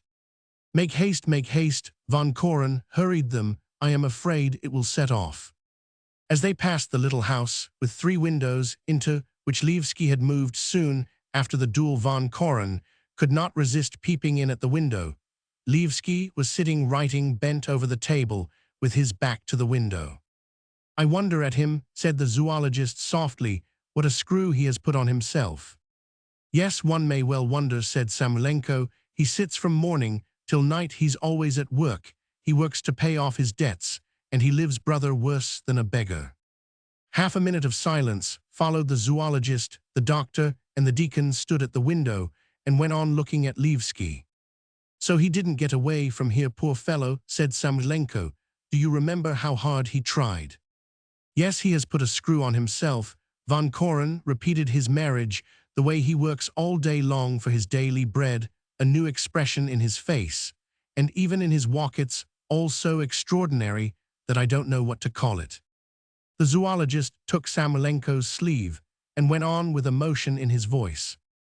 "You tell him and his wife that when I went away I was full of admiration for them and wished them all happiness, and I beg him, if he cannot, to remember evil against me. He knows that if I could have foreseen this change, then I might have become his best friend. Go in and say goodbye to him." "No, that wouldn't do." "Why, God knows, perhaps you'll never see him again." The zoologist reflected and said, "That's true." Samoylenko tapped softly at the window. Levski started and looked round. "Vanya Nikolai Vassilitch wants to say goodbye to you," said Samoylenko. "He is just going away." Levski got up from the table and went into the passage to open the door. Samoylenko, the zoologist, and the deacon went into the house. "I can only come for 1 minute," began the zoologist, taking off his galoshes in the passage, and already wishing he had not given way to his feelings and come in uninvited. "It is as though I were forcing myself on him," he thought, "and that's stupid. Forgive me for disturbing you," he said, as he went into the room with Levski, "but I am just going away, and I had an impulse to see you. God knows whether we shall ever meet again." "I am very glad to see you. Please come in," said Levski, and he awkwardly set chairs for his visitors, as though he wanted to bar their way, and stood in the middle of the room, rubbing his hands. "I should have done better to have left my audience in the street," thought Von Koren, and he said firmly, "Don't remember evil against me, Ivan Andreich. To forget the past is of course impossible. It is too painful, and I've not come here to apologize or to declare that I was not to blame. I acted sincerely, and I have not changed my convictions. Since then, it is true that I see to my great delight that I was mistaken in regard to you, but it's easy to make a false step even on a smooth road. And in fact, it's the natural human lot. If one is not mistaken in the main, one is mistaken in the details. Nobody knows the real truth." No, one knows the truth," said Levski. "Well, goodbye. God give you all happiness." Von Koren gave Levski his hand. The latter took it and bowed. "Don't remember evil against me," said Von Koren. "Give my greetings to your wife, and say I am very sorry not to say goodbye to her. She is at home." Levski went to the door of the next room and said, "Nadia Nikolai Vassilitch wants to say goodbye to you." Nadezhda Fyodorovna came in. She stopped near the doorway and looked shyly at the visitors. There was a look of guilt and dismay on her face, and she held her hands like a schoolgirl receiving a scolding. "I am just going away, Nadezhda Fyodorovna," said Von Koren, "and have come to say goodbye." She held out her hand uncertainly while Levski bowed. "What pitiful figures they are, though," thought Von Koren. "The life they are living does not come easy to them. I shall be in Moscow and Petersburg. Can I send you anything?" he asked. "Oh," said Nadezhda Fyodorovna, and she looked anxiously at her husband. "I don't think there's anything." "No, nothing," said Levski, rubbing his hands. "Our greetings." Von Koren did not know what he could or ought to say, though.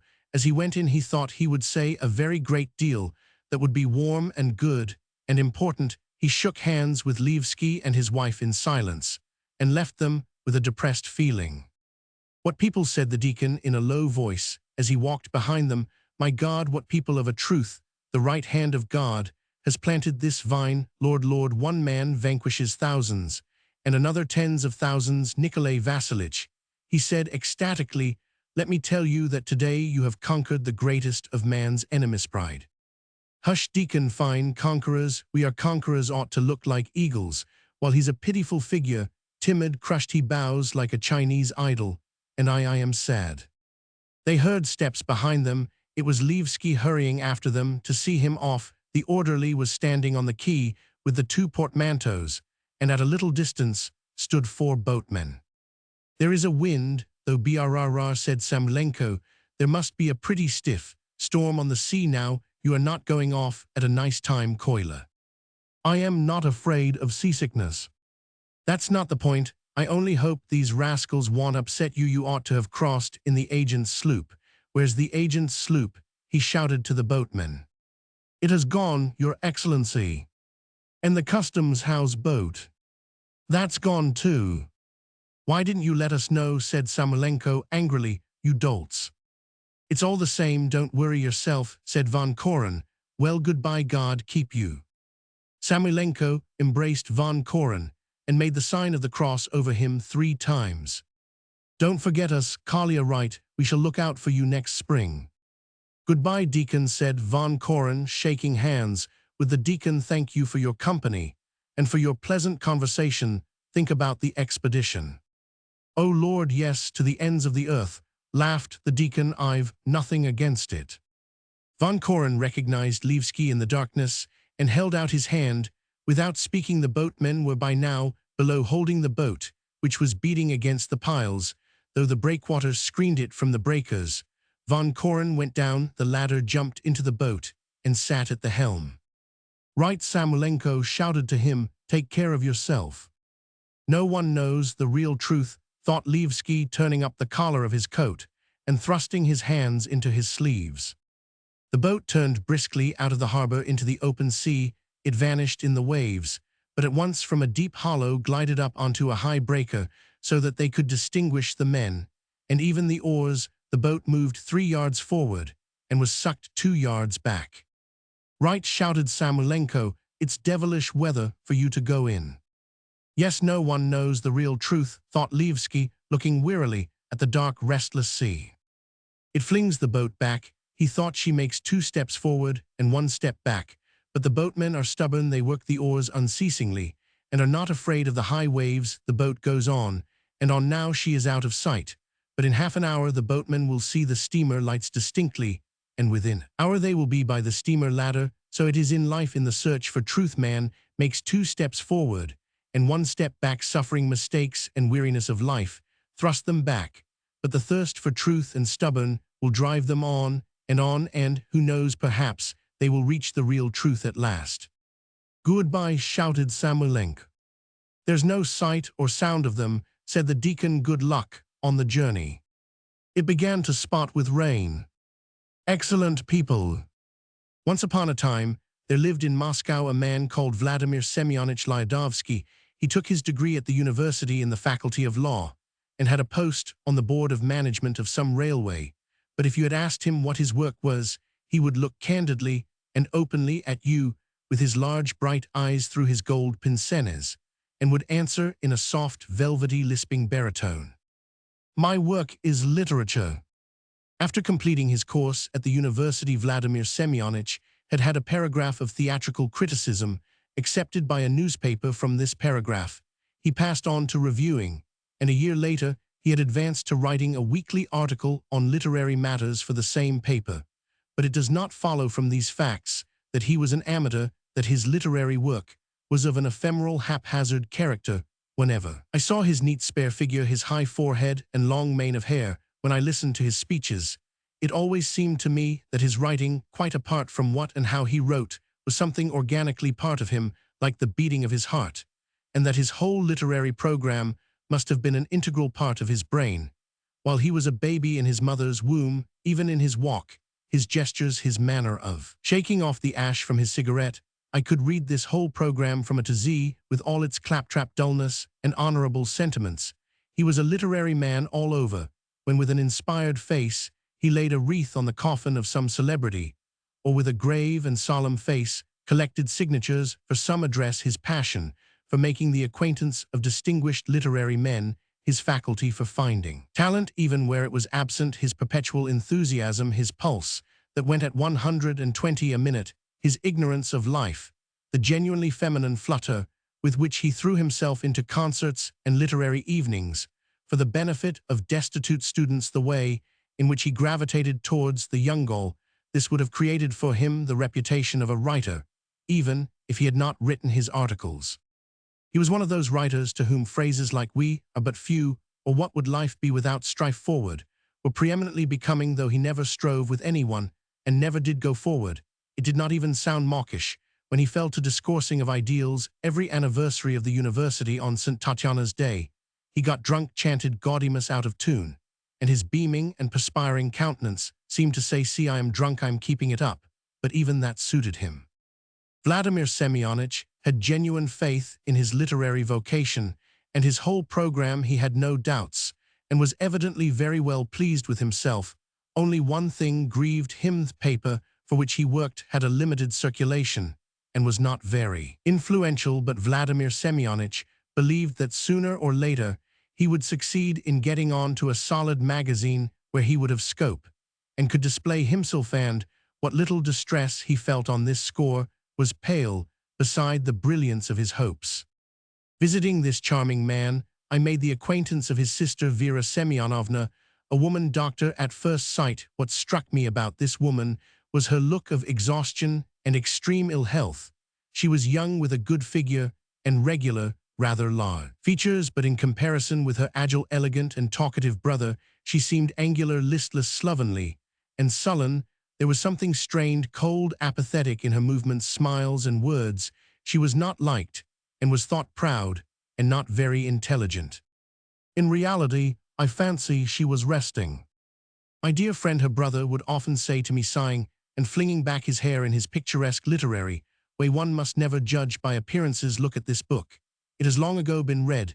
It is warped, tattered, and lies in the dust uncared for, but open it, and it will make you weep and turn pale. My sister is like that book. Lift the cover and peep into her soul, and you will be horror-stricken." Vera passed in some 3 months through experiences that would have been ample for a whole lifetime. Vladimir Semyonich looked round him, took me by the sleeve, and began to whisper. "You know, after taking her degree, she married for love an architect. It's a complete tragedy. They had hardly been married a month when her husband died of typhus. But that was not all. She caught typhus from him, and when on her recovery she learnt that her Ivan was dead, she took a good dose of morphia. If it had not been for vigorous measures taken by her friends, my Vera would have been by now in paradise. Tell me, isn't it a tragedy? And is not my sister like an ingenue who has played already all the 5 acts of her life? The audience may stay for the farce, but the ingenue must go home to rest." After 3 months of misery, Vera Semyonovna had come to live with her brother. She was not fitted for the practice of medicine, which exhausted her, and did not satisfy her. She did not give one the impression of knowing her subject, and I never once heard her say anything referring to her medical studies. She gave up medicine, and silent and unoccupied, as though she were a prisoner, spent the remainder of her youth in colorless apathy, with bowed head and hanging hands. The only thing to which she was not completely indifferent, and which brought some brightness into the twilight of her life, was the presence of her brother, whom she loved. She loved him himself. And program, she was full of reverence for his articles, and when she was asked what her brother was doing, she would answer in a subdued voice, as though afraid of waking or distracting him, "He is writing usually when he was at his work." She used to sit beside him, her eyes fixed on his writing hand. She used at such moments to look like a sick animal warming itself in the sun. One winter evening, Vladimir Semyonich was sitting at his table, writing a critical article for his newspaper. Vera Semyonovna was sitting beside him, staring as usual at his writing hand. The critic wrote rapidly, without erasures or corrections. The pen scratched and squeaked on the table near the writing hand. There lay open a freshly cut volume of a thick magazine containing a story of peasant life, signed with 2 initials. Vladimir Semyonich was enthusiastic. He thought the author was admirable in his handling of the subject, suggested Turgenev in his descriptions of nature, was truthful, and had an excellent knowledge of the life of the peasantry. The critic himself knew nothing of peasant life, except from books and hearsay, but his feelings and his inner convictions forced him to believe the story. He foretold a brilliant future, for the author assured him he should await the conclusion of the story with great impatience, and so on. Fine story, he said, flinging himself back in his chair and closing his eyes with pleasure. The tone is extremely good. Vera Semyonovna looked at him, yawned aloud, and suddenly asked an unexpected question. In the evening, she had a habit of yawning nervously and asking short, abrupt questions, not always relevant. Volodya, she asked, what is the meaning of non-resistance to evil? Non-resistance to evil, repeated her brother, opening his eyes. Yes, what do you understand by it? You see, my dear, imagine that thieves or brigands attack you and you, instead of. No, give me a logical definition. A logical definition, well, Vladimir Semyonich pondered. Non-resistance to evil means an attitude of non-interference with regard to all that in the sphere of mortality is called evil. Saying this, Vladimir Semyonich bent over the table and took up a novel. This novel, written by a woman, dealt with the painfulness of the irregular position of a society lady who was living under the same roof with her lover and her illegitimate child. Vladimir Semyonich was pleased with the excellent tendency of the story, the plot, and the presentation of it. Making a brief summary of the novel, he selected the best passages and added to them in his account how true to reality, how living, how picturesque. The author is not merely an artist, he is also a subtle psychologist who can see into the hearts of his characters.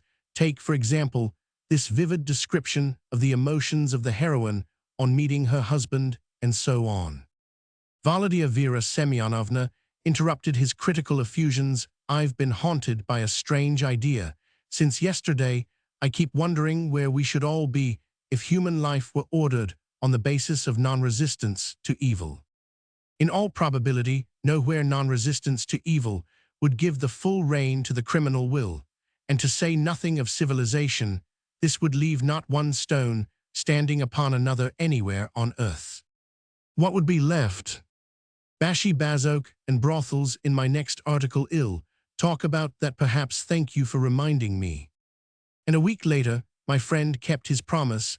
That was just at the period in the 80s when people were beginning to talk and write of non-resistance, of the right to judge, to punish, to make war, when some people in our set were beginning to do without servants, to retire into the country to work on the land, and to renounce animal food and carnal love. After reading her brother's article, Vera Semyonovna pondered and hardly perceptibly shrugged her shoulders. Very nice, she said, but still, there's a great deal I don't understand. For instance, in Leskov's story, belonging to the cathedral, there is a queer gardener who sows for the benefit of all, for customers, for beggars, and any who care to steal. Did he behave sensibly? From his sister's tone and expression, Vladimir Semyonich saw that she did not like his article, and almost for the first time in his life, his vanity as an author sustained a shock. With a shade of irritation, he answered, "Theft is immoral. To sow for thieves is to recognize the right of thieves to existence. What would you think if I were to establish a newspaper and, dividing it into sections, provide for blackmailing as well as for liberal ideas? Following the example of that gardener, I ought logically to provide a section for blackmailers, the intellectual scoundrels, yes." Vera Semyonovna made no answer. She got up from the table, moved languidly to the sofa, and lay down. "I don't know, I know nothing about it," she said musingly. "You are probably right, but it seems to me, I feel somehow that there's something false in our resistance to evil, as though there were something concealed or unsaid. God knows, perhaps our methods of resisting evil belong to the category of prejudices which have become so deeply rooted in us that we are incapable of parting with them, and therefore cannot form a correct judgment of them." "How do you mean?" "I don't know how to explain to you. Perhaps man is mistaken in thinking that he is obliged to resist evil and has a right to do so, just as he is mistaken in thinking, for instance, that the heart looks like an ace of hearts.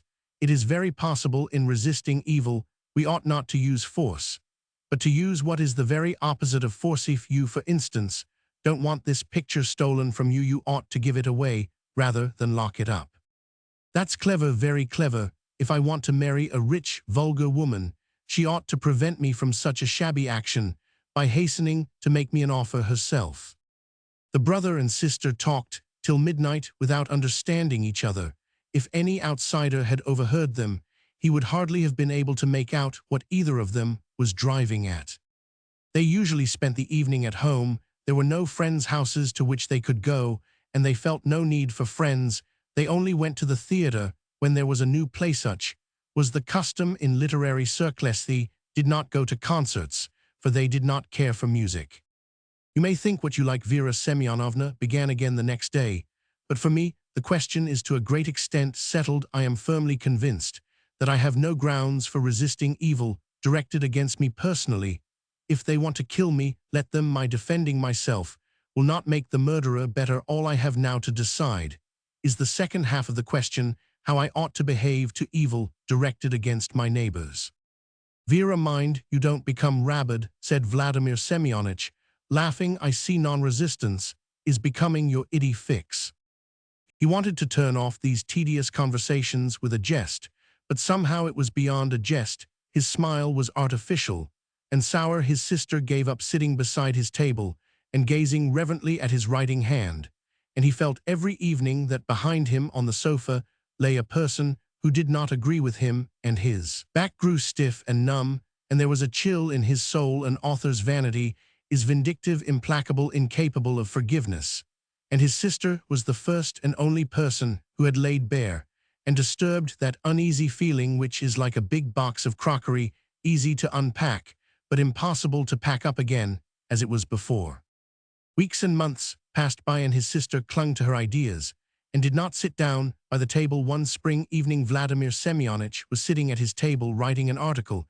He was reviewing a novel which described how a village schoolmistress refused the man whom she loved, and who loved her, a man both wealthy and intellectual, simply because marriage made her work as a schoolmistress impossible. Vera Semyonovna lay on the sofa and brooded. My God, how slow it is, she said, stretching. How insipid and empty life is. I don't know what to do with myself, and you are wasting your best years in goodness knows what. Like some alchemist you are rummaging in old rubbish that nobody wants. My God. Vladimir Semyonovich dropped his pen and slowly looked round at his sister. It's depressing to look at you, said his sister. Wagner in Faust dug up worms, but he was looking for a treasure anyway, and you are looking for worms for the sake of the worms. That's vague. Yes, Volodya, all these days I've been thinking painfully for a long time, and I have come to the conclusion that you are hopelessly reactionary and conventional. Come, ask yourself, what is the object of your zealous, conscientious work? Tell me, what is it? Why, everything has long ago been extracted that can be extracted from that rubbish in which you are always rummaging. You may pound water in a mortar and analyze it as long as you like. You'll make nothing more of it than the chemists have made already. Indeed, drawled Vladimir Semyonovich, getting up. Yes, all this is old rubbish, because these ideas are eternal. But what do you consider new then? You undertake to work in the domain of thought. It is for you to think of something new. It's not for me to teach you. Mean alchemist, the critic cried in wonder and indignation, screwing up his eyes. Ironically, art progressol, that is alchemy. You see, Volodya, it seems to me that if all you thinking people had set yourselves to solving great problems, all these little questions that you fuss about now would solve themselves. By the way, if you go up in a balloon to see a town, you will incidentally, without any effort, see the fields and the villages and the rivers as well. When stearine is manufactured, you get glycerine as a byproduct. It seems to me that contemporary thought has settled on one spot and stuck to it. It is prejudiced, apathetic, timid, afraid to take a wide, titanic flight, just as you and I are afraid to climb on a high mountain. It is conservative. Such conversations could not but leave traces. The relations of the brother and sister grew more and more strained every day. The brother became unable to work in his sister's presence and grew irritable when he knew his sister was lying on the sofa looking at his back, while the sister frowned nervously and stretched when trying to bring back the past. He attempted to share his enthusiasms with her every evening. She complained of being bored and talked about independence of mind, and those who are in the rut of tradition, carried away by her new ideas. Vera Semyonovna proved that the work that her brother was so engrossed in was conventional, that it was a vain effort of conservative minds to preserve what had already served its turn, and was vanishing from the scene of action. She made no end of comparisons. She compared her brother at one time to an alchemist, then to a musty old believer who would sooner die than listen to reason. By degrees. There was a perceptible change in her manner of life too. She was capable of lying on the sofa all day long doing nothing but think, while her face wore a cold, dry expression, such as one sees in one-sided people of strong faith. She began to refuse the attentions of the servants, swept and tidied her own room, cleaned her own boots, and brushed her own clothes. Her brother could not help looking with irritation and even hatred at her cold face when she went about her menial work. In that work, which was always performed with a certain solemnity, he saw something strained and false. He saw something both pharisaical and affected, and knowing he could not touch her by persuasion, he carped at her and teased her like a schoolboy. "You won't resist evil, but you resist my having servants," he taunted her. "If servants are an evil, why do you oppose it? That's inconsistent." He suffered, was indignant, and even ashamed. He felt ashamed when his sister began doing odd things before strangers. "It's awful, my dear fellow," he said to me in private, waving his hands in despair. "It seems that our ingenue has remained to play a part in the farce too. She's become morbid to the marrow of her bones. I've washed my hands of her. Let her think as she likes. But why does she talk? Why does she excite me? She ought to think what it means for me to listen to her, what I feel, when in my presence she has the effrontery to support her errors by blasphemously quoting the teaching of Christ. It chokes me, it makes me hot all over to hear my sister propounding her doctrines, and trying to distort the gospel to suit her, when she purposely refrains from mentioning how the money changers were driven out of the temple. That's, my dear fellow, what comes of being half-educated, undeveloped. That's what comes of medical studies, which provide no general culture." One day, on coming home from the office, Vladimir Semyonich found his sister crying. She was sitting on the sofa with her head bowed, wringing her hands, and tears were flowing freely down her cheeks. The critic's good heart throbbed with pain. Tears fell from his eyes too, and he longed to pet his sister, to forgive her, to beg her forgiveness, and to live as they used to before he knelt down and kissed her head, her hands, her shoulders. She smiled bitterly, unaccountably, while he, with a cry of joy, jumped up, seized the magazine from the table, and said warmly, "Hurrah, well live, as we used to, Verochka, with God's blessing, and I've such a surprise for you here. Instead of celebrating the occasion with champagne, let us read it together, a splendid, wonderful thing." "Oh, no," cried Vera Semyonovna, pushing away the book in alarm. "I've read it already. I don't want it, I don't want it." "When did you read it?" "A year, 2 years ago. I read it long ago, and I know it, I know it." "You're a fanatic," her brother said coldly, flinging the magazine onto the table. "No, you are a fanatic, not I." You, and Vera Semyonovna dissolved into tears again. Her brother stood before her, looked at her quivering shoulders, and he thought not of the agonies of loneliness endured by anyone who begins to think in a new way of their own, not of the inevitable sufferings of a genuine spiritual revolution, but of the outrage of his program, the outrage to his author's vanity. From this time, he treated his sister coldly, with careless irony, and he endured her presence in the room as one endures the presence of old women that are dependent on one for her part. She left off disputing with him and met all his arguments, jeers, and attacks with a condescending silence, which irritated him more than ever. One summer morning, Vera Semyonovna, dressed for traveling with a satchel over her shoulder, went in to her brother and coldly kissed him on the forehead. "Where are you going?" he asked with surprise. "To the province of N, to do vaccination work." Her brother went out into the street with her. "So that's what you've decided upon, you queer girl," he muttered. "Don't you want some money?" "No, thank you, goodbye." The sister shook her brother's hand and set off. "Why don't you have a cab?" cried Vladimir Semyonich. She did not answer. Her brother gazed after her, watched her rusty-looking waterproof, the swaying of her figure as she slouched along, forced himself to sigh, but did not succeed in rousing a feeling of regret. His sister had become a stranger to him, and he was a stranger to her anyway. She did not once look round. Going back to his room, Vladimir Semyonich at once sat down to the table and began to work at his article. "I never saw Vera Semyonovna again. Where she is now I do not know," and Vladimir Semyonich went on writing his articles, laying wreaths on coffins, singing gaudimus, busying himself over the Mutual Aid Society of Moscow journalists. He fell ill with inflammation of the lungs. He was ill in bed for 3 months, at first at home and afterwards in the Golitsyn hospital. An abscess developed in his knee. People said he ought to be sent to the Crimea and began getting up a collection for him, but he did not go to the Crimea. Died. We buried him in the Vagankovsky cemetery on the left side, where artists and literary men are buried. One day we writers were sitting in the Tatars restaurant. I mentioned that I had lately been in the Vagankovsky cemetery and had seen Vladimir Semyonich's grave there. It was utterly neglected and almost indistinguishable from the rest of the ground. The cross had fallen. It was necessary to collect a few rubles to put it in order.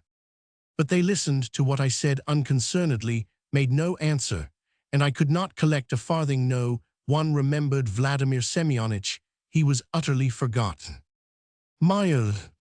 I, gracefully swaying in the saddle, a young man wearing the snow-white tunic of an officer rode into the great yard of the vodka distillery belonging to the heirs of Roman 1000 E. Rothstein. The sun smiled carelessly on the lieutenant's little stars, on the white trunks of the birch trees, on the heaps of broken glass scattered here and there in the yard. The radiant, vigorous beauty of a summer day lay over everything, and nothing hindered the snappy young green leaves from dancing gaily and winking at the blue sky. Even the dirty and soot-begrimed appearance of the bricksheds and the stifling fumes of the distillery did not spoil the general good impression. The lieutenant sprang gaily out of the saddle, handed over his horse to a man who ran up and, stroking with his finger his delicate black mustaches, went in at the front door on the top step of the old but light and softly carpeted staircase. He was met by a maidservant with a haughty, not very youthful face. The lieutenant gave her his card without speaking. As she went through the rooms with the card, the maid could see on it the name Alexander Grigorievich Sokolsky. A minute later she came back and told the lieutenant that her mistress could not see him, as she was not feeling quite well. Sokolsky looked at the ceiling and thrust out his lower lip. "How vexatious," he said. "Listen, my dear," he said eagerly, "go and tell Susanna Moisevna that it is very necessary for me to speak to her. I will only keep her 1 minute. Ask her to excuse me." The maid shrugged one shoulder and went off languidly to her mistress. "Very well," she sighed, returning after a brief interval. "Please walk in."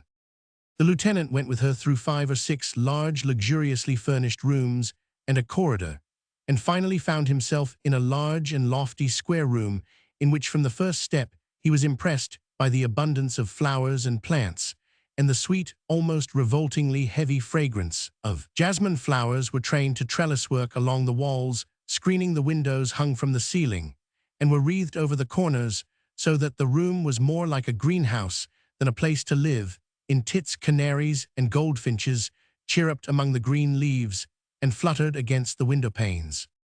"Forgive me for receiving you here," the lieutenant heard in a mellow feminine voice, with a burr on the letter R, which was not without charm. "Yesterday I had a sick headache, and I am trying to keep still to prevent its coming on again. What do you want?"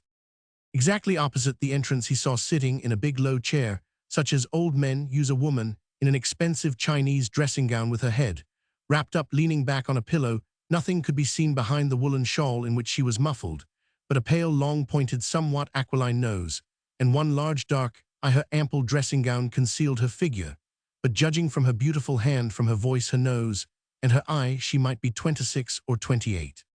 "Forgive me for being so persistent," began the lieutenant, clinking his spurs. "Allow me to introduce myself, Sokolsky. I come with a message from my cousin, your neighbor Alexei Ivanovich Kryukov, who—" "I know," interposed Susanna Moisevna. "I know, Kryukov. Sit down. I don't like anything big standing before me.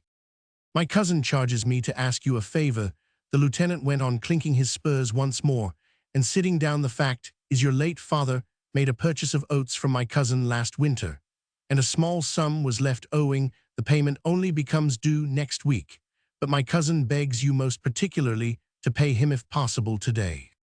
As the lieutenant talked, he stole side glances about him. "Surely I am not in her bedroom," he thought. In one corner of the room, where the foliage was thickest, and tallest, under a pink awning like a funeral canopy, stood a bed, not yet made with the bedclothes, still in disorder close by. On two armchairs lay heaps of crumpled feminine garments, petticoats and sleeves with rumpled lace and flounces were trailing on. The carpet on which here and there lay bits of white tape cigarettines and the papers of caramels under the bed. The toes pointed and square of slippers of all kinds peeped out in a long row, and it seemed to the lieutenant that the scent of the jasmine came not from the flowers, but from the bed and the slippers. "And what is the sum owing?" asked Susanna Moisevna. 2,300. "Oh," said the Jewess, showing another large black eye, "and you call thought a small sum. However, it's just the same paying it today or paying it in a week. But I've had so many payments to make in the last 2 months, since my father's death, such a lot of stupid business, it makes my head go round. A nice idea, I want to go abroad, and they keep forcing me to attend to these silly things. Vodka, oats," she muttered, half closing her eyes. "Oats bills, percentages. Or as my head clerk says, percentage. It's awful. Yesterday, I simply turned the excise officer out. He pesters me with his trowels. I said to him, 'Go to the devil with your trowels. I can't see anyone.' He kissed my hand and went away. I tell you what, can't your cousin wait 2 or 3 months? A cruel question, laughed the lieutenant. My cousin can wait a year. But it's I who cannot wait. You see, it's on my own account. I'm acting. I ought to tell you, at all costs, I must have money. And by a luck, my cousin hasn't a ruble to spare. I'm forced to ride about and collect debts. I've just been to see a peasant, our tenant here. I'm now calling on you from here. I shall go on to somewhere else and keep on like that until I get together 5,000 rubles. I need money awfully." "Nonsense. What does a young man want with money?" "Whims, mischief. Why, have you been going in for dissipation or losing at cards, or are you getting married?" "You've guessed," laughed the lieutenant, and rising slightly from his seat, he clinked his spurs. "I really am going to be married." Susanna Moisevna looked intently at her visitor, made a wry face, and sighed. "I can't make out what possesses people to get married," she said, looking about her for her pocket handkerchief. "Life is so short, one has so little freedom, and they must put chains on themselves. Every one has his own way of looking at things." Yes, yes, of course, every one has his own way of looking at things, but I say, are you really going to marry someone poor? Are you passionately in love? And why must you have 5,000? Why want 4 or 3? What a tongue she has, thought the lieutenant, and answered. The difficulty is that an officer is not allowed by law to marry till he is 28. If you choose to marry, you have to leave the service, or else pay a deposit of 5,000. "Oh, now I understand. Listen, you said just now that everyone has his own way of looking at things. Perhaps your fiancé is someone special and remarkable. But I am utterly unable to understand how any decent man can live with a woman. I can't for the life of me understand it.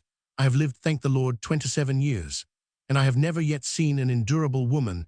They're all affected minxes, immoral liars. The only ones I can put up with are cooks and housemaids, but so-called ladies I won't let come within shooting distance of me. But thank God they hate me and don't force themselves on me. If one of them wants money, she sends her husband. But nothing will induce her to come herself, not from pride, no, but from cowardice. She's afraid of my making a scene. Oh, I understand their hatred very well. Rather, I openly display what they do their very utmost to conceal from God and man. How can they help hating me? No doubt you've heard bushels of scandal about me already. I only arrived here so lately." "Tut, tut, tut, I see from your eyes. But your brother's wife, surely, she primed you for this expedition. Think of letting a young man come to see such an awful woman without warning him. How could she? Ha ha. But tell me, how is your brother? He's a fine fellow, such a handsome man. I've seen him several times at Mass. Why do you look at me like that? I very often go to church. We all have the same God. To an educated person, externals matter less than the idea. That's so, isn't it?" "Yes, of course," smiled the lieutenant. "Yes, the idea, but you are not a bit like your brother. You are handsome too, but your brother is a great deal better looking. There's wonderfully little likeness." "That's quite natural. He's not my brother, but my cousin." "Ah, to be sure, so you must have the money today." "Why today? My furlough is over in a few days." "Well, what's to be done with you?" sighed Susanna Moisevna. "So be it. I'll give you the money, though I know you'll abuse me for it afterwards. You'll quarrel with your wife after you are married, and say, if that mangy Jewess hadn't given me the money, I should perhaps have been as free as a bird today. Is your fiancé pretty? Oh, yes. Anyway, better something, if it's only beauty than nothing, though however beautiful a woman is, it can never make up to her husband for her silliness. That's original, laughed the lieutenant. You are a woman yourself, and such a woman-hater. A woman, smiled Susanna. It's not my fault that God has cast me into this mold. Is it? I'm no more to blame for it than you are for having mustaches. The violin is not responsible for the choice of its case. I am very fond of myself. But when anyone reminds me that I am a woman, I begin to hate myself. Well, you can go away and ill-dress wait for me in the drawing-room. The lieutenant went out, and the first thing he did was to draw a deep breath to get rid of the heavy scent of jasmine which had begun to irritate his throat and to make him feel giddy. What a strange woman, he thought, looking about him. She talks fluently, but far too much and too freely. She must be neurotic. The drawing-room in which he was standing now was richly furnished and had pretensions to luxury and style. There were dark bronze dishes with patterns in relief, views of Nice, and the Rhine on the tables, old-fashioned sconces, Japanese statuettes. But all this striving after luxury and style only emphasized the lack of taste, which was glaringly apparent in the gilt cornices, the gaudy wallpaper, the bright velvet tablecloths, the common oleographs in heavy frames. The bad taste of the general effect was the more complete from the lack of finish and the overcrowding of the room, which gave one a feeling that something was lacking and that a great deal should have been thrown away. It was evident that the furniture had not been bought all at once, but had been picked up at auctions and other favorable opportunities. Heaven knows what taste the lieutenant could boast of, but even he noticed one characteristic peculiarity about the whole place which no luxury or style could efface: a complete absence of all trace of womanly careful hands, which, as we all know, give a warmth, poetry, and snugness to the furnishing of a room. There was a chilliness about it such as one finds in waiting rooms, at stations, in clubs and foyers, at the theaters. There was scarcely anything in the room definitely Jewish, except perhaps a big picture of the meeting of Jacob and Esau. The lieutenant looked round about him, and shrugging his shoulders thought of his strange new acquaintance, of her free and easy manners, and her way talking. But then the door opened, and in the doorway appeared the lady herself, in a long black dress so slim and tightly laced that her figure looked as though it had been turned in a lathe. Now the lieutenant saw not only the nose and eyes, but also a thin white face, a head black and as curly as lamb's wool. She did not attract him, though she did not strike him as ugly. He had a prejudice against un-Russian faces in general, and he considered, too, that the lady's white face, the whiteness of which for some reason suggested the cloying scent of jasmine, did not go well with her little black curls and thick eyebrows, that her nose and ears were astoundingly white, as though they belonged to a corpse or had been molded out of transparent wax. When she smiled, she showed pale gums as well as her teeth, and he did not like that either. Amicability, he thought, she's probably as nervous as a turkey. Here I am come along, she said, going on rapidly ahead of him and pulling off the yellow leaves from the plants as she passed. I'll give you the money directly, and if you like, I'll give you some lunch. 2,300 rubles. After such a good stroke of business, you'll have an appetite for your lunch. Do you like my rooms? The ladies about here declare that my rooms always smell of garlic. With that culinary jibe, their stock of wit is exhausted. I hasten to assure you that I've no garlic even in the cellar, and one day when a doctor came to see me who smelt of garlic, I asked him to take his hat and go and spread his fragrance elsewhere. There is no smell of garlic here, but the place does smell of drugs. My father lay paralyzed for a year and a half, and the whole house smelt of medicine. A year and a half. I was sorry to lose him, but I am glad he's dead. He suffered so. She led the officer through 2 rooms similar to the drawing-room, through a large reception hall, and came to a stop in her study, where there was a lady's writing table covered with little knickknacks on the carpet. Near it, several books lay strewn about, opened and folded back through a small door leading from the study. He saw a table laid for lunch. Still chatting, Susanna took out of her pocket a bunch of little keys and unlocked an ingeniously made cupboard with a curved sloping Roman 549. When the lid was raised, the cupboard emitted a plaintive note, which made the lieutenant think of an Aeolian harp. Susanna picked out another key and clicked another lock. "I have underground passages here and secret doors," she said, taking out a small Morocco portfolio. "It's a funny cupboard, isn't it? And in this portfolio, I have a quarter of my fortune. Look, how podgy it is. You won't strangle me, will you?" Susanna raised her eyes to the lieutenant and laughed good-naturedly. The lieutenant laughed too. "She's rather jolly," he thought, watching the keys flashing between her fingers. "Here it is," she said, picking out the key of the portfolio. "Now, Mr. Creditor, trot out the IU. What a silly thing money is, really, how paltry it is. And yet how women love it. I am a Jewess, you know, to the marrow of my bones. I am passionately fond of shmoles and yankles, but how I loathe that passion for gain in our Semitic blood. They hoard, and they don't know what they are hoarding, for one ought to live and enjoy oneself. But they're afraid of spending an extra farthing in that way. I am more like an hussar than a shmole. I don't like money to be kept long in one place. And altogether, I fancy I am not much like a Jewess. Does my accent give me away much, eh?" "What shall I say?" mumbled the lieutenant. "You speak good Russian, but you do roll your Rs." Susanna laughed and put the little key in the lock of the portfolio. The lieutenant took out of his pocket a little roll of IOUs and laid them with a notebook on the table. "Nothing betrays a Jew as much as his accent," Susanna went on, looking gaily at the lieutenant. "However much he twists himself into a Russian or a Frenchman, ask him to say feather, and he will say feather, but I pronounce it correctly, feather, feather, feather." Both laughed. "By Jove, she's very jolly," thought Sokolsky. Susanna put the portfolio on a chair, took a step towards the lieutenant, and bringing her face close to his, went on gaily. "Next to the Jews, I love no people so much as the Russian and the French. I did not do much at school, and I know no history, but it seems to me that the fate of the world lies in the hands of those two nations. I lived a long time abroad. I spent 6 months in Madrid. I've gazed my fill at the public, and the conclusion I've come to is that there are no decent peoples except the Russian and the French. Take the languages, for instance. The German language is like the neighing of horses. As for the English, you can't imagine anything stupider. Fightfeet Italian is only pleasant when they speak it slowly. If you listen to Italians gabbling, you get the effect of the Jewish jargon. And the Poles, mercy on us, there's no language so disgusting. Ni peepas pietas peepasm, weepaza, bo mozas, prs epipazai weepaza peepasm. That means don't pepper a sucking pig with pepper piata, or perhaps yowl, over pepper the sucking pig with pepper, ha ha ha. Susanna Moisevna rolled her eyes and broke into such a pleasant, infectious laugh that the lieutenant, looking at her, went off into a loud and merry peal of laughter. She took the visitor by the button and went on.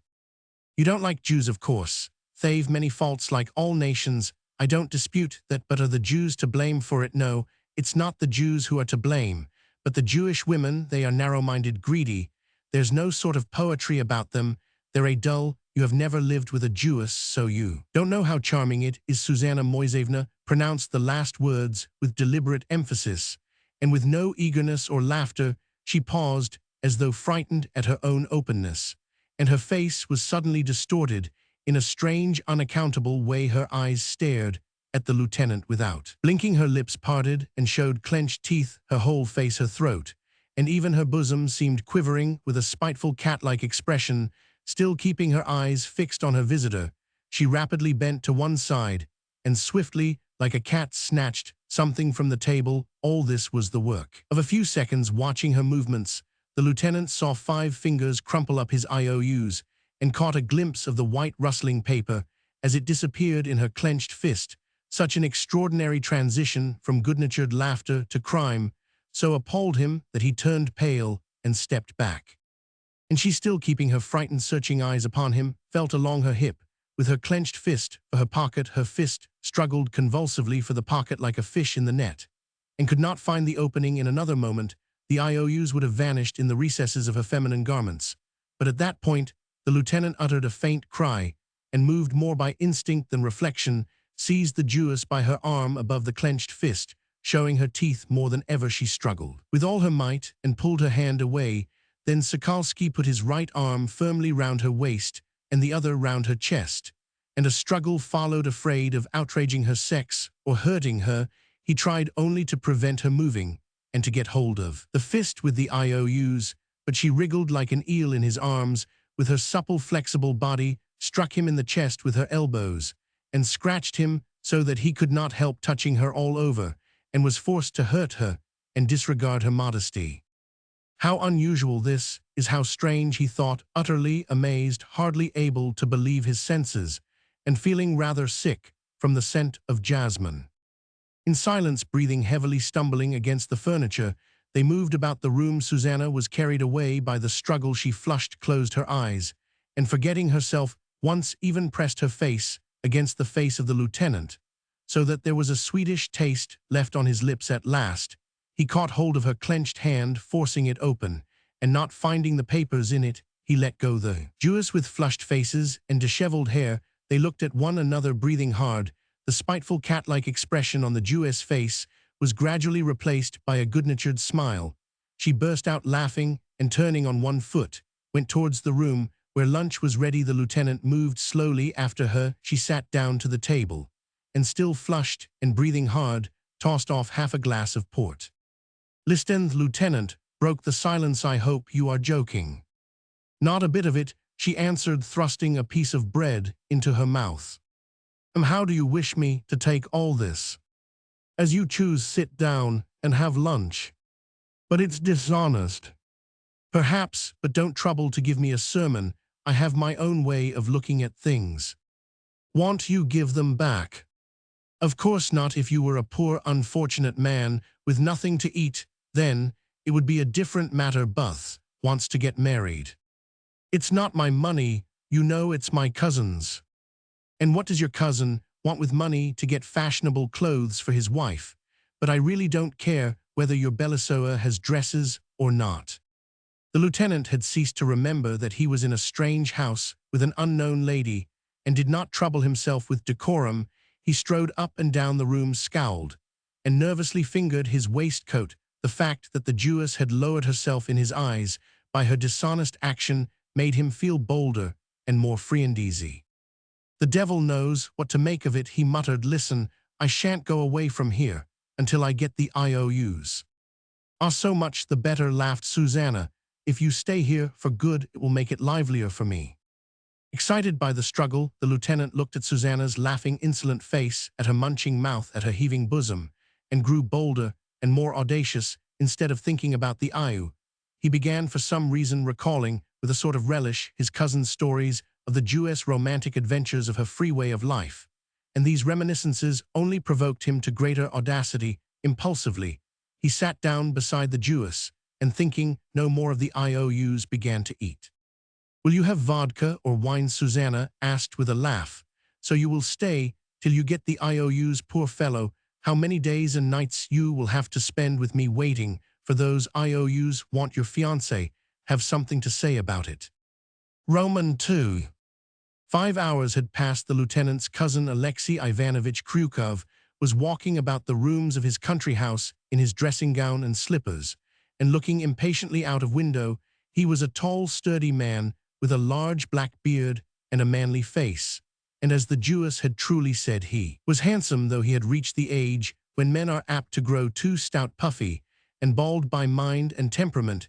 He was one of those natures in which the Russian intellectual classes are so rich, warm-hearted, good-natured, well-bred, having some knowledge of the arts and sciences, some faith, and the most chivalrous notions about honor, but indolent and lacking in depth. He was fond of good eating and drinking, was an ideal whist player, was a connoisseur in women and horses, but in other things he was apathetic and sluggish as a seal, and to rouse him from his lethargy something extraordinary and quite revolting was needed, and then he would forget everything in the world and display intense activity.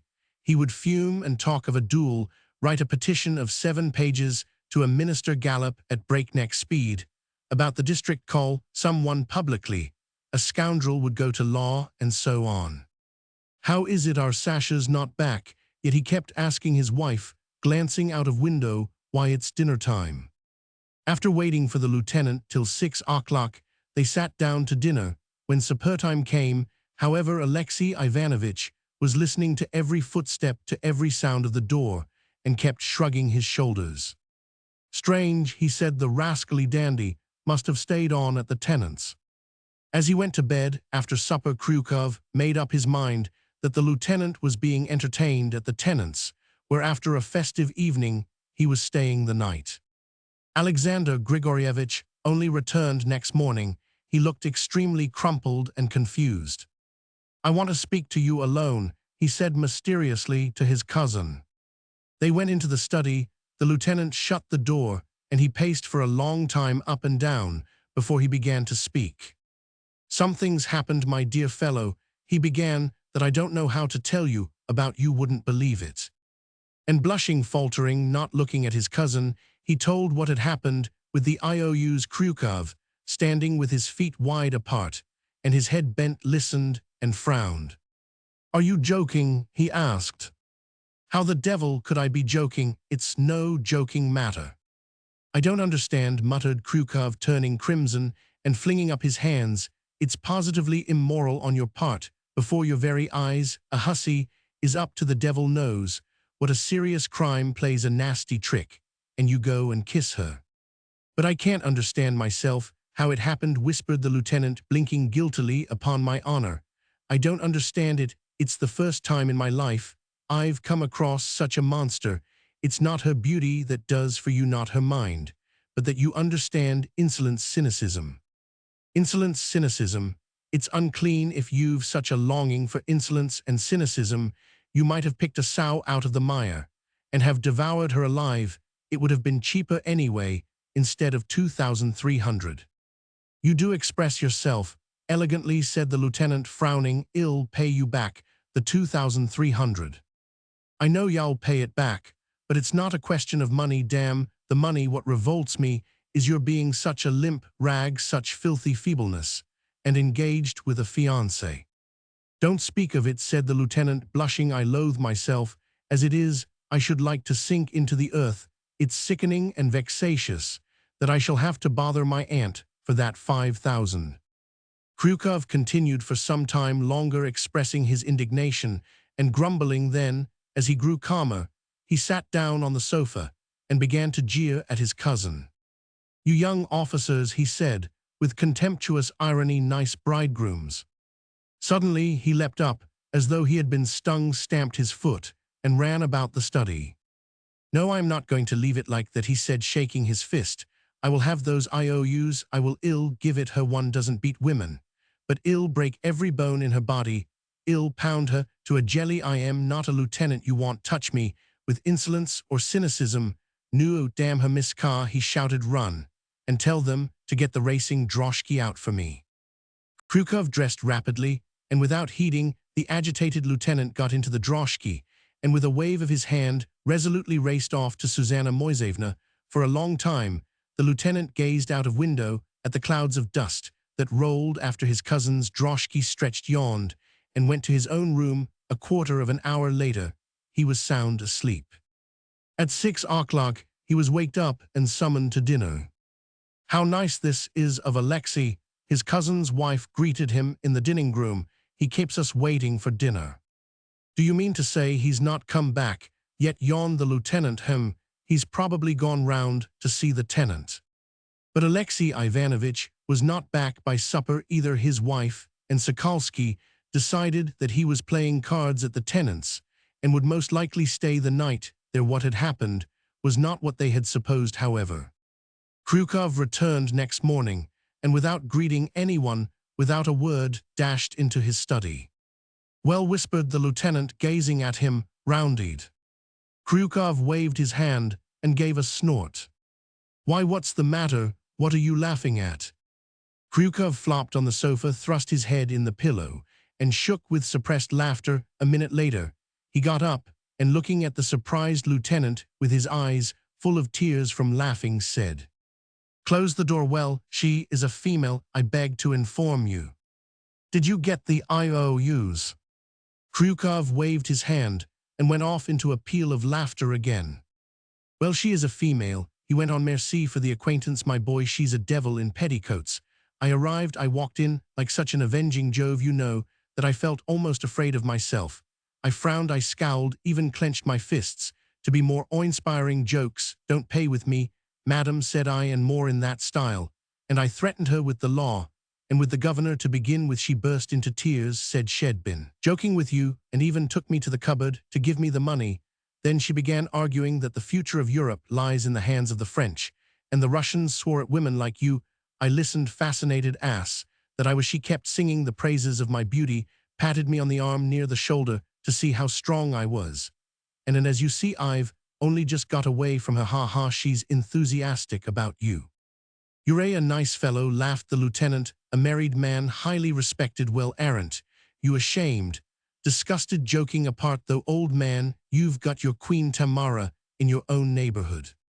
In my own neighborhood? Why, you wouldn't find another such chameleon in the whole of Russia. I've never seen anything like it in my life.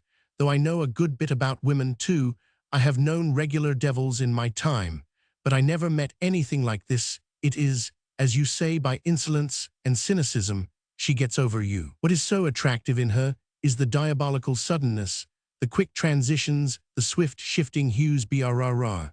And the I few write it off for lost. We are both great sinners. Well, go halves in our sin. I shall put down to you not 2,300, but half of it mine. Tell my wife I was at the tenant's.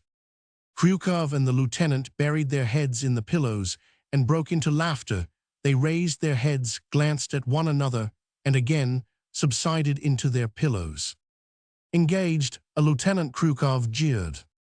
Married, retorted Sokolsky, highly respected father of a family. At dinner they talked in veiled allusions, winked at one another, and to the surprise of the others, were continually gushing with laughter into their dinner napkins. After dinner, still in the best of spirits, they dressed up as Turks and running after one another, with guns, played at soldiers with the children. In the evening, they had a long argument. The lieutenant maintained that it was mean and contemptible to accept a dowry with your wife even when there was passionate love on both sides. Kryukov thumped the table with his fists and declared that this was absurd, and that a husband who did not like his wife to have property of her own was an egoist and a despot. Both shouted, boiled over, did not understand each other, drank a good deal, and in the end, picking up the skirts of their dressing gowns, went to their bedrooms. They soon fell asleep and slept soundly. Life went on as before, even sluggish and free from sorrow. The shadows lay on the earth, thunder pealed from the clouds from time to time. The wind moaned plaintively, as though to prove that nature too could lament, but nothing troubled the habitual tranquility of these people of Susanna Moisevna and the IOUs. They said nothing. Both of them felt somehow ashamed to speak of the incident aloud, yet they remembered it and thought of it with pleasure, as of a curious farce which life had unexpectedly and casually played upon them, and which it would be pleasant to recall in old age. On the 6th or 7th day after his visit to the Jewess, Kryukov was sitting in his study in the morning, writing a congratulatory letter to his aunt. Alexander Grigorievich was walking to and fro near the table in silence. The lieutenant had slept badly that night. He woke up depressed, and now he felt bored. He paced up and down, thinking of the end of his furlough, of his fiancée, who was expecting him, of how people could live all their lives in the country without feeling bored. Standing at the window for a long time, he stared at the trees, smoked 3 cigarettes one after another, and suddenly turned to his cousin. "I have a favor to ask you, Alyosha," he said. "Let me have a saddle horse for the day." Kryukov looked searchingly at him and continued his writing with a frown. "You will then?" asked the lieutenant. Kryukov looked at him again, then deliberately drew out a drawer in the table, and taking out a thick roll of notes, gave it to his cousin. "Here's 5,000, he said, "though it's not my money, yet God bless you, it's all the same. I advise you to send for post horses at once, and go away. Yes, really." The lieutenant in his turn looked searchingly at Kryukov and laughed. "You've guessed right, Alyosha," he said, reddening. "It was to her I meant to ride yesterday evening, when the washerwoman gave me that damned tunic, the one I was wearing then, and it smelt of jasmine. Why, I felt I must go." "You must go away." "Yes, certainly, and my furlough's just over. I really will go today. Yes, by Jove, however long one stays, one has to go in the end. I am going." The post horses were brought after dinner the same day. The lieutenant said goodbye to the Kryukovs and set off, followed by their good wishes. Another week passed. It was a dull but hot and heavy day from early morning. Krukov walked aimlessly about the house, looking out of window or turning over the leaves of albums, though he was sick of the sight of them already. When he came across his wife or children, he began grumbling crossly. It seemed to him for some reason that day that his children's manners were revolting, that his wife did not know how to look after the servants, that their expenditure was quite disproportionate to their income. All this meant that the master was out of humor. After dinner, Krukov, feeling dissatisfied with the soup and the roast meat he had eaten, ordered out his racing droshky. He drove slowly out of the courtyard, drove at a walking pace for a quarter of a mile, and stopped. "Shall I drive to her, that devil?" he thought, looking at the leaden sky. And Krukov positively laughed, as though it were the first time that day he had asked himself that question. At once the load of boredom was lifted from his heart, and there rose a gleam of pleasure in his lazy eyes. He lashed the horse. All the way his imagination was picturing how surprised the Jewess would be to see him, how he would laugh and chat, and come home feeling refreshed. Once a month one needs something to brighten one up, something out of the common round. He thought something that would give the stagnant organism a good shaking up, a reaction, whether it's a drinking bout or Susanna. One can't get on without it. It was getting dark when he drove into the yard of the vodka distillery. From the open windows of the owner's house came sounds of laughter and singing. Brighter than lightning, more burning than flames, sang a powerful mellow bass voice. "Aha, she has visitors," thought Krukov. And he was annoyed that she had visitors. "Shall I go back?" he thought, with his hand on the bell, but he rang all the same and went up the familiar staircase. From the entry, he glanced into the reception hall. There were about 5 men there, all landowners and officials of his acquaintance. One, a tall, thin gentleman, was sitting at the piano singing and striking the keys with his long, thin fingers. The others were listening and grinning with enjoyment.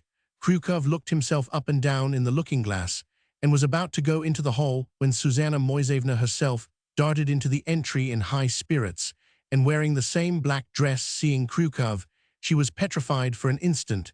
Then she uttered a little scream and beamed with delight. "Is it you?" she said, clutching his hand. "What a surprise!"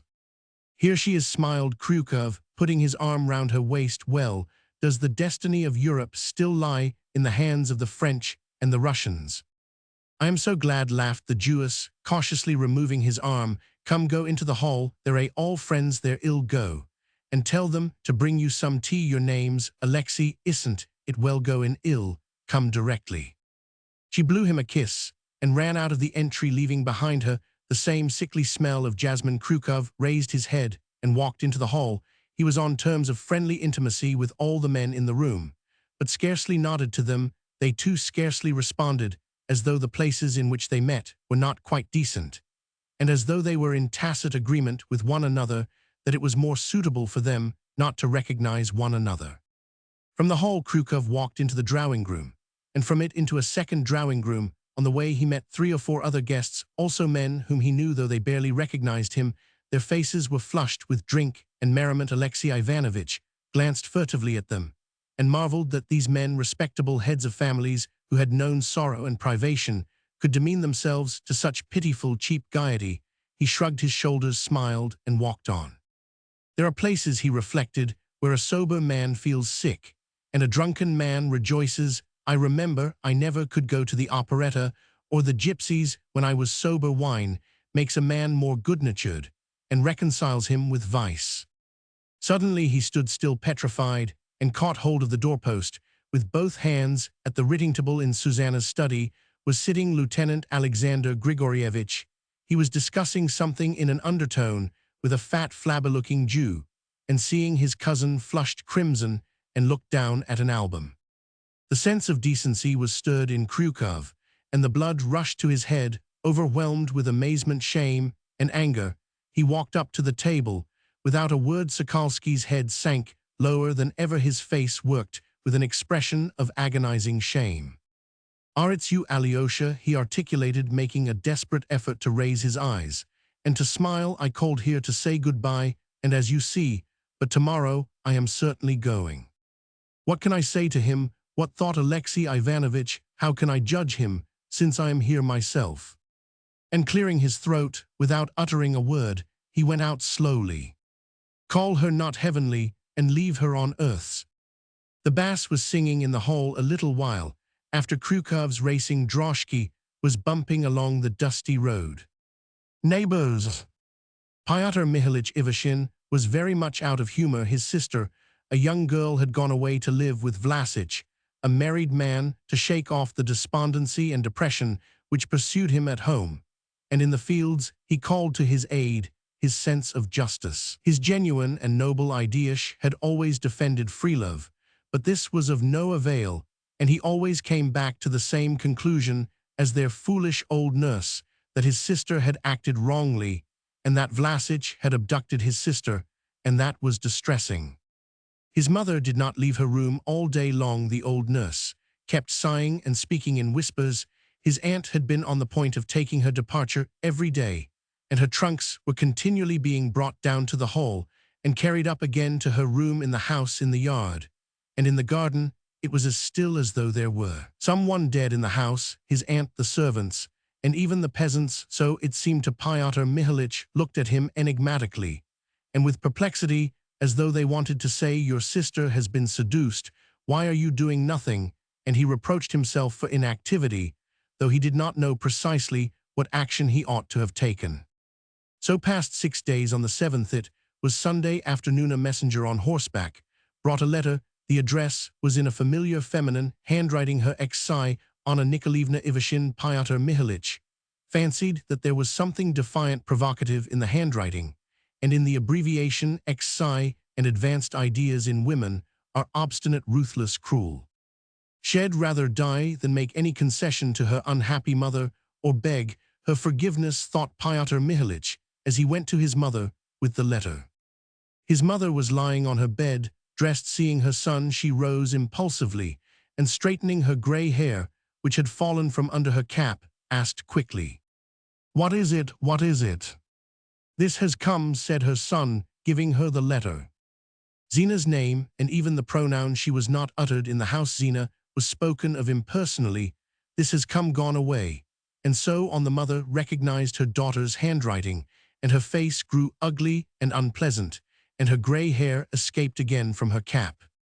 "No," she said, with a motion of her hands, as though the letter scorched her fingers. "No, no, never, nothing would induce me." The mother broke into hysterical sobs of grief and shame. She evidently longed to read the letter, but her pride prevented her. Pyotr Mihalich realized that he ought to open the letter himself, and read it aloud, but he was overcome by anger such as he had never felt before. He ran out into the yard and shouted to the messenger, "Say there will be no answer, there will be no answer, tell them that, you beast." And he tore up the letter. Then tears came into his eyes, and feeling that he was cruel, miserable, and to blame, he went out into the fields. He was only 27, but he was already stout. He dressed like an old man in loose, roomy clothes, and suffered from asthma. He already seemed to be developing the characteristics of an elderly country bachelor. He never fell in love, never thought of marriage, and loved no one but his mother, his sister, his old nurse, and the gardener Vasilich. He was fond of good fare, of his nap after dinner, and of talking about politics and exalted subjects. He had in his day taken his degree at the university, but he now looked upon his studies as though in them he had discharged a duty incumbent upon young men between the ages of 18 and 25. At any rate, the ideas which now strayed every day through his mind had nothing in common with the university or the subjects he had studied there. In the fields it was hot and still, as though rain were coming. It was steaming in the wood, and there was a heavy fragrant scent from the pines and rotting leaves. Pyotr Mihalich stopped several times and wiped his wet brow. He looked at his winter corn and his spring oats, walked round the clover field, and twice drove away a partridge with its chicks, which had strayed in from the wood. And all the while he was thinking that this insufferable state of things could not go on forever, and that he must end it one way or another, end it stupidly, madly, but he must end it. "But how, what can I do?" he asked himself, and looked imploringly at the sky and at the trees, as though begging for their help. But the sky and the trees were mute. his noble ideas were no help, and his common sense whispered that the agonizing question could have no solution but a stupid one, and that today's scene with the messenger was not the last one of its kind. It was terrible to think what was in store for him. As he returned home, the sun was setting. By now it seemed to him that the problem was incapable of solution. He could not accept the accomplished fact, and he could not refuse to accept it, and there was no intermediate course. When taking off his hat and fanning himself with his handkerchief, he was walking along the road, and had only another mile and a half to go before he would reach home. He heard bells behind him. It was a very choice and successful combination of bells, which gave a clear crystal note. No one had such bells on his horses, but the police captain Medovsky, formerly an officer in the Hussars, a man in broken-down health, who had been a great rake and spendthrift, and was a distant relation of Pyotr Mihalich. He was like one of the family at the Ivashins, and had a tender fatherly affection for Zina, as well as a great admiration for her. "I was coming to see you," he said, overtaking Pyotr Mihalich. "Get in ill, give you a lift." He was smiling and looked cheerful evidently. He did not yet know that Zina had gone to live with Vlasic. Perhaps he had been told of it already, but did not believe it. Pyotr Mihalich felt in a difficult position. "You are very welcome," he muttered, blushing till the tears came into his eyes, and not knowing how to lie or what to say. "I am delighted," he went on, trying to smile, "but Zina is away, and mother is Roman 99. "How annoying," said the police captain, looking pensively at Pyotr Mihalich. "And I was meaning to spend the evening with you. Where has Zinaida Mihailovna gone?" "To the Sinitskys, and I believe she meant to go from there to the monastery. I don't quite know." The police captain talked a little longer, and then turned back. Pyotr Mihalich walked home and thought with horror what the police captain's feelings would be when he learned the truth, and Pyotr Mihalich imagined his feelings, and actually experiencing them himself, went into the house. "Lord help us," he thought, "Lord help us." At evening tea, the only one at the table was his aunt. As usual, her face wore the expression that seemed to say that though she was a weak, defenseless woman, she would allow no one to insult her. Pyotr Mihalich sat down at the other end of the table. He did not like his aunt, and began drinking tea in silence. "Your mother has had no dinner again today," said his aunt. "You ought to do something about it. Petrusha, starving oneself is no help in sorrow." It struck Pyotr Mihalich as absurd that his aunt should meddle in other people's business, and should make her departure depend on Zina's having gone away.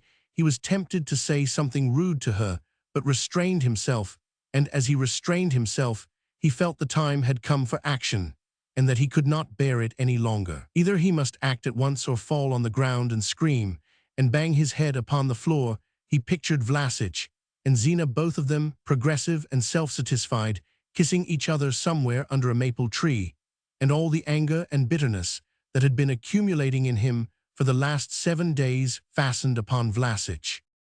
"One has seduced and abducted my sister," he thought. "Another will come and murder my mother. A third will set fire to the house and sack the place, and all this under the mask of friendship, lofty ideas, unhappiness. No, it shall not be." Pyotr Mihalich cried suddenly, and he brought his fist down on the table. He jumped up and ran out of the dining room. In the stable, the steward's horse was standing ready saddled. He got on it and galloped off to Vlasic.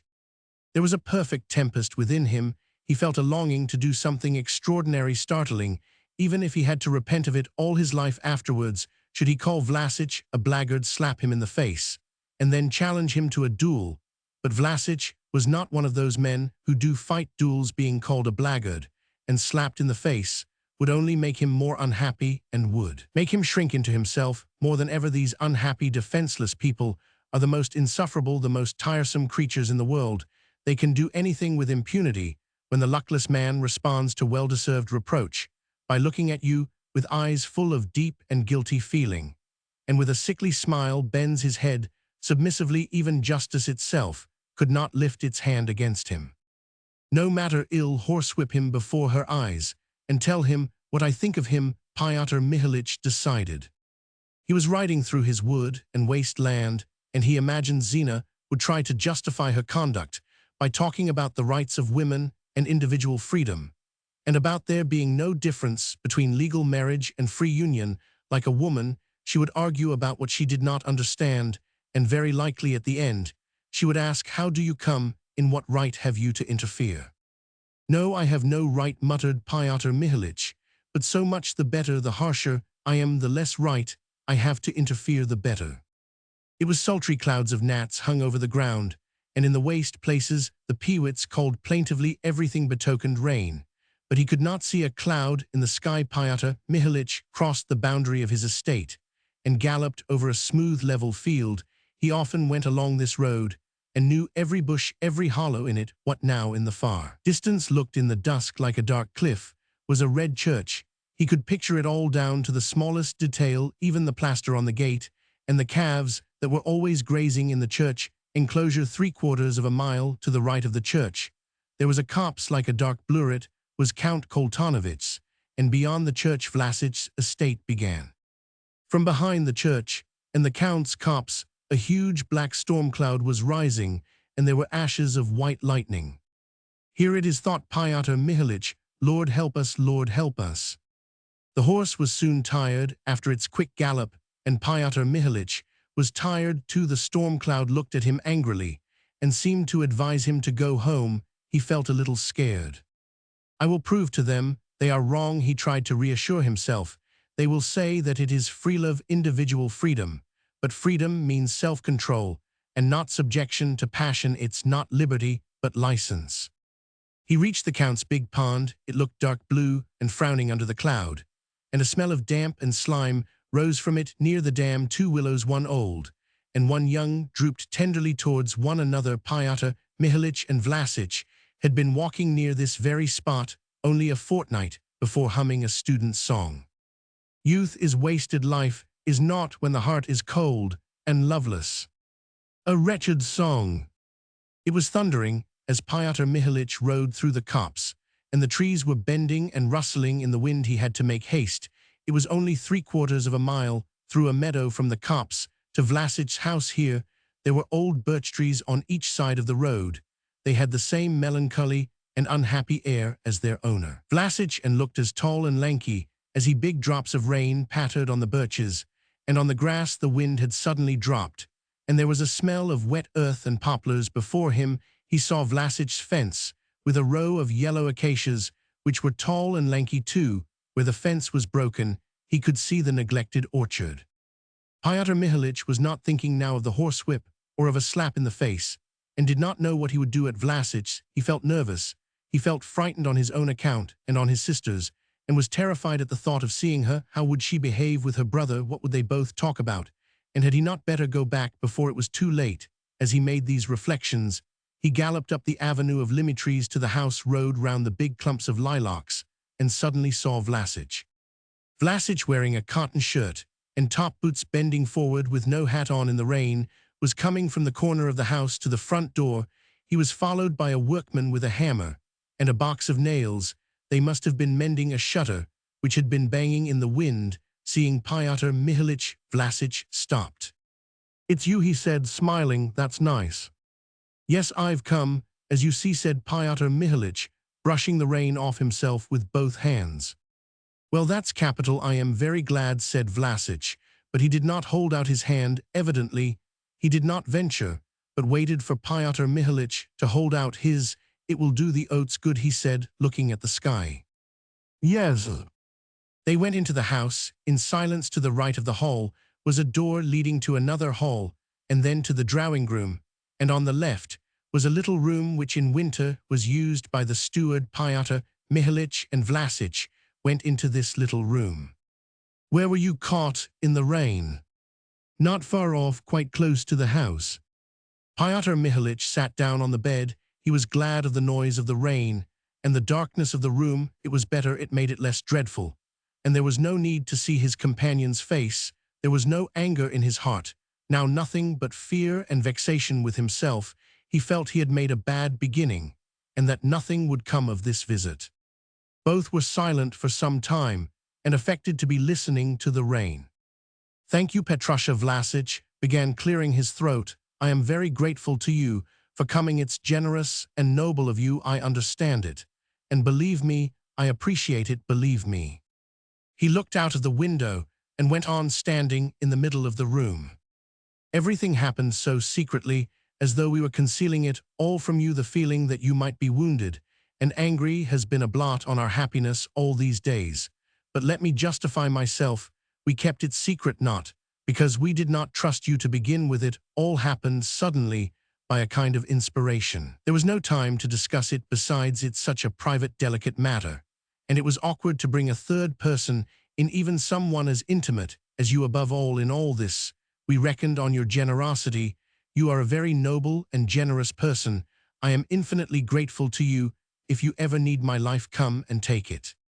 Vlasic talked in a quiet, hollow bass, always on the same droning note. He was evidently agitated. Pyotr Mihalich felt it was his turn to speak, and that to listen and keep silent would really mean playing the part of a generous and noble simpleton. And that had not been his idea in coming. He got up quickly and said breathlessly in an undertone, "Listen, Grigory, you know I liked you and could have desired no better husband for my sister, but what has happened is awful. It's terrible to think of it." "Why is it terrible?" asked Vlasic, with a quiver in his voice. "It would be terrible if we had done wrong, but that isn't so. Listen, Grigory, you know I have no prejudices, but excuse my frankness. To my mind, you have both acted selfishly. Of course, I shan't say so to my sister. It will distress her. But you ought to know Mother is miserable beyond all description." "Yes, that's sad," sighed Vlasic. "We foresaw that, Petrusha. But what could we have done? Because one's actions hurt other people, it doesn't prove that they are wrong. What's to be done? Every important step one takes is bound to distress somebody. If you went to fight for freedom, that would distress your mother too. What's to be done? Anyone who puts the peace of his family before everything has to renounce the life of ideas completely." There was a vivid flash of lightning at the window, and the lightning seemed to change the course of Vlasic's thoughts. He sat down beside Pyotr Mihalich and began saying what was utterly beside the point. "I have such a reverence for your sister Petrusha," he said. "When I used to come and see you, I felt as though I were going to a holy shrine, and I really did worship Zina. Now my reverence for her grows every day. For me, she is something higher than a wifey's higher." Vlasic waved his hands. "She is my holy of holies. Since she is living with me, I enter my house as though it were a temple. She is an extraordinary, rare, most noble woman." "Well, he's off now," thought Pyotr Mihalich. He disliked the word woman. "Why shouldn't you be married properly?" he asked. "How much does your wife want for a divorce?" 7 to 5,000. "It's rather a lot, but if we were to negotiate with her." "She won't take a farthing less. She is an awful woman, brother," sighed Vlasic. "I've never talked to you about her before. It was unpleasant to think of her. But now that the subject has come up, I'll tell you about her. I married her on the impulse of the moment, a fine, honorable impulse. An officer in command of a battalion of our regiment. If you care to hear the details, shad an affair with a girl of 18, that is to put it plainly. He seduced her, lived with her for 2 months, and abandoned her. She was in an awful position, brother. She was ashamed to go home to her parents. Besides, they wouldn't have received her. Her lover had abandoned her. There was nothing left for her but to go to the barracks and sell herself. The other officers in the regiment were indignant. They were by no means saints themselves, but the baseness of it was so striking. Besides, no one in the regiment could endure the man, and to spite him, you understand, the indignant lieutenants and ensigns began getting up a subscription for the unfortunate girl. And when we subalterns met together and began to subscribe 5 or 10 rubles each, I had a sudden inspiration. I felt it was an opportunity to do something fine. I hastened to the girl and warmly expressed my sympathy, and while I was on my way to her, and while I was talking to her, I loved her fervently as a woman, insulted and injured. Yes, well, a week later, I made her an offer. The colonel and my comrades thought my marriage out of keeping with the dignity of an officer.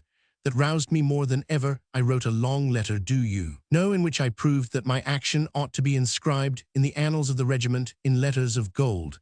And so on. I sent the letter to my colonel and copies to my comrades. Well, I was excited, and of course I could not avoid being rude. I was asked to leave the regiment. I have a rough copy of it put away somewhere. I'll give it to you to read sometime. It was written with great feeling. You will see what lofty and noble sentiments I was experiencing. I resigned my commission and came here with my wife. My father had left a few debts. I had no money. And from the first day my wife began making acquaintances, dressing herself smartly, and playing cards. And I was obliged to mortgage the estate. She led a bad life, you understand. And you are the only one of the neighbors who hasn't been her lover. After 2 years, I gave her all I had to set me free, and she went off to town, yes. And now I pay her 1,200 rubles a year. She is an awful woman. There is a fly, brother, which lays an egg in the back of a spider, so that the spider can't shake it off. The grub fastens upon the spider and drinks its heart's blood. That was how this woman fastened upon me and sucks the blood of my heart. She hates and despises me for being so stupid, that is, for marrying a woman like her. My chivalry seems to her despicable. A wise man cast me off, she says, and a fool picked me up to her, thinking no one but a pitiful idiot could have behaved as I. Roman 999. And that is insufferably bitter to me, brother. Altogether, I may say in parenthesis, fate has been hard upon me, very hard. Pyotr Mihalich listened to Vlasic and wondered in perplexity what it was in this man that had so charmed his sister. He was not young, was 40 only, and lanky, narrow-chested, with a long nose and grey hairs in his beard. He talked in a droning voice, had a sickly smile, and waved his hands awkwardly as he talked. He had neither health nor pleasant manly manners, nor savoir-faire, nor gaiety, and in all his exterior there was something colourless and indefinite. He dressed without taste. His surroundings were depressing. He did not care for poetry or painting, because they have no answer to give to the questions of the day. That is, he did not understand them. Music did not touch him. He was a poor farmer. His estate was in a wretched condition and was mortgaged. He was paying 12% on the second mortgage and owed 10,000 on personal securities as well. When the time came to pay the interest on the mortgage or to send money to his wife, he asked everyone to lend him money with as much agitation as though his house were on fire, and at the same time losing his head. He would sell the whole of his winter store of fuel for 5 rubles and a stack of straw for 3 rubles, and then his garden fence or old cucumber frames chopped up to heat his stoves. His meadows were ruined by pigs. The peasants' cattle strayed in the undergrowth in his woods, and every year the old trees were fewer and fewer. Beehives and rusty pails lay about in his garden and kitchen garden. He had neither talents nor abilities, nor even ordinary capacity for living like other people in practical life. He was a weak, naive man, easy to deceive and to cheat, and the peasants with good reason called him simple. He was a liberal, and in the district was regarded as a red, but even his progressiveness was a bore. There was no originality nor moving power about his independent views. He was revolted, indignant, and delighted always on the same note. It was always spiritless and ineffective. Even in moments of strong enthusiasm, he never raised his head or stood upright. But the most tiresome thing of all was that he managed to express even his best and finest ideas so that they seemed in him commonplace and out of date.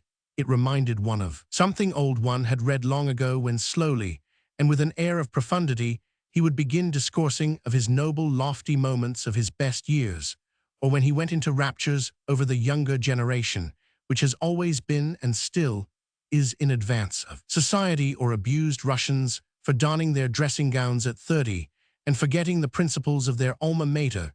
If you stayed the night with him, he would put Pisev or Darwin on your bedroom table. If you said you had read it, he would go and bring Dobrolubov. In the district, this was called free thinking, and many people looked upon this free thinking as an innocent and harmless eccentricity. It made him profoundly unhappy, however. It was for him the maggot of which he had just been speaking. It had fastened upon him and was sucking his lifeblood in his past. There had been the strange marriage in the style of Dostoevsky, long letters and copies written in a bad, unintelligible handwriting, but with great feeling, endless misunderstandings, explanations, disappointments. Then debts, a second mortgage, the allowance to his wife, the monthly borrowing of money, and all this for no benefit to anyone, either himself or others.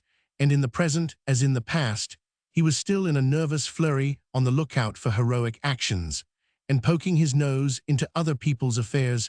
As before, at every favorable opportunity, there were long letters and copies, wearisome, stereotyped conversations about the village community, or the revival of handicrafts, or the establishment of cheese factories, conversations as like one another as though he had prepared them not in his living brain, but by some mechanical process. And finally, this scandal with Zina, of which one could not see the end. And meanwhile Zina was young, was only 22, good-looking, elegant, gay. She was fond of laughing, chatter, argument, a passionate musician. She had good taste in dress, in furniture, in books. And in her own home, she would not have put up with a room like this smelling of boots and cheap vodka. She too had advanced ideas, but in her free-thinking one felt the overflow of energy, the vanity of a young, strong, spirited girl, passionately eager to be better and more original than others. How had it happened that she had fallen in love with Vlasic? He is a Quixote, an obstinate fanatic, a maniac, thought Pyotr Mihalich, and she is as soft, yielding, and weak in character as I am she, and I give in easily without resistance. She loves him, but then I too love him in spite of everything. Pyotr Mihalich considered Vlasic a good, straightforward man, but narrow and one-sided in his perturbations and his sufferings, and in fact in his whole life, he saw no lofty aims, remote or immediate. He saw nothing but boredom and incapacity for life, his self-sacrifice, and all that Vlasic himself called heroic actions or noble impulses seemed to him a useless waste of force, unnecessary blank shots, which consumed a great deal of powder. And Vlasic's fanatical belief in the extraordinary loftiness and faultlessness of his own way of thinking struck him as naive and even morbid, and the fact that Vlasic all his life had contrived to mix the trivial with the exalted, that he had made a stupid marriage and looked upon it as an act of heroism, and then had affairs with other women, and regarded that as a triumph of some idea or other, was simply incomprehensible. Nevertheless, Pyotr Mihalich was fond of Vlasic. He was conscious of a sort of power in him, and for some reason he had never had the heart to contradict him. Vlasic sat down quite close to him for a talk in the dark to the accompaniment of the rain, and he had cleared his throat as a prelude to beginning on something lengthy, such as the history of his marriage. But it was intolerable for Pyotr Mihalich to listen to him. He was tormented by the thought that he would see his sister directly.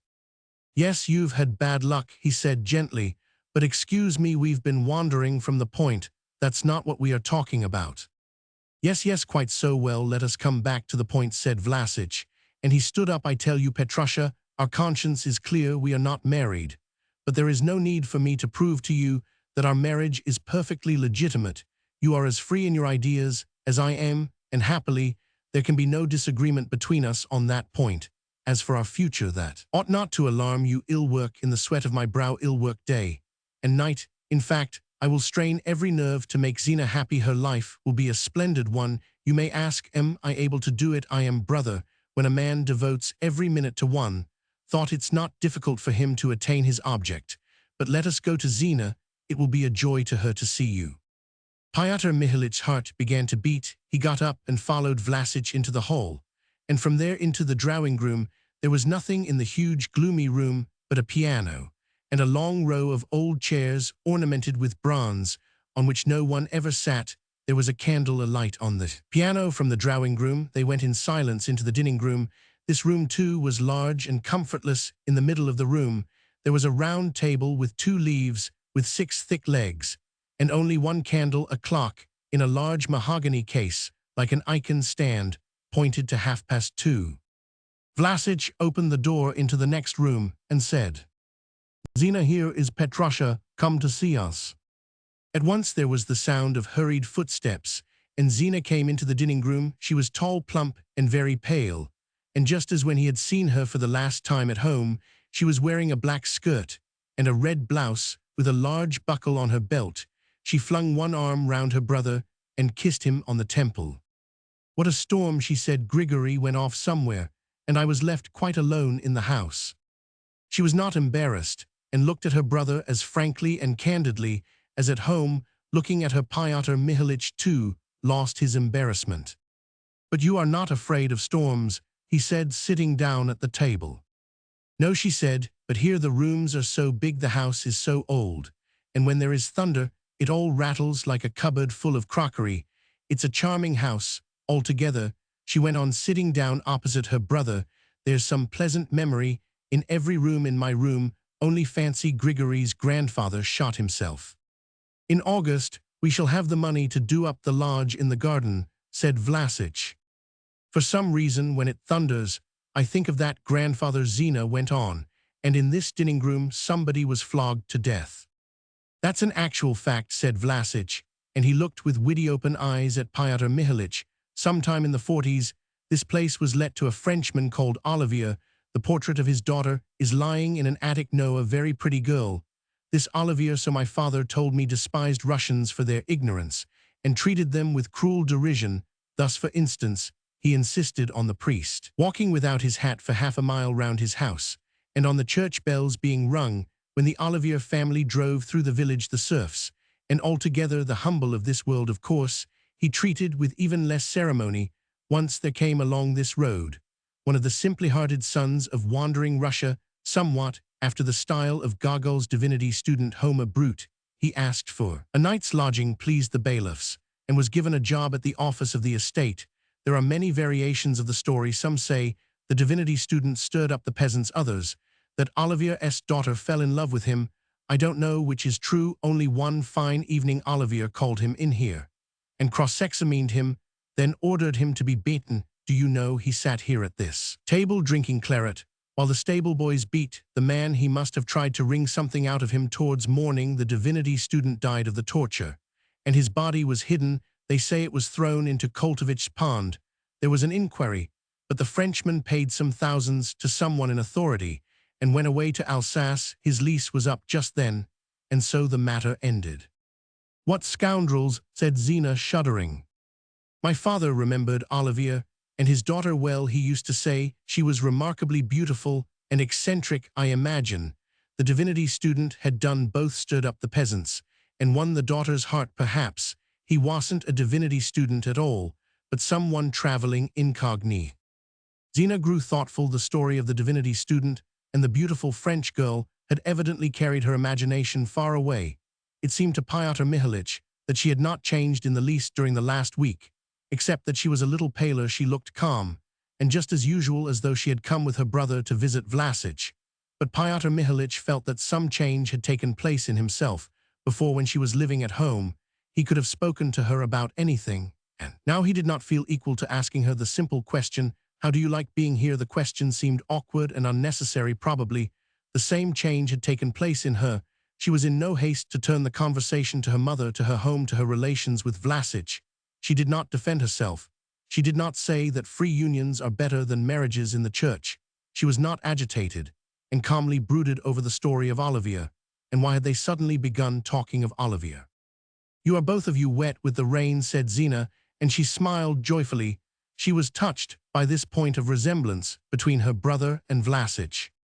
And Pyotr Mihalich felt all the bitterness and horror of his position. He thought of his deserted home, the closed piano, and Zina's bright little room into which no one went now. He thought there were no prints of little feet on the garden paths, and that before tea no one went off laughing gaily to bathe what he had clung to more and more from his childhood upwards, what he had loved thinking about when he used to sit in the stuffy classroom or the lecture theatre. Brightness, purity, enjoy everything that filled the house with life and light, had gone never to return, had vanished, and was mixed up with a coarse, clumsy story of some battalion officer, a chivalrous lieutenant, a depraved woman, and a grandfather who had shot himself.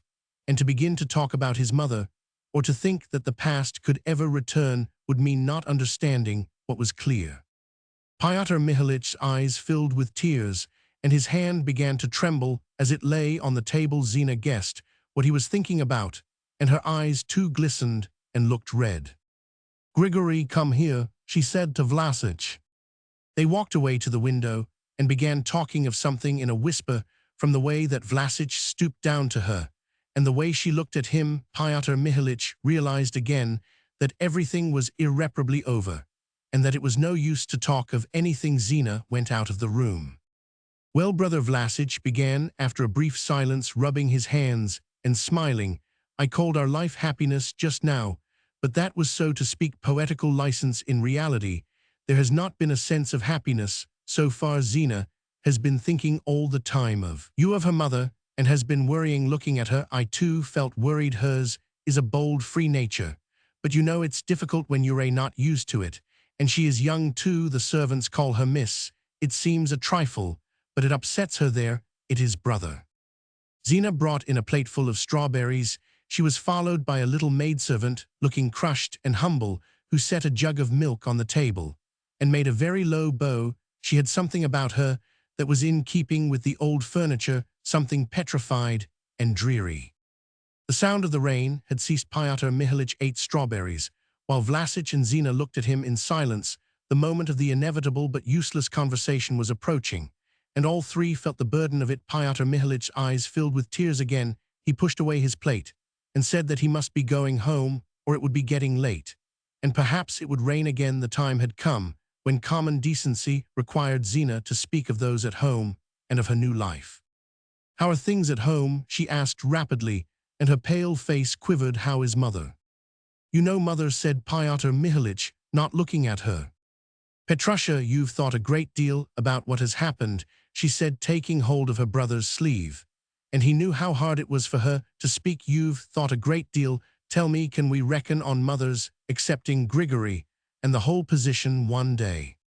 She stood close to her brother, face to face with him, and he was astonished that she was so beautiful, and that he seemed not to have noticed it before, and it seemed to him utterly absurd that his sister, so like his mother, pampered, elegant, should be living with Vlasic, and in Vlasic's house with the petrified servant, and the table with 6 legs in the house, where a man had been flogged to death, and that she was not going home with him, but was staying here to sleep. "You know, mother," he said, not answering her question, "I think you ought to have to do something to ask her forgiveness or something."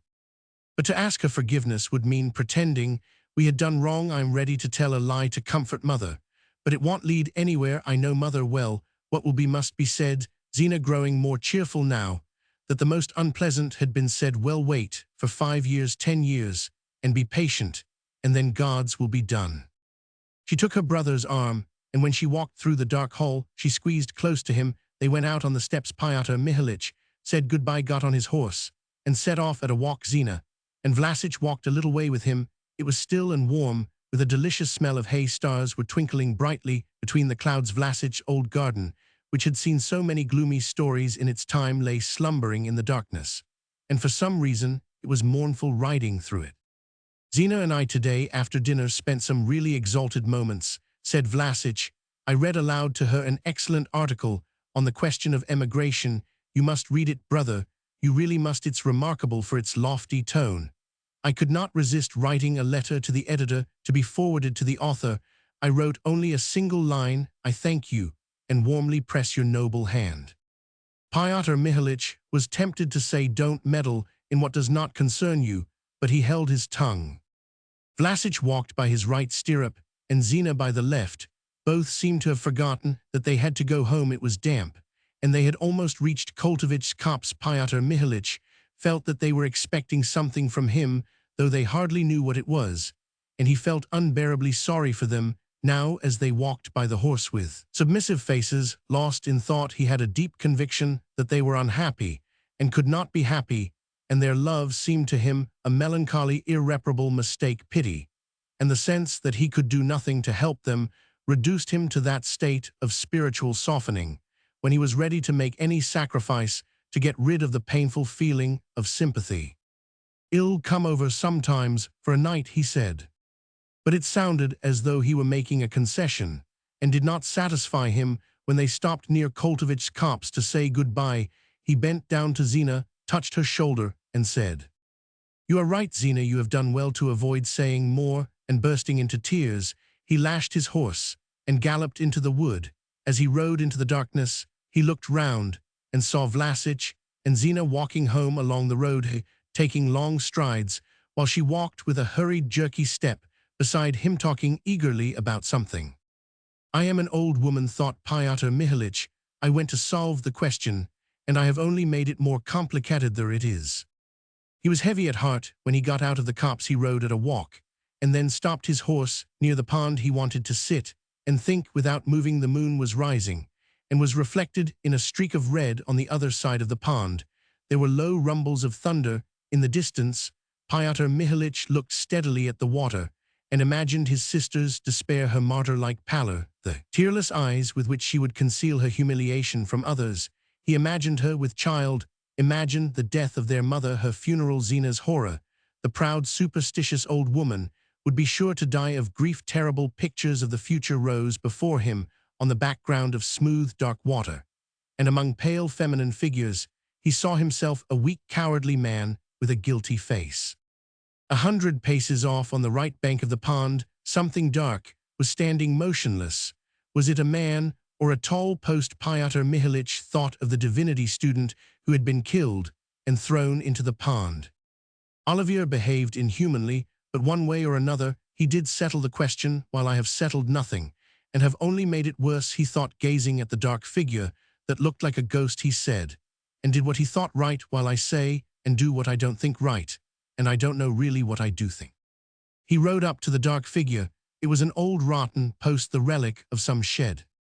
From Koltovich's copse and garden there came a strong, fragrant scent of lilies of the valley and honey-laden flowers. Pyotr Mihalich rode along the bank of the pond and looked mournfully into the water, and thinking about his life, he came to the conclusion he had never said or acted upon what he really thought, and other people had repaid him in the same way, and so the whole of life seemed to him as dark as this water in which the night sky was reflected, and waterweeds grew in a tangle, and it seemed to him that nothing could ever set it right.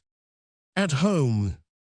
The Don Railway, a quiet, cheerless station, white and solitary in the steppe, with its walls baking in the sun, without a speck of shade.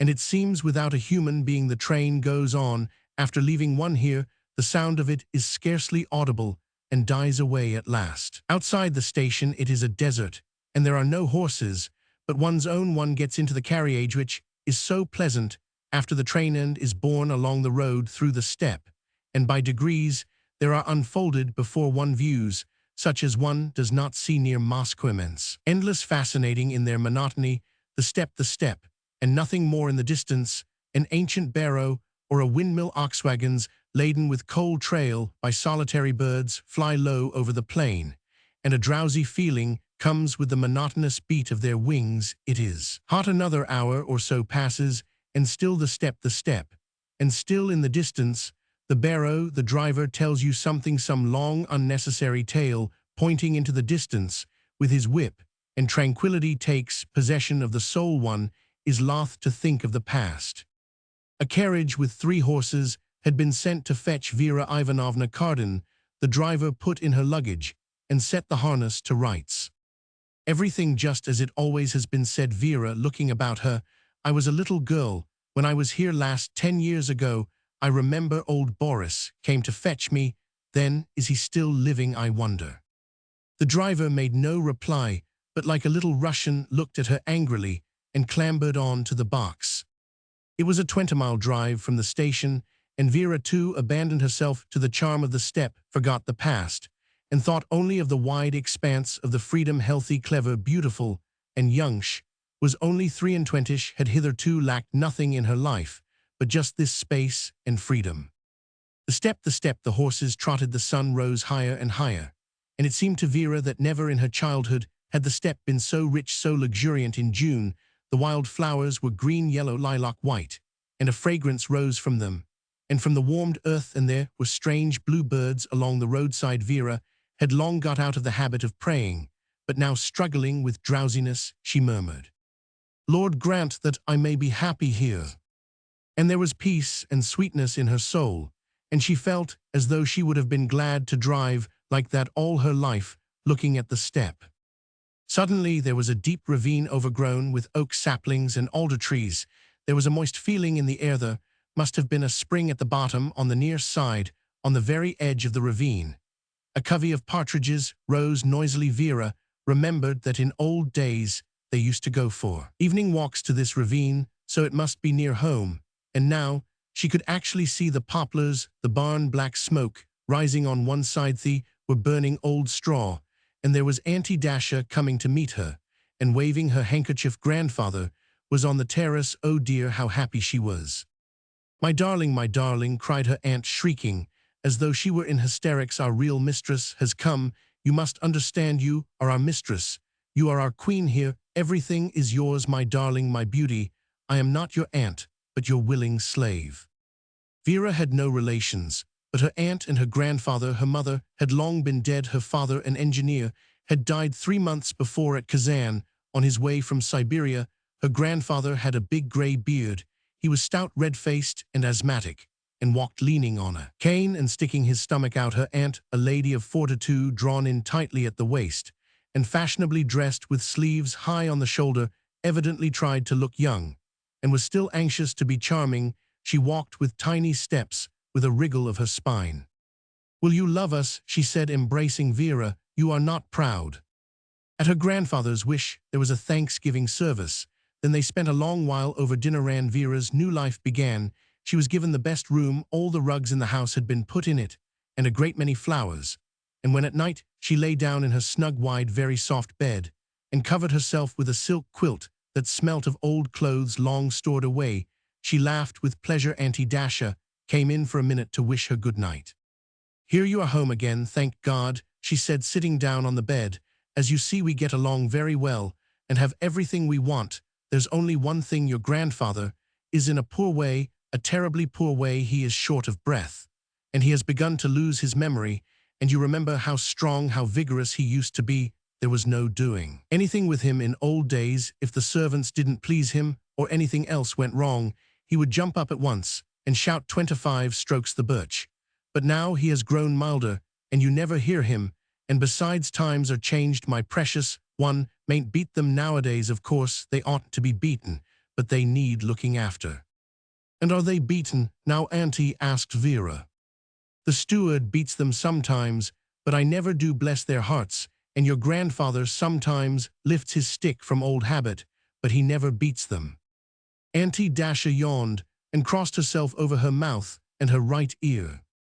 "It's not dull here?" Vera inquired.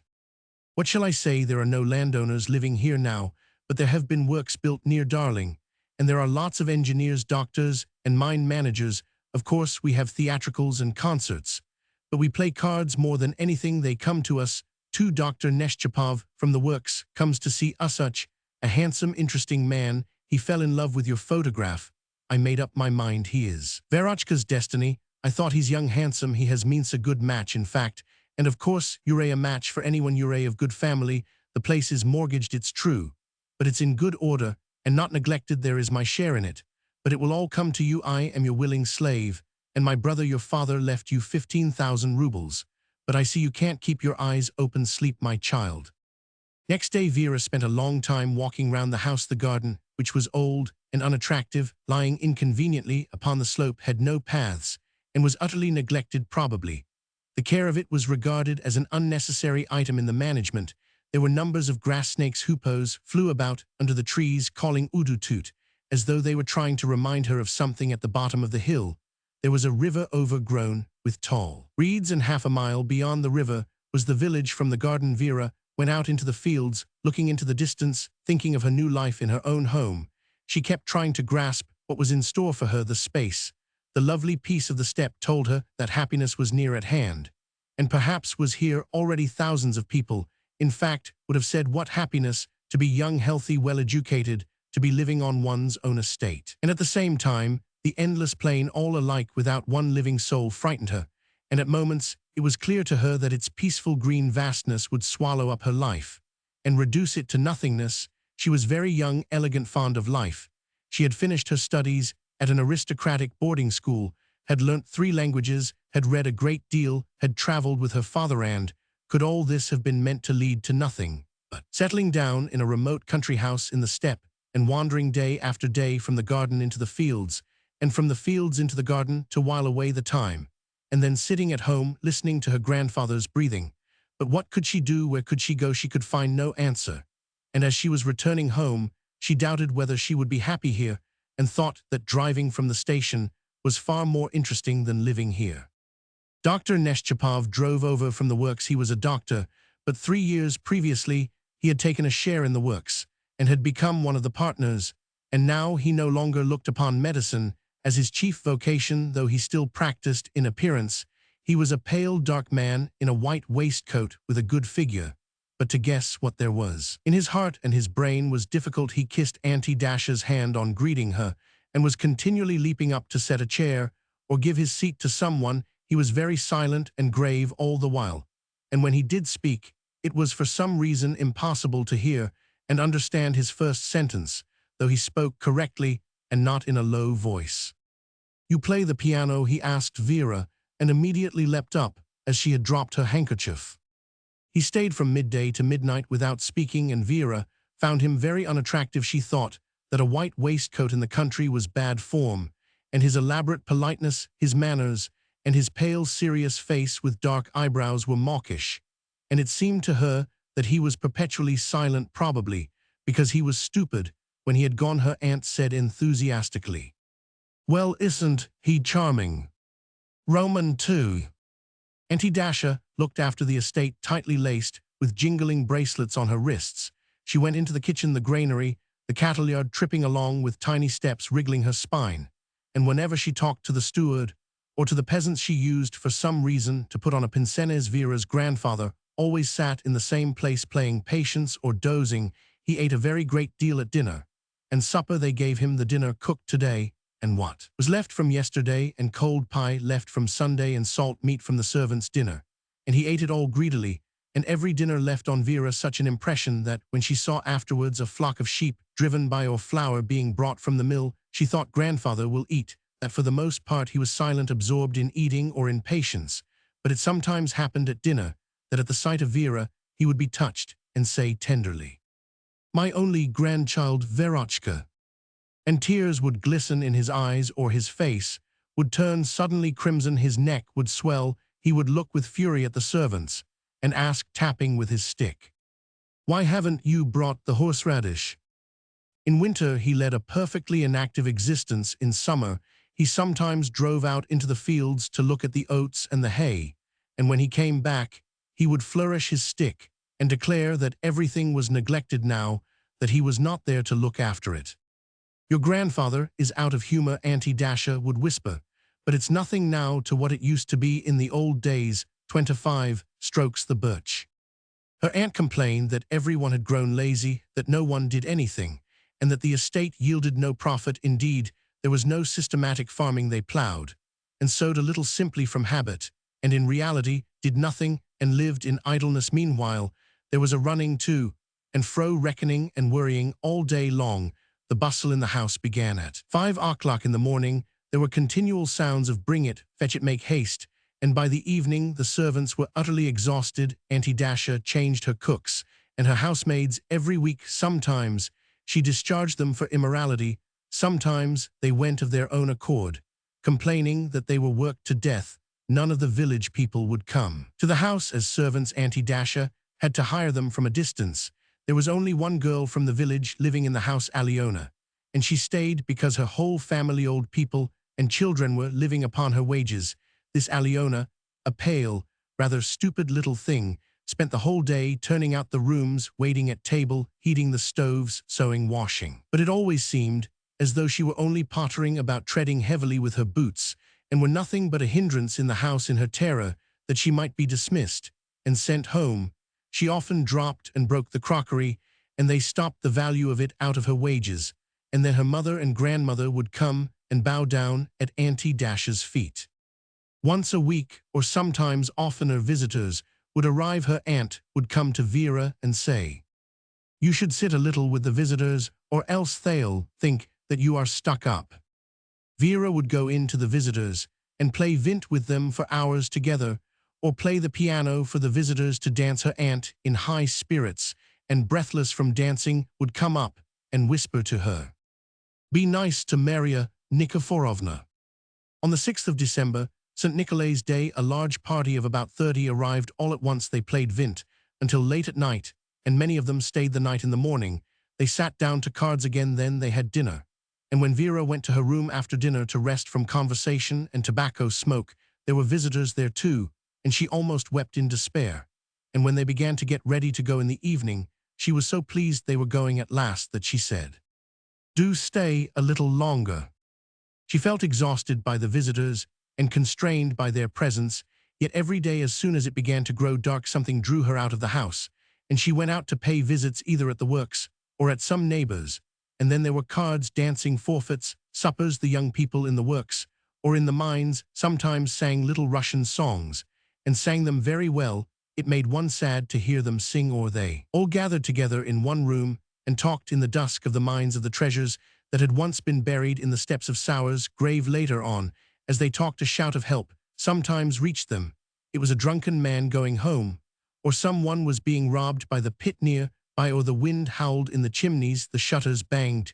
Then soon afterwards, they would hear the uneasy church bell as the snowstorm began. At all the evening parties, picnics, and dinners, Auntie Dasha was invariably the most interesting woman, and the doctor the most interesting man. There was very little reading either at the works or at the country houses. They played only marches and polkas, and the young people always argued hotly about things they did not understand, and the effect was crude. The discussions were loud and heated, but strange to say, Vera had nowhere else met people so indifferent and careless as these. They seemed to have no fatherland, no religion, no public interests. When they talked of literature or debated some abstract question, it could be seen from Dr. Neshchapov's face that the question had no interest for him whatever, and that for long, long years he had read nothing, and cared to read nothing serious and expressionless like a badly painted portrait. Forever in his white waistcoat, he was silent and incomprehensible as before, but the ladies, young and old, thought him interesting and were enthusiastic over his manners. They envied Vera, who appeared to attract him very much, and Vera always came away from the visits with a feeling of vexation, vowing inwardly to remain at home. But the day passed, the evening came, and she hurried off to the works again, and it was like that almost all the winter. She ordered books and magazines, and used to read them in her room, and she read at night lying in bed, when the clock in the corridor struck 2 or 3, and her temples were beginning to ache from reading. She sat up in bed, and thought, what am I to do, where am I to go? A cursed importunate question, to which there were a number of ready-made answers, and in reality no answer at all. Oh, how noble, how holy, how picturesque it must be to serve the people, to alleviate their sufferings, to enlighten them. But she, Vera, did not know the people, and how could she go to them? They were strange and uninteresting to her. She could not endure the stuffy smell of the huts, the pothouse oaths, the unwashed children, the women's talk of illnesses, to walk over the snowdrifts, to feel cold, then to sit in a stifling hut. To teach children she disliked, no, she would rather die, and to teach the peasants' children, while Auntie Dasha made money out of the pothouses, and find the peasants, it was too great a farce. What a lot of talk there was of schools, of village libraries, of universal education. But if all these engineers, these mineowners and ladies of her acquaintance, had not been hypocrites, and really had believed that enlightenment was necessary, they would not have paid the schoolmasters 15 rubles a month as they did now, and would not have let them go hungry. And the schools and the talk about ignoranceit was all only to stifle the voice of conscience, because they were ashamed to own 15 or 30,000 acres, and to be indifferent to the peasants' lot. Here the ladies said about Dr. Neshchapov that he was a kind man, and had built school at the works. Yes, he had built a school out of the old bricks at the works for some 800 rubles, and they sang the prayer for long life to him when the building was opened. But there was no chance of his giving up his shares, and it certainly never entered his head that the peasants were human beings like himself, and that they too needed university teaching and not merely lessons in these wretched schools. And Vera felt full of anger against herself and everyone else. She took up a book again and tried to read it, but soon afterwards sat down and thought again to become a doctor. But to do that one must pass an examination in Latin. Besides, she had an invincible repugnance to corpses and disease. It would be nice to become a mechanic, a judge, commander of a steamer, a scientist, to do something into which she could put all her powers, physical and spiritual, and to be tired out and sleep soundly at night, to give up her life to something that would make her an interesting person, able to attract interesting people to love, to have a real family of her own. But what was she to do? How was she to begin? One Sunday in Lent, her aunt came into her room early in the morning to fetch her umbrella. Vera was sitting up in bed, clasping her head in her hands, thinking. "You ought to go to church, darling," said her aunt, "or people will think you are not a believer." Vera made no answer. "I see you are dull, poor child," said Auntie Dasha, sinking on her knees by the bedside. She adored Vera. "Tell me the truth, are you bored?" "Dreadfully." My beauty, my queen, I am your willing slave. I wish you nothing but good and happiness. Tell me, why don't you want to marry Neschapov? What more do you want, my child? You must forgive me, darling. You can't pick and choose like this. We are not princes. Time is passing. You are not 17. And I don't understand it. He loves you, idolizes you.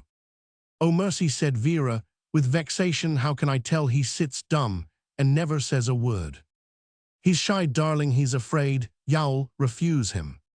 And when her aunt had gone away, Vera remained standing in the middle of her room, uncertain whether to dress or to go back to bed. The bed was hateful. If one looked out of the window, there were the bare trees, the grey snow, the hateful jackdaws, the pigs that her grandfather would eat. Yes, after all, perhaps it'd better get married, she thought. Roman 3. For 2 days, Auntie Dasha went about with a tear-stained and heavily powdered face, and at dinner she kept sighing and looking towards the icon, and it was impossible to make out what was the matter with her. But at last she made up her mind, went in to Vera, and said in a casual way, "The fact is, child, we have to pay interest on the bank loan, and the tenant hasn't paid his rent. Will you let me pay it out of the 15,000 your papa left you?" All day afterwards, Auntie Dasha spent in making cherry jam in the garden. Aliona, with her cheeks flushed with the heat, ran to and from the garden to the house, and back again to the cellar. When Auntie Dasha was making jam with a very serious face, as though she were performing a religious rite, and her short sleeves displayed her strong little despotic hands and arms, and when the servants ran about incessantly bustling about the jam, which they would never taste, there was always a feeling of martyrdom in the air. The garden smelt of hot cherries, the sun had set, the charcoal stove had been carried away, but the pleasant sweetish smell still lingered in the air. Vera sat on a bench in the garden and watched a new laborer, a young soldier not of the neighborhood, who was by her express orders making new paths. He was cutting the turf with a spade and heaping it up on a barrow. "Where were you serving?" Vera asked him. "At Berdiansk." "And where are you going now? Home?" "No," answered the laborer, "I have no home." "But where were you born and brought up?" "In the province of Oriol, till I went into the army. I lived with my mother in my stepfather's house. My mother was the head of the house, and people looked up to her. And while she lived, I was cared for, but while I was in the army, I got a letter telling me my mother was dead, and now I don't seem to care to go home. It's not my own father, so it's not like my own home." "Then your father is dead?" "I don't know. I am illegitimate." At that moment, Auntie Dasha appeared at the window and said, "Il n'y faut pas parler aux gens. Go into the kitchen, my good man. You can tell your story there," she said to the soldier. And then came, as yesterday, an everyday supper, reading a sleepless night, and endless thinking about the same thing. At 3 o'clock, the sun rose. Aliona was already busy in the corridor, and Vera was not asleep yet, and was trying to read. She heard the creak of the barrow.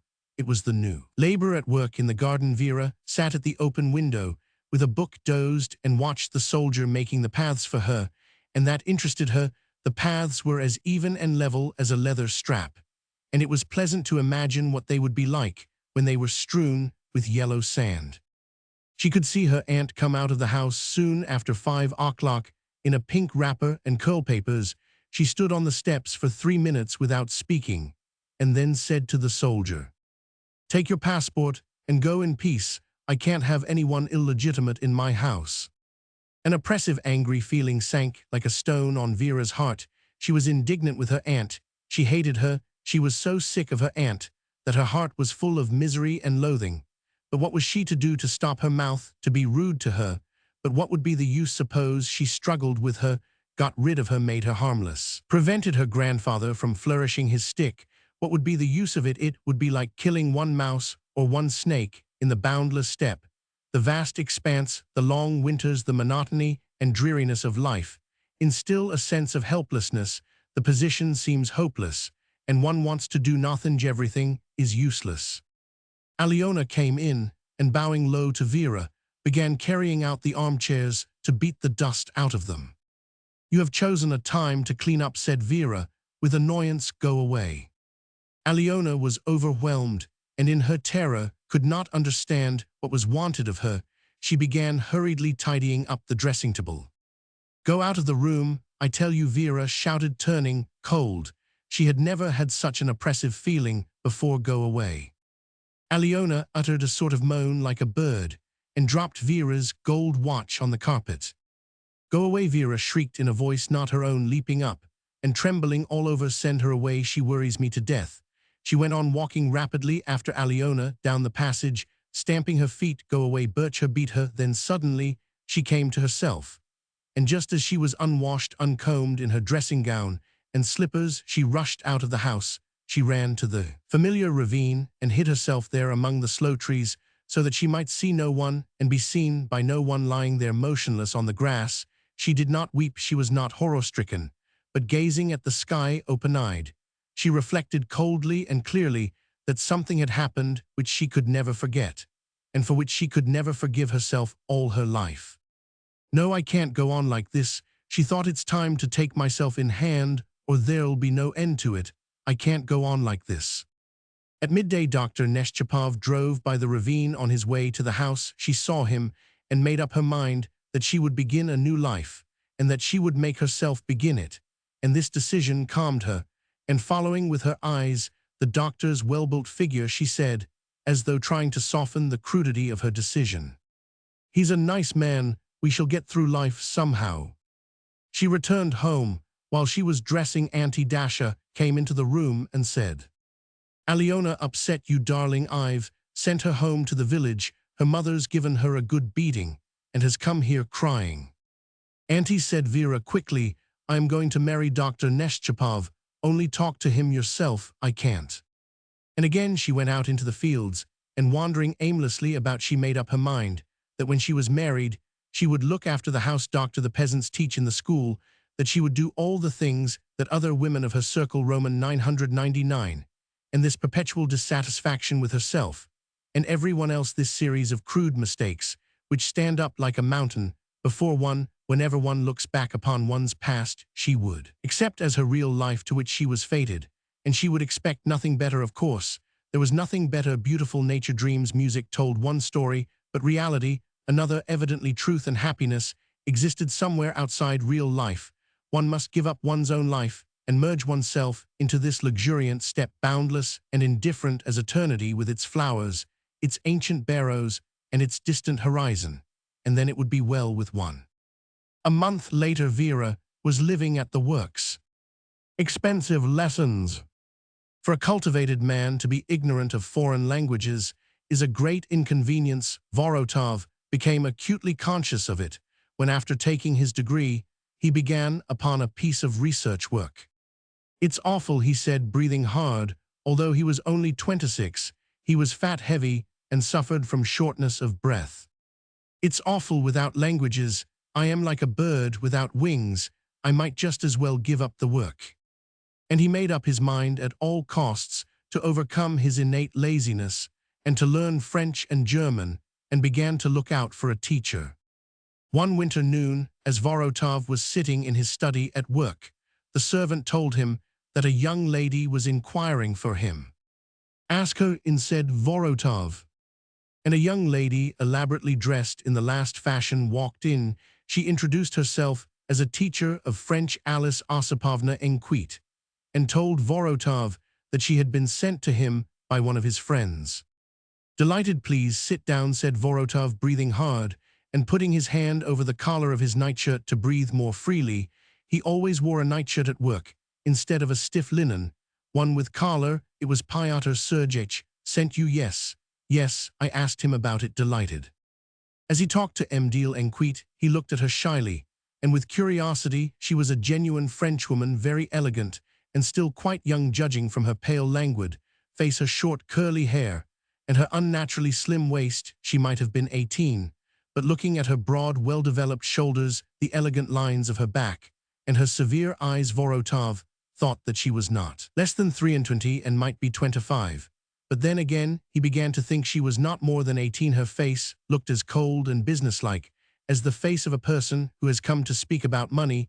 She did not once smile or frown, and only once a look of perplexity flitted over her face when she learnt that she was not required to teach children, but a stout grown-up man. "So Alice Osipovna," said Vorotov, "will have a lesson every evening from 7 to 8. As regards your termsa ruble a lesson, I've nothing to say against that. By all means, let it be a ruble." And he asked her if she would not have some tea or coffee, whether it was a fine day, and with a good-natured smile, stroking the baize of the table, he inquired, in a friendly voice, who she was, where she had studied, and what she lived on. With a cold, business-like expression, Alice Osipovna answered that she had completed her studies at a private school, and had the diploma of a private teacher, that her father had died lately of scarlet fever, that her mother was alive, and made artificial flowers, that she Duel and taught in a private school, till dinner-time, and after dinner was busy, till evening, giving lessons in different good families. She went away, leaving behind her the faint fragrance of a woman's clothes. For a long time afterwards, Vorotov could not settle to work, but sitting at the table, stroking its green baize surface, he meditated.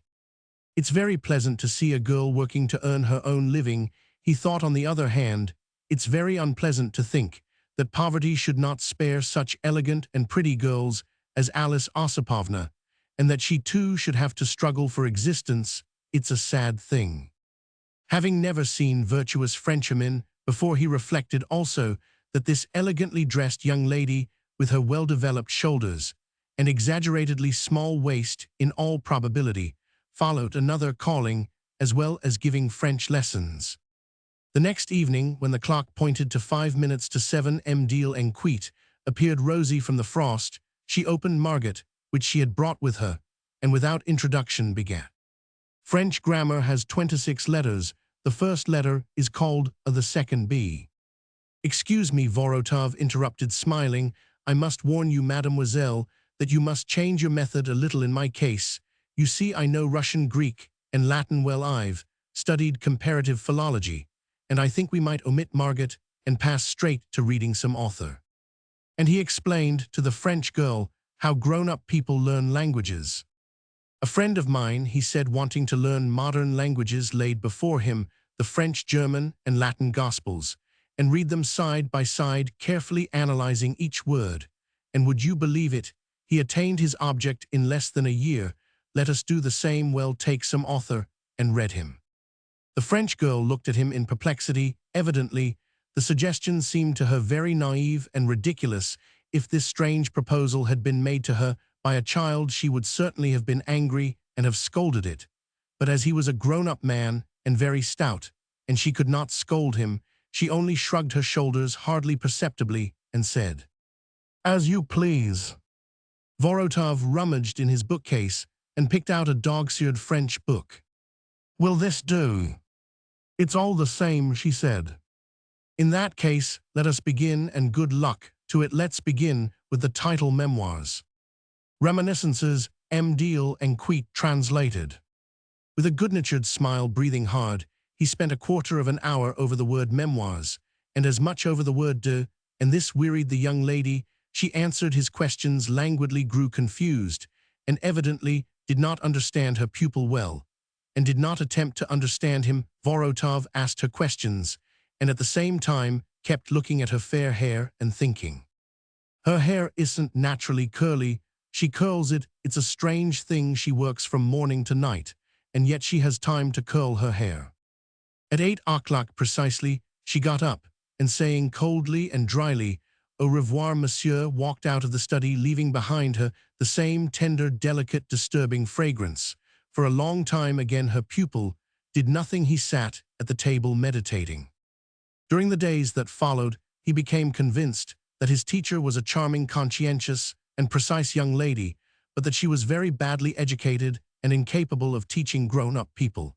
And he made up his mind not to waste his time to get rid of her, and to engage another teacher. When she came the 7th time, he took out of his pocket an envelope with 7 rubles in it, and holding it in his hand, became very confused and began, "Excuse me, Alice Osipovna, but I ought to tell you I am under painful necessity." Seeing the envelope, the French girl guessed what was meant, and for the first time during their lessons, her face quivered, and her cold, businesslike expression vanished. She colored a little, and dropping her eyes, began nervously fingering her slender gold chain, and Vorotov, seeing her perturbation, realized how much a ruble meant to her, and how bitter it would be to her to lose what she was earning. "I ought to tell you," he muttered, growing more and more confused and quavering. Inwardly, he hurriedly stuffed the envelope into his pocket and went on, "Excuse me, I must leave you for 10 minutes. And trying to appear as though he had not in the least meant to get rid of her, but only to ask her permission to leave her for a short time, he went into the next room and sat there for 10 minutes, and then he returned more embarrassed than ever. It struck him that she might have interpreted his brief absence in some way of her own, and he felt awkward. The lessons began again. Vorotov felt no interest in them, realizing that he would gain nothing from the lessons. He gave the French girl liberty to do as she liked, asking her nothing and not interrupting her. She translated away as she pleased 10 pages during a lesson, and he did not listen, breathed hard, and having nothing better to do, gazed at her curly head or her soft white hands or her neck, and sniffed the fragrance of her clothes. He caught himself thinking very unsuitable thoughts and felt ashamed, or he was moved to tenderness, and then he felt vexed and wounded that she was so cold and businesslike with him, and treated him as a pupil, never smiling, and seeming afraid that he might accidentally touch her. He kept wondering how to inspire her with confidence and get to know her better, and to help her, to make her understand how badly she taught, poor thing. One day Mdil Enquit came to the lesson in a smart pink dress, slightly décolleté, and surrounded by such a fragrance that she seemed to be wrapped in a cloud, and if one blew upon her, ready to fly away into the air or melt away like smoke. She apologized and said she could stay only half an hour for the lesson, as she was going straight from the lesson to a dance. He looked at her throat and the back of her bare neck, and thought he understood why Frenchwomen had the reputation of frivolous creatures easily seduced. He was carried away by this cloud of fragrance, beauty, and bare flesh, while she, unconscious of his thoughts, and probably not in the least interested in them, rapidly turned over the pages and translated at full steam. He was walking the street and meeting a gentleman, his friend, and saying, "Where are you striving to, seeing your face so pale, it makes me sad." The memoirs had long been finished, and now Alice was translating some other book. One day, she came an hour too early for the lesson, apologizing and saying that she wanted to leave at 7 and go to the little theater. Seeing her out after the lesson, Vorotov dressed and went to the theater himself. He went and fancied that he was going simply for change and amusement, and that he was not thinking about Alice at all. He could not admit that a serious man preparing for a learned career, lethargic in his habits, could fling up his work and go to the theater simply to meet there a girl he knew very little, who was unintelligent and utterly unintellectual. Yet for some reason, his heart was beating during the intervals, and without realizing what he was doing, he raced about the corridors and foyer like a boy, impatiently looking for someone, and he was disappointed when the interval was over, and when he saw the familiar pink dress and the handsome shoulders under the tulle. His heart quivered, as though with a foretaste of happiness. He smiled joyfully, and for the first time in his life, experienced the sensation of jealousy. Alice was walking with 2 unattractive-looking students, and an officer. She was laughing, talking loudly, and obviously flirting. Vorotov had never seen her like, that she was evidently happy, contented, warm, sincere.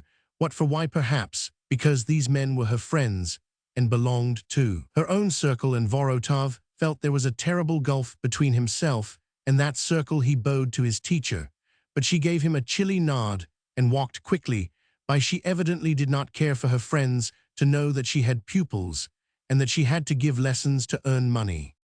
After the meeting at the theater, Vorotov realized that he was in love. During the subsequent lessons, he feasted his eyes on his elegant teacher, and without struggling with himself, gave full rein to his imagination's pure and impure. Mdil Enquit's face did not cease to be cold. Precisely at 8 o'clock every evening, she said coldly, "Au revoir, monsieur," and he felt she cared nothing about him and never would care anything about him, and that his position was hopeless.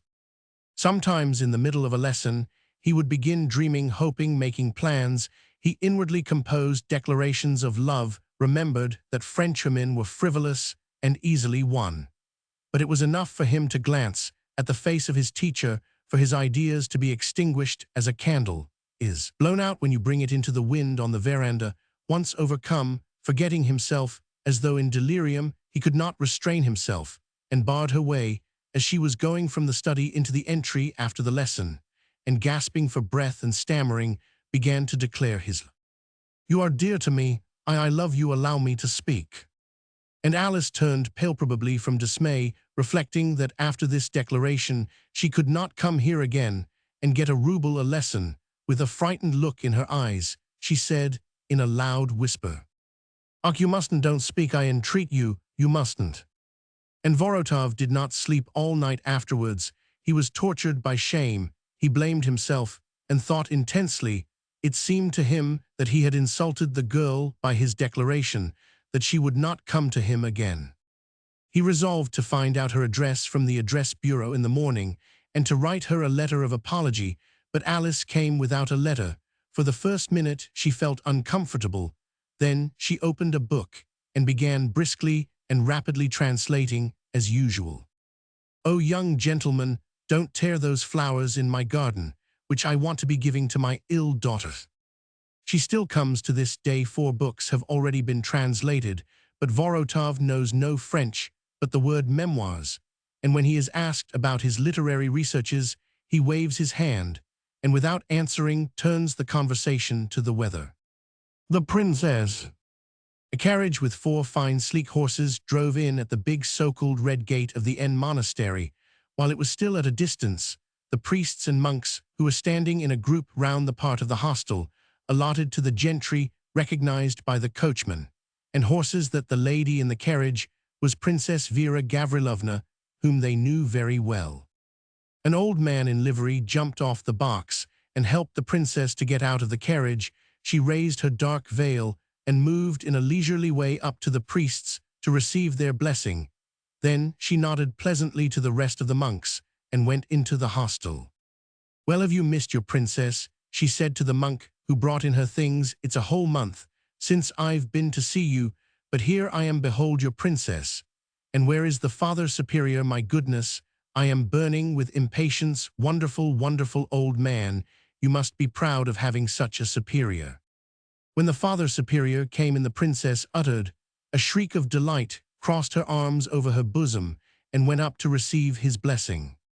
"No, no, let me kiss your hand," she said, snatching it and eagerly kissing it 3 times. "How glad I am to see you at last, Holy Father. I am sure you've forgotten your princess, but my thoughts have been in your dear monastery every moment. How delightful it is here. This living for God, far from the busy, giddy world, has a special charm of its own, Holy Father, which I feel with my whole soul, although I cannot express it." The princess' cheeks glowed, and tears came into her eyes. She talked incessantly, fervently, while the Father Superior, a grave, plain, shy old man of 70, remained mute or uttered, abruptly, like a soldier on duty, phrases such as, "Certainly, Your Excellency, quite, so I understand." "Has Your Excellency come for a long stay?" he inquired.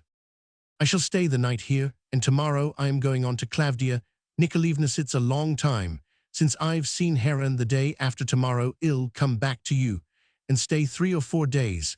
I want to rest my soul here among you, Holy Father." The princess liked being at the monastery at N. For the last 2 years, it had been a favorite resort of hers. She used to go there almost every month in the summer, and stay 2 or 3 days, even sometimes a week. The shy novices, the stillness, the low ceilings, the smell of cypress, the modest fare, the cheap curtains on the windowsill, this touched her, softened her, and disposed her to contemplation and good thoughts. It was enough for her to be half an hour in the hostel for her to feel that she too was timid and modest, and that she too smelt of cypresswood. The past retreated into the background, lost its significance, and the princess began to imagine that in spite of her 29 years, she was very much like the old Father Superior, and that, like him, she was created not for wealth, not for earthly grandeur and love, but for a peaceful life secluded from the world, a life in twilight like the hostel. It happens that a ray of light gleams in the dark cell of the anchorite, absorbed in prayer, or a bird alights on the window and sings its song. The stern anchorite will smile in spite of himself, and a gentle, sinless joy will pierce through the load of grief over his sins like water flowing from under a stone. The princess fancied she brought from the outside world just such comfort as the ray of light or the bird, her gay, friendly smile, her gentle eyes, her voice, her jests, her whole personality. In fact, her little graceful figure, always dressed in simple black, must arouse in simple, austere people a feeling of tenderness, and joy. Everyone looking at her must think God has sent us an angel, and feeling that no one could help thinking this, she smiled still more cordially and tried to look like a bird. After drinking tea and resting, she went for a walk. The sun was already setting. From the monastery garden came a moist fragrance of freshly watered mignonette, and from the church floated the soft singing of men's voices, which seemed very pleasant and mournful. In the distance, it was the evening service. In the dark windows, where the little lamps glowed gently in the shadows, in the figure of the old monk sitting at the church door with a collecting box, there was such unruffled peace that the princess felt moved to tears. Outside the gate, in the walk between the wall and the birch trees, where there were benches, it was quite evening. The air grew rapidly darker and darker. The princess went along the walk, sat on a seat, and sank into thought. She thought how good it would be to settle down for her whole life in this monastery, where life was as still and unruffled as a summer evening. How good it would be to forget the ungrateful, dissipated prince, to forget her immense estates, the creditors who worried her every day, her misfortunes, her maid Dasha, who had looked at her impertinently that morning. It would be nice to sit here on the bench all her life, and watch through the trunks of the birch trees the evening mist gathering in wreaths in the valley below, the rooks flying home in a black cloud like a veil far, far away above the forest. Two novices, one astride a piebald horse, another on foot, driving out the horses for the night, and rejoicing in their freedom, playing pranks like little children. Their youthful voices rang out musically in the still air, and she could distinguish every word. It is nice to sit and listen to the silence. At one moment the wind blows and stirs the tops of the birch trees, then a frog rustles in last year's leaves, then the clock on the belfry strikes the quarter. One might sit without moving, listen, and think and think. An old woman passed by with a wallet on her back. The princess thought that it would be nice to stop the old woman and to say something friendly and cordial to her, to help her, but the old woman turned the corner without once looking round. Not long afterwards, a tall man with a grey beard and a straw hat came along the walk. When he came up to the princess, he took off his hat and bowed from the bald patch on his head and his sharp hooked nose. The princess recognized him as the Dr. Mihail Ivanovich, who had been in her service at Dubovki. She remembered that someone had told her that his wife had died the year before, and she wanted to sympathize with him, to console him. "Doctor, I expect you don't recognize me," she said, with an affable smile. "Yes, princess, I recognized you," said the doctor, taking off his hat again. "Oh, thank you. I was afraid that you too had forgotten your princess. People only remember their enemies, but they forget their friends. Have you too come to pray? I am the doctor here, and I have to spend the night at the monastery every Saturday." "Well, how are you?" said the princess, sighing. "I hear that you have lost your wife. What a calamity." "Yes, princess, for me it is a great calamity. There's nothing for it. We must bear our troubles with resignation. Not one hair of a man's head is lost without the divine will." "Yes, princess." To the princess' friendly, gentle smile and her sighs, the doctor responded coldly and dryly, "Yes, princess," and the expression of his face was cold and dry. "What else can I say to him?" she wondered. "How long it is since we met," she said. "5 years. How much water has flowed under the bridge, how many changes in that time. It quite frightens one to think of it. You know I am married. I am not a countess now, but a princess, and by now I am separated from my husband too." "Yes, I heard so. God has sent me many trials. No doubt you have heard too that I am almost ruined. My Dubovki, Sofiyino, and Kuryakovo have all been sold for my unhappy husband's debts, and I have only Baranovo and Mihiltsevo left. It's terrible to look back. How many changes and misfortunes of all kinds, how many mistakes." "Yes, princess, many mistakes." The princess was a little disconcerted. She knew her mistakes. They were all of such a private character that no one but she could think or speak of them. She could not resist asking, "What mistakes are you thinking about?" "You referred to them, so you know them," answered the doctor, and he smiled. "Why talk about them?" "No, tell me, doctor. I shall be very grateful to you. And please don't stand on ceremony with me. I love to hear the truth. I am not your judge, princess. Not my judge. What a tone you take. You must know something about me, tell me. If you really wish it, very well, only, I regret to say I'm not clever at talking, and people can't always understand me. The doctor thought a moment and began. A lot of mistakes, but the most important of them, in my opinion, was the general spirit that prevailed on all your estates. You see, I don't know how to express myself.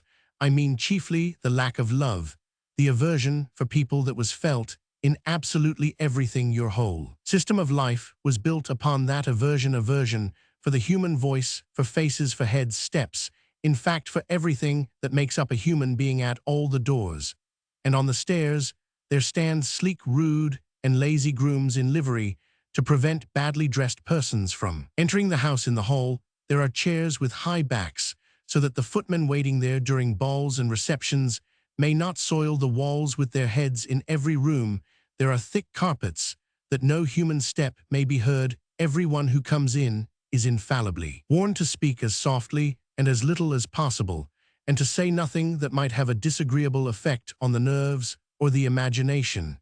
And in your room you don't shake hands with anyone or ask him to sit down, just as you didn't shake hands with me or ask me to sit down. By all means, if you like, said the princess, smiling and holding out her hand. Really, to be cross about such trifles.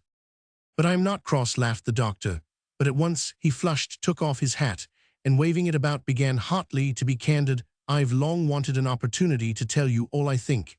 That is, I want to tell you that you look upon the mass of mankind from the Napoleonic standpoint as food for the cannon. But Napoleon had at least some idea. You have nothing except aversion. I have an aversion for people, smiled the princess, shrugging her shoulders in astonishment. I have. Yes, you want facts, by all means. In Mihiltsevo, 3 former cooks of yours, who have gone blind in your kitchens from the heat of the stove, are living upon charity. All the health and strength and good looks that is found on your hundreds of thousands of acres is taken by you and your parasites for your grooms, your footmen, and your coachmen. All these two-legged cattle are trained to be flunkies, overeat themselves, grow coarse, lose the image and likeness. In fact, young doctors, agricultural experts, teachers, intellectual workers, generally think of it are torn away from their honest work, and forced for a crust of bread to take part in all sorts of mummeries, which make every decent man feel ashamed. Some young men cannot be in your service for 3 years without becoming hypocrites, toadies, sneaks. Is that a good thing? Your Polish superintendents, those abject spies, all those Kazimirs and Ketons, go hunting about on your hundreds of thousands of acres from morning to night, and to please you try to get 3 skins off 1 ox. Excuse me, I speak disconnectedly, but that doesn't matter. You don't look upon the simple people as human beings, and even the princes, counts, and bishops who used to come and see you looked upon simply as decorative figures, not as living beings. But the worst of all, the thing that most revolts me, is having a fortune of over $1 million and doing nothing for other people, nothing. The princess sat amazed, aghast, offended, not knowing what to say or how to behave. She had never before been spoken to in such a tone. The doctor's unpleasant, angry voice and his clumsy, faltering phrases made a harsh clattering noise in her ears and her head. Then she began to feel as though the gesticulating doctor was hitting her on the head with his hat. It's not true, she articulated softly in an imploring voice. I've done a great deal of good for other people, you know it yourself. Nonsense, cried the doctor. Can you possibly go on thinking of your philanthropic work as something genuine and useful, and not a mere mummery? It was a farce from beginning to end. It was playing at loving your neighbor, the most open farce, which even children and stupid peasant women saw through. Take, for instance, your what was it, Caldhouse, for homeless old women without relations, of which you made me something like a head doctor, and of which you were the patroness. Mercy on us, what a charming institution! It was a house, was built with parquet floors and a weathercock on the roof. A dozen old women were collected from the villages and made to sleep under blankets and sheets of Dutch linen and given toffee to eat. The doctor gave a malignant chuckle into his hat and went on speaking rapidly and stammering. It was a farce. The attendants kept the sheets and the blankets under lock and key for fear The old women should soil them, let the old devil's pepper pots sleep on the floor. The old women did not dare to sit down on the beds, to put on their jackets, to walk over the polished floors. Everything was kept for show and hidden away from the old women, as though they were thieves, and the old women were clothed and fed on the sly by other people's charity, and prayed to God night and day to be released from their prison, and from the canting exhortations of the sleek rascals to whose care you committed them. And what did the managers do? It was simply charming. About twice a week there would be 35,000 messages to say that the princess that is Yauer coming to the home next day. That meant that next day I had to abandon my patients, dress up, and be on parade. Very good. I arrived. The old women, in everything clean and new, are already drawn up in a row waiting near them. Struts the old garrison rat superintendent with his mawkish sneaking smile. The old women yawn and exchange glances, but are afraid to complain. We wait. The junior steward gallops up half an hour later. The senior steward, then the superintendent of the accounts office, then another, and then another of them. They keep arriving endlessly. They all have mysterious, solemn faces. We wait and wait, shift from one leg to another, look at the clock, all this in monumental silence, because we all hate each other like poison. 1 hour passes, then a second, and then at last the carriage is seen in the distance, and end. The doctor went off into a shrill laugh and brought out in a shrill voice, "You get out of the carriage," and the old hags, at the word of command from the old garrison rat, begin chanting the glory of our Lord in Zion. The tongue of man cannot express a pretty scene, wasn't it? The doctor went off into a bass chuckle and waved his hand as though to signify that he could not utter another word for laughing. He laughed heavily, harshly, with clenched teeth, as ill-natured people laugh. And from his voice, from his face, from his glittering, rather insolent eyes, it could be seen that he had a profound contempt for the princess, for the home, and for the old women. There was nothing amusing or laughable in all that he described so clumsily and coarsely, but he laughed with satisfaction, even with delight. In the school, he went on, panting from laughter. Do you remember how you wanted to teach peasant children yourself?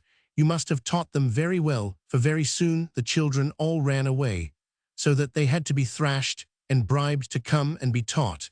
And you remember how you wanted to feed with your own hands the infants whose mothers were working in the fields. You went about the village crying, because the infants were not at your disposal, as the mothers would take them to the fields with them. Then the village foreman ordered the mothers, by turns, to leave their infants behind. For your entertainment, a strange thing, they all ran away from your benevolence, like mice from a cat. And why was it? It's very simple. Not because our people are ignorant and ungrateful, as you always explained it to yourself, but because, in all your fads, if you'll excuse the word, there wasn't ha'porth of love and kindness. There was nothing but the desire to amuse yourself with living puppets, nothing else. A person who does not feel the difference between a human being and a lapdog ought not to go in for philanthropy. I assure you, there's a great difference between human beings and lapdogs. The princess' heart was beating dreadfully. There was a thudding in her ears, and she still felt as though the doctor were beating her on the head with his hat. The doctor talked quickly, excitedly, and uncouthly, stammering and gesticulating unnecessarily. All she grasped was that she was spoken to by a coarse, ill-bred, spiteful, and ungrateful man, but what he wanted of her, and what he was talking about, she could not understand. "Go away," she said in a tearful voice, putting up her hands to protect her head from the doctor's hat. "Go away." "And how you treat your servants," the doctor went on indignantly. "You treat them as the lowest scoundrels, and don't look upon them as human beings. For example, allow me to ask, why did you dismiss me? For 10 years I worked for your father, and afterwards for you honestly, without vacations or holidays. I gained the love of all for more than 70 miles round. And suddenly one fine day I am informed that I am no longer wanted. What for? I've no idea to this day. I, a doctor of medicine, a gentleman by birth, a student of the Moscow University, father of a family, am such a petty, insignificant insect that you can kick me out without explaining the reason. Why stand on ceremony with me? I heard afterwards that my wife went without my knowledge 3 times to intercede with you, for Mayu wouldn't receive her. I am told she cried in your hall, and I shall never forgive her for it, never." The doctor paused and clenched his teeth, making an intense effort to think of something more to say, very unpleasant and vindictive. He thought of something, and his cold, frowning face suddenly brightened. Take your attitude to this monastery, he said with avidity. You've never spared anyone, and the holier the place, the more chance of its suffering from your loving kindness and angelic sweetness. Why do you come here? What do you want with the monks here? Allow me to ask you, what is Hecuba to you, or you to Hecuba? It's another farce, another amusement for you, another sacrilege against human dignity, and nothing more. Why you don't believe in the monk's God? You've a God of your own in your heart, whom you've evolved for yourself at spiritualist seances. You look with condescension upon the ritual of the church. You don't go to Mass or Vespers, you sleep till midday. Why do you come here? You come with a God of your own into a monastery you have nothing to do with, and you imagine that the monks look upon it as a very great honor. To be sure they do. You'd better ask, by the way, what your visits cost the monastery. You were graciously pleased to arrive here this evening, and a messenger from your estate arrived on horseback the day before yesterday to warn them of your coming. They were the whole day yesterday getting the rooms ready and expecting you this morning. Your advance guard arrived, an insolent maid who keeps running across the courtyard, rustling her skirts, pestering them with questions, giving orders. I can't endure it. The monks have been on the lookout all day, for if you were not met with due ceremony, there would be trouble. You'd complain to the bishop. The monks don't like me, your holiness. I don't know what I've done to displease them. It's true I'm a great sinner, but I'm so unhappy already. One monastery has been in hot water over you. The Father Superior is a busy, learned man. He hasn't a free moment, and you keep sending for him to come to your rooms. Not a trace of respect for age or for rank. If at least you were a bountiful giver to the monastery, one wouldn't resent it so much. But all this time, the monks have not received 100 rubles from you.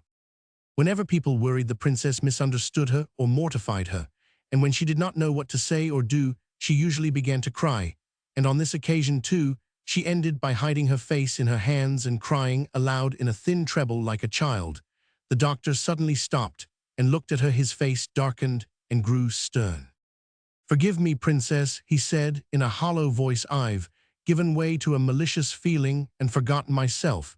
It was not right. And coughing in an embarrassed way, he walked away quickly without remembering to put his hat on. Stars were already twinkling in the sky.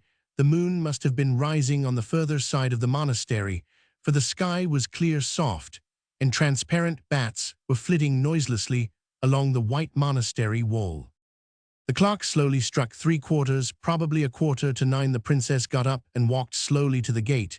She felt wounded and was crying, and she felt that the trees and the stars and even the bats were pitying her, and that the clock struck musically only to express its sympathy with her. She cried and thought how nice it would be to go into a monastery for the rest of her life. On still summer evenings, she would walk alone through the avenues, insulted, injured, misunderstood by people, and only God and the starry heavens would see the martyr's tears. The evening service was still going on in the church. The princess stopped and listened to the singing. How beautiful the singing sounded in the still darkness. How sweet to weep and suffer to the sound of that singing. Going into her rooms, she looked at her tear-stained face in the glass and powdered it. Then she sat down to supper. The monks knew that she liked pickled sturgeon, little mushrooms, malaga, and plain honeycakes that left a taste of cypress in the mouth. And every time she came, they gave her all these dishes as she ate the mushrooms and drank the malaga. The princess dreamed of how she would be finally ruined and deserted, how all her stewards, bailiffs, clerks, and maidservants for whom she had done so much would be false to her and begin to say rude things, how people all the world over would set upon her, speak ill of her, jeer at her. She would renounce her title, would renounce society and luxury, and would go into a convent without one word of reproach to anyone. She would pray for her enemies, and then they would all understand her and come to beg her forgiveness. But by that time, it would be too late. After supper, she knelt down in the corner before the icon and read 2 chapters of the Gospel. Then her maid made her bed, and she got into it, stretching herself under the white quilt. She heaved a sweet, deep sigh as one sighs after crying, closed her eyes, and began to fall asleep. In the morning, she waked up and glanced at her watch. It was 9:30. On the carpet near the bed was a bright, narrow streak of sunlight from a ray which came in at the window and dimly lighted up the room. Flies were buzzing behind the black curtain at the window. It's early, thought the princess, and she closed her eyes. Stretching and lying snug in her bed, she recalled her meeting yesterday with the doctor and all the thoughts with which she had gone to sleep the night before. She remembered she was unhappy. Then she thought of her husband living in Petersburg, her stewards, doctors, neighbors, the officials of her acquaintance, a long procession of familiar masculine faces passed before her imagination. She smiled and thought, if only these people could see into her heart and understand her, they would all be at her feet. At 11:15, she called her maid. "Help me to dress, Dasha," she said languidly, "but go first and tell them to get out the horses. I must set off for Klavdia Nikolaevna's." Going out to get into the carriage, she blinked at the glaring daylight and laughed with pleasure. It was a wonderfully fine day. As she scanned from her half-closed eyes the monks who had gathered round the steps to see her off, she nodded graciously and said, "Goodbye, my friends, till the day after tomorrow." It was an agreeable surprise to her that the doctor was with the monks. By the steps his face was pale and severe. "Princess," he said, with a guilty smile, taking off his hat, "I've been waiting here a long time to see you. Forgive me, for God's sake. I was carried away yesterday by an evil vindictive feeling, and I talked nonsense. In short, I beg your pardon." The princess smiled graciously and held out her hand for him to kiss. He kissed it, turning red. Trying to look like a bird, the princess fluttered into the carriage and nodded in all directions. There was a gay, warm, serene feeling in her heart, and she felt herself that her smile was particularly soft and friendly as the carriage rolled towards the gates and afterwards along the dusty road, past huts and gardens, past long trains of wagons and strings of pilgrims on their way to the monastery.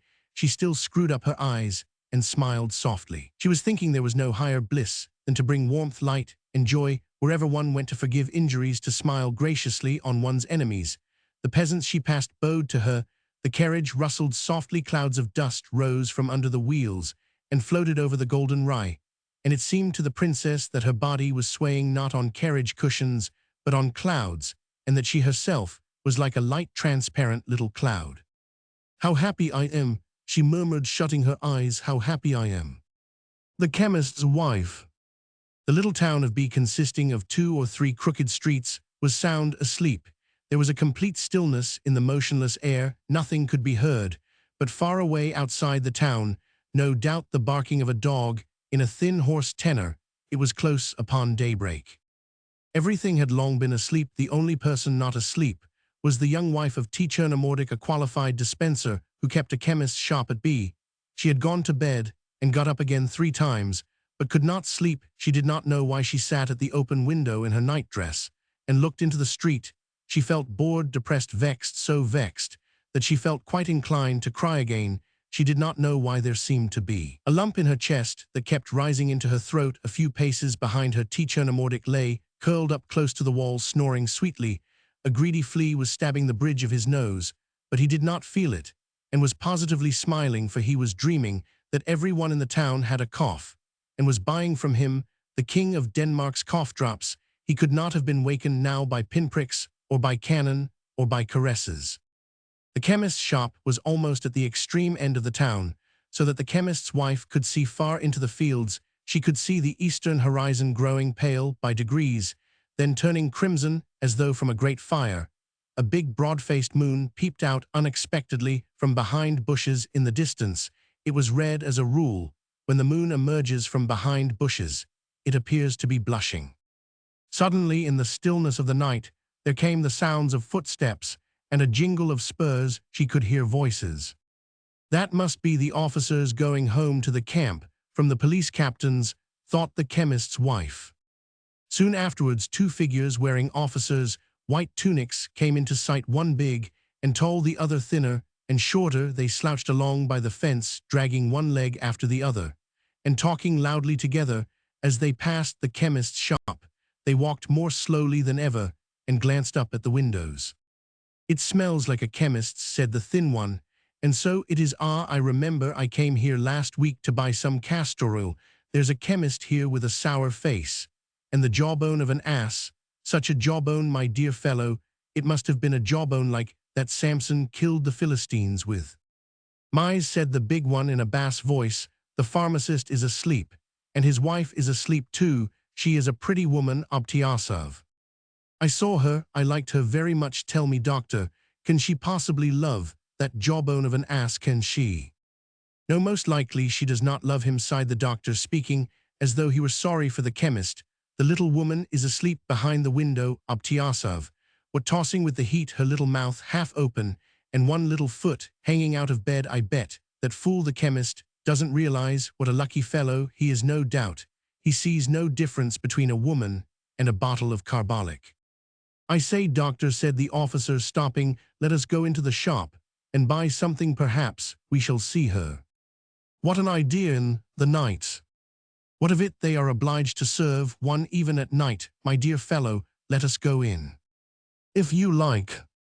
The chemist's wife, hiding behind the curtain, heard a muffled ring, looking round at her husband, who was smiling and snoring sweetly, as before she threw on her dress, slid her bare feet into her slippers, and ran to the shop. On the other side of the glass door, she could see two shadows. The chemist's wife turned up the lamp and hurried to the door to open it, and now she felt neither vexed, nor bored, nor inclined to cry, though her heart was thumping. The big doctor and the slender Obtyasov walked in. Now she could get a view of them. The doctor was corpulent and swarthy. He wore a beard and was slow in his movements. At the slightest motion, his tunic seemed as though it would crack, and perspiration came onto his face. The officer was rosy, clean-shaven, feminine-looking, and as supple as an English whip.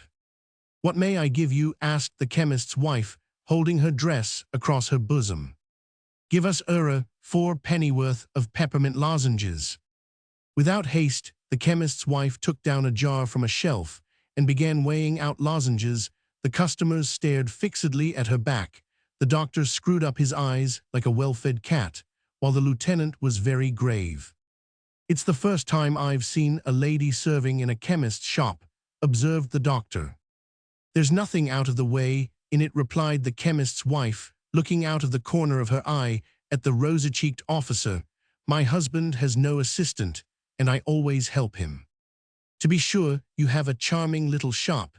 What a number of different jars, and you are not afraid of moving about among the poisons. Brrr. The chemist's wife sealed up the parcel and handed it to the doctor. Obtyasov gave her the money. Half a minute of silence followed. The men exchanged glances, took a step towards the door, then looked at one another again. Will you give me 2 pennyworth of soda? Said the doctor. Again the chemist's wife slowly and languidly raised her hand to the shelf. Haven't you in the shop anything such as, muttered Obtyasov, moving his fingers, something so to say allegorical, revivifying seltzer water? For instance, have you any seltzer water? Yes, answered the chemist's wife. Bravo, you're a fairy, not a woman. Give us 3 bottles. The chemist's wife hurriedly sealed up the soda and vanished through the door into the darkness. A peach, said the doctor with a wink. You wouldn't find a pineapple like that in the island of Madeira. What do you say? Do you hear the snoring? Though that's his worship, the chemist, enjoying sweet repose. A minute later, the chemist's wife came back and set 5 bottles on the counter. She had just been in the cellar and so was flushed and rather excited. SHSH, quietly said Obtyasov, when after uncorking the bottles, she dropped the corkscrew. Don't make such a noise, you'll wake your husband. Well, what if I do wake him? He is sleeping so sweetly, he must be dreaming of you. To your health. Besides, boomed the doctor, hiccuping after the seltzer waiter, husbands are such a dull business that it would be very nice of them to be always asleep.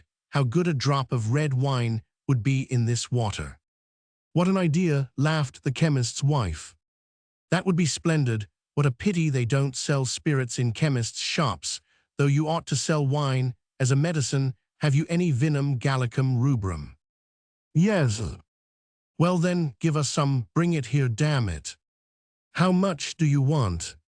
Quantum satis, give us an ounce each in the water, and afterwards, well, see, Obtyasov, what do you say? First with water and afterwards per se. The doctor and Obtyasov sat down to the counter, took off their caps, and began drinking the wine. The wine, one must admit, is wretched stuff, vinum nastissimum, though in the presence of it tastes like nectar. You are enchanting, madam. In imagination, I kiss your hand. I would give a great deal to do so. Not in imagination, said Obtyasov. On my honor, I'd give my life. That's enough, said Madame T. Chernomordic, flushing and assuming a serious expression. What a flirt you are, though, the doctor laughed, softly looking slyly at her. From under his brows your eyes seem to be firing shot piff-paff. I congratulate you, you've conquered, we are vanquished. The chemist's wife looked at their ruddy faces, listened to their chatter, and soon she too grew quite lively. Oh, she felt so gay. She entered into the conversation, she laughed, flirted, and even after repeated requests from the customers, drank 2 ounces of wine. You officers ought to come in oftener from the camp, she said. It's awful how dreary it is here. I am simply dying of it. I should think so, said the doctor indignantly. Such a peach, a miracle of nature thrown away in the wilds. How well Gribyedov said, into the wilds. To Saratov, it's time for us to be off. Though delighted to have made your acquaintance, very how much do we owe you? The chemist's wife raised her eyes to the ceiling, and her lips moved for some time. 12 rubles, 48 kopecks, she said. Obtyasov took out of his pocket a fat pocketbook, and after fumbling for some time among the notes, paid. Your husband's sleeping sweetly. He must be dreaming, he muttered, pressing her hand at parting. I don't like to hear silly remarks. What silly remarks? On the contrary, it's not silly at all. Even Shakespeare said, happy is he who in his youth is young. Let go of my hand. At last, after much talk, and after kissing the lady's hand at parting, the customers went out of the shop irresolutely, as though they were wondering whether they had not forgotten something. She ran quickly into the bedroom and sat down in the same place. She saw the doctor and the officer, on coming out of the shop, walk lazily away a distance of 20 paces. Then they stopped and began whispering together. What about her heart throbbed? There was a pulsing in her temples, and why she did not know. Her heart beat violently, as though those two whispering outside were deciding her fate. 5 minutes later, the doctor parted from Obtyasov and walked on, while Obtyasov came back. He walked past the shop once, and a second time he would stop near the door, and then take a few steps again. At last, the bell tinkled discreetly. What, who is there? The chemist's wife heard her husband's voice. Suddenly, there's a ring at the bell, and you don't hear it, he said severely. Is that the way to do things? He got up, put on his dressing gown, and staggering half asleep, flopped in his slippers to the shop. What is it? He asked Obtyasov. Give me 4 pennyworth of peppermint lozenges. Sniffing continually, yawning, dropping asleep, as he moved and knocking his knees against the counter, the chemist went to the shelf and reached down the jar. 2 minutes later, the chemist's wife saw Obtyasov go out of the shop, and after he had gone some steps, she saw him throw the packet of peppermints on the dusty road. The doctor came from behind a corner to meet him. They met, and gesticulating, vanished in the morning mist. How unhappy I am, said the chemist's wife, looking angrily at her husband, who was undressing quickly to get into bed again.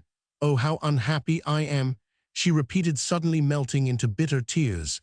And nobody knows, nobody knows. I forgot 4pence on the counter, muttered the chemist, pulling the quilt over him. Put it away in the till, please. And at once he fell asleep again.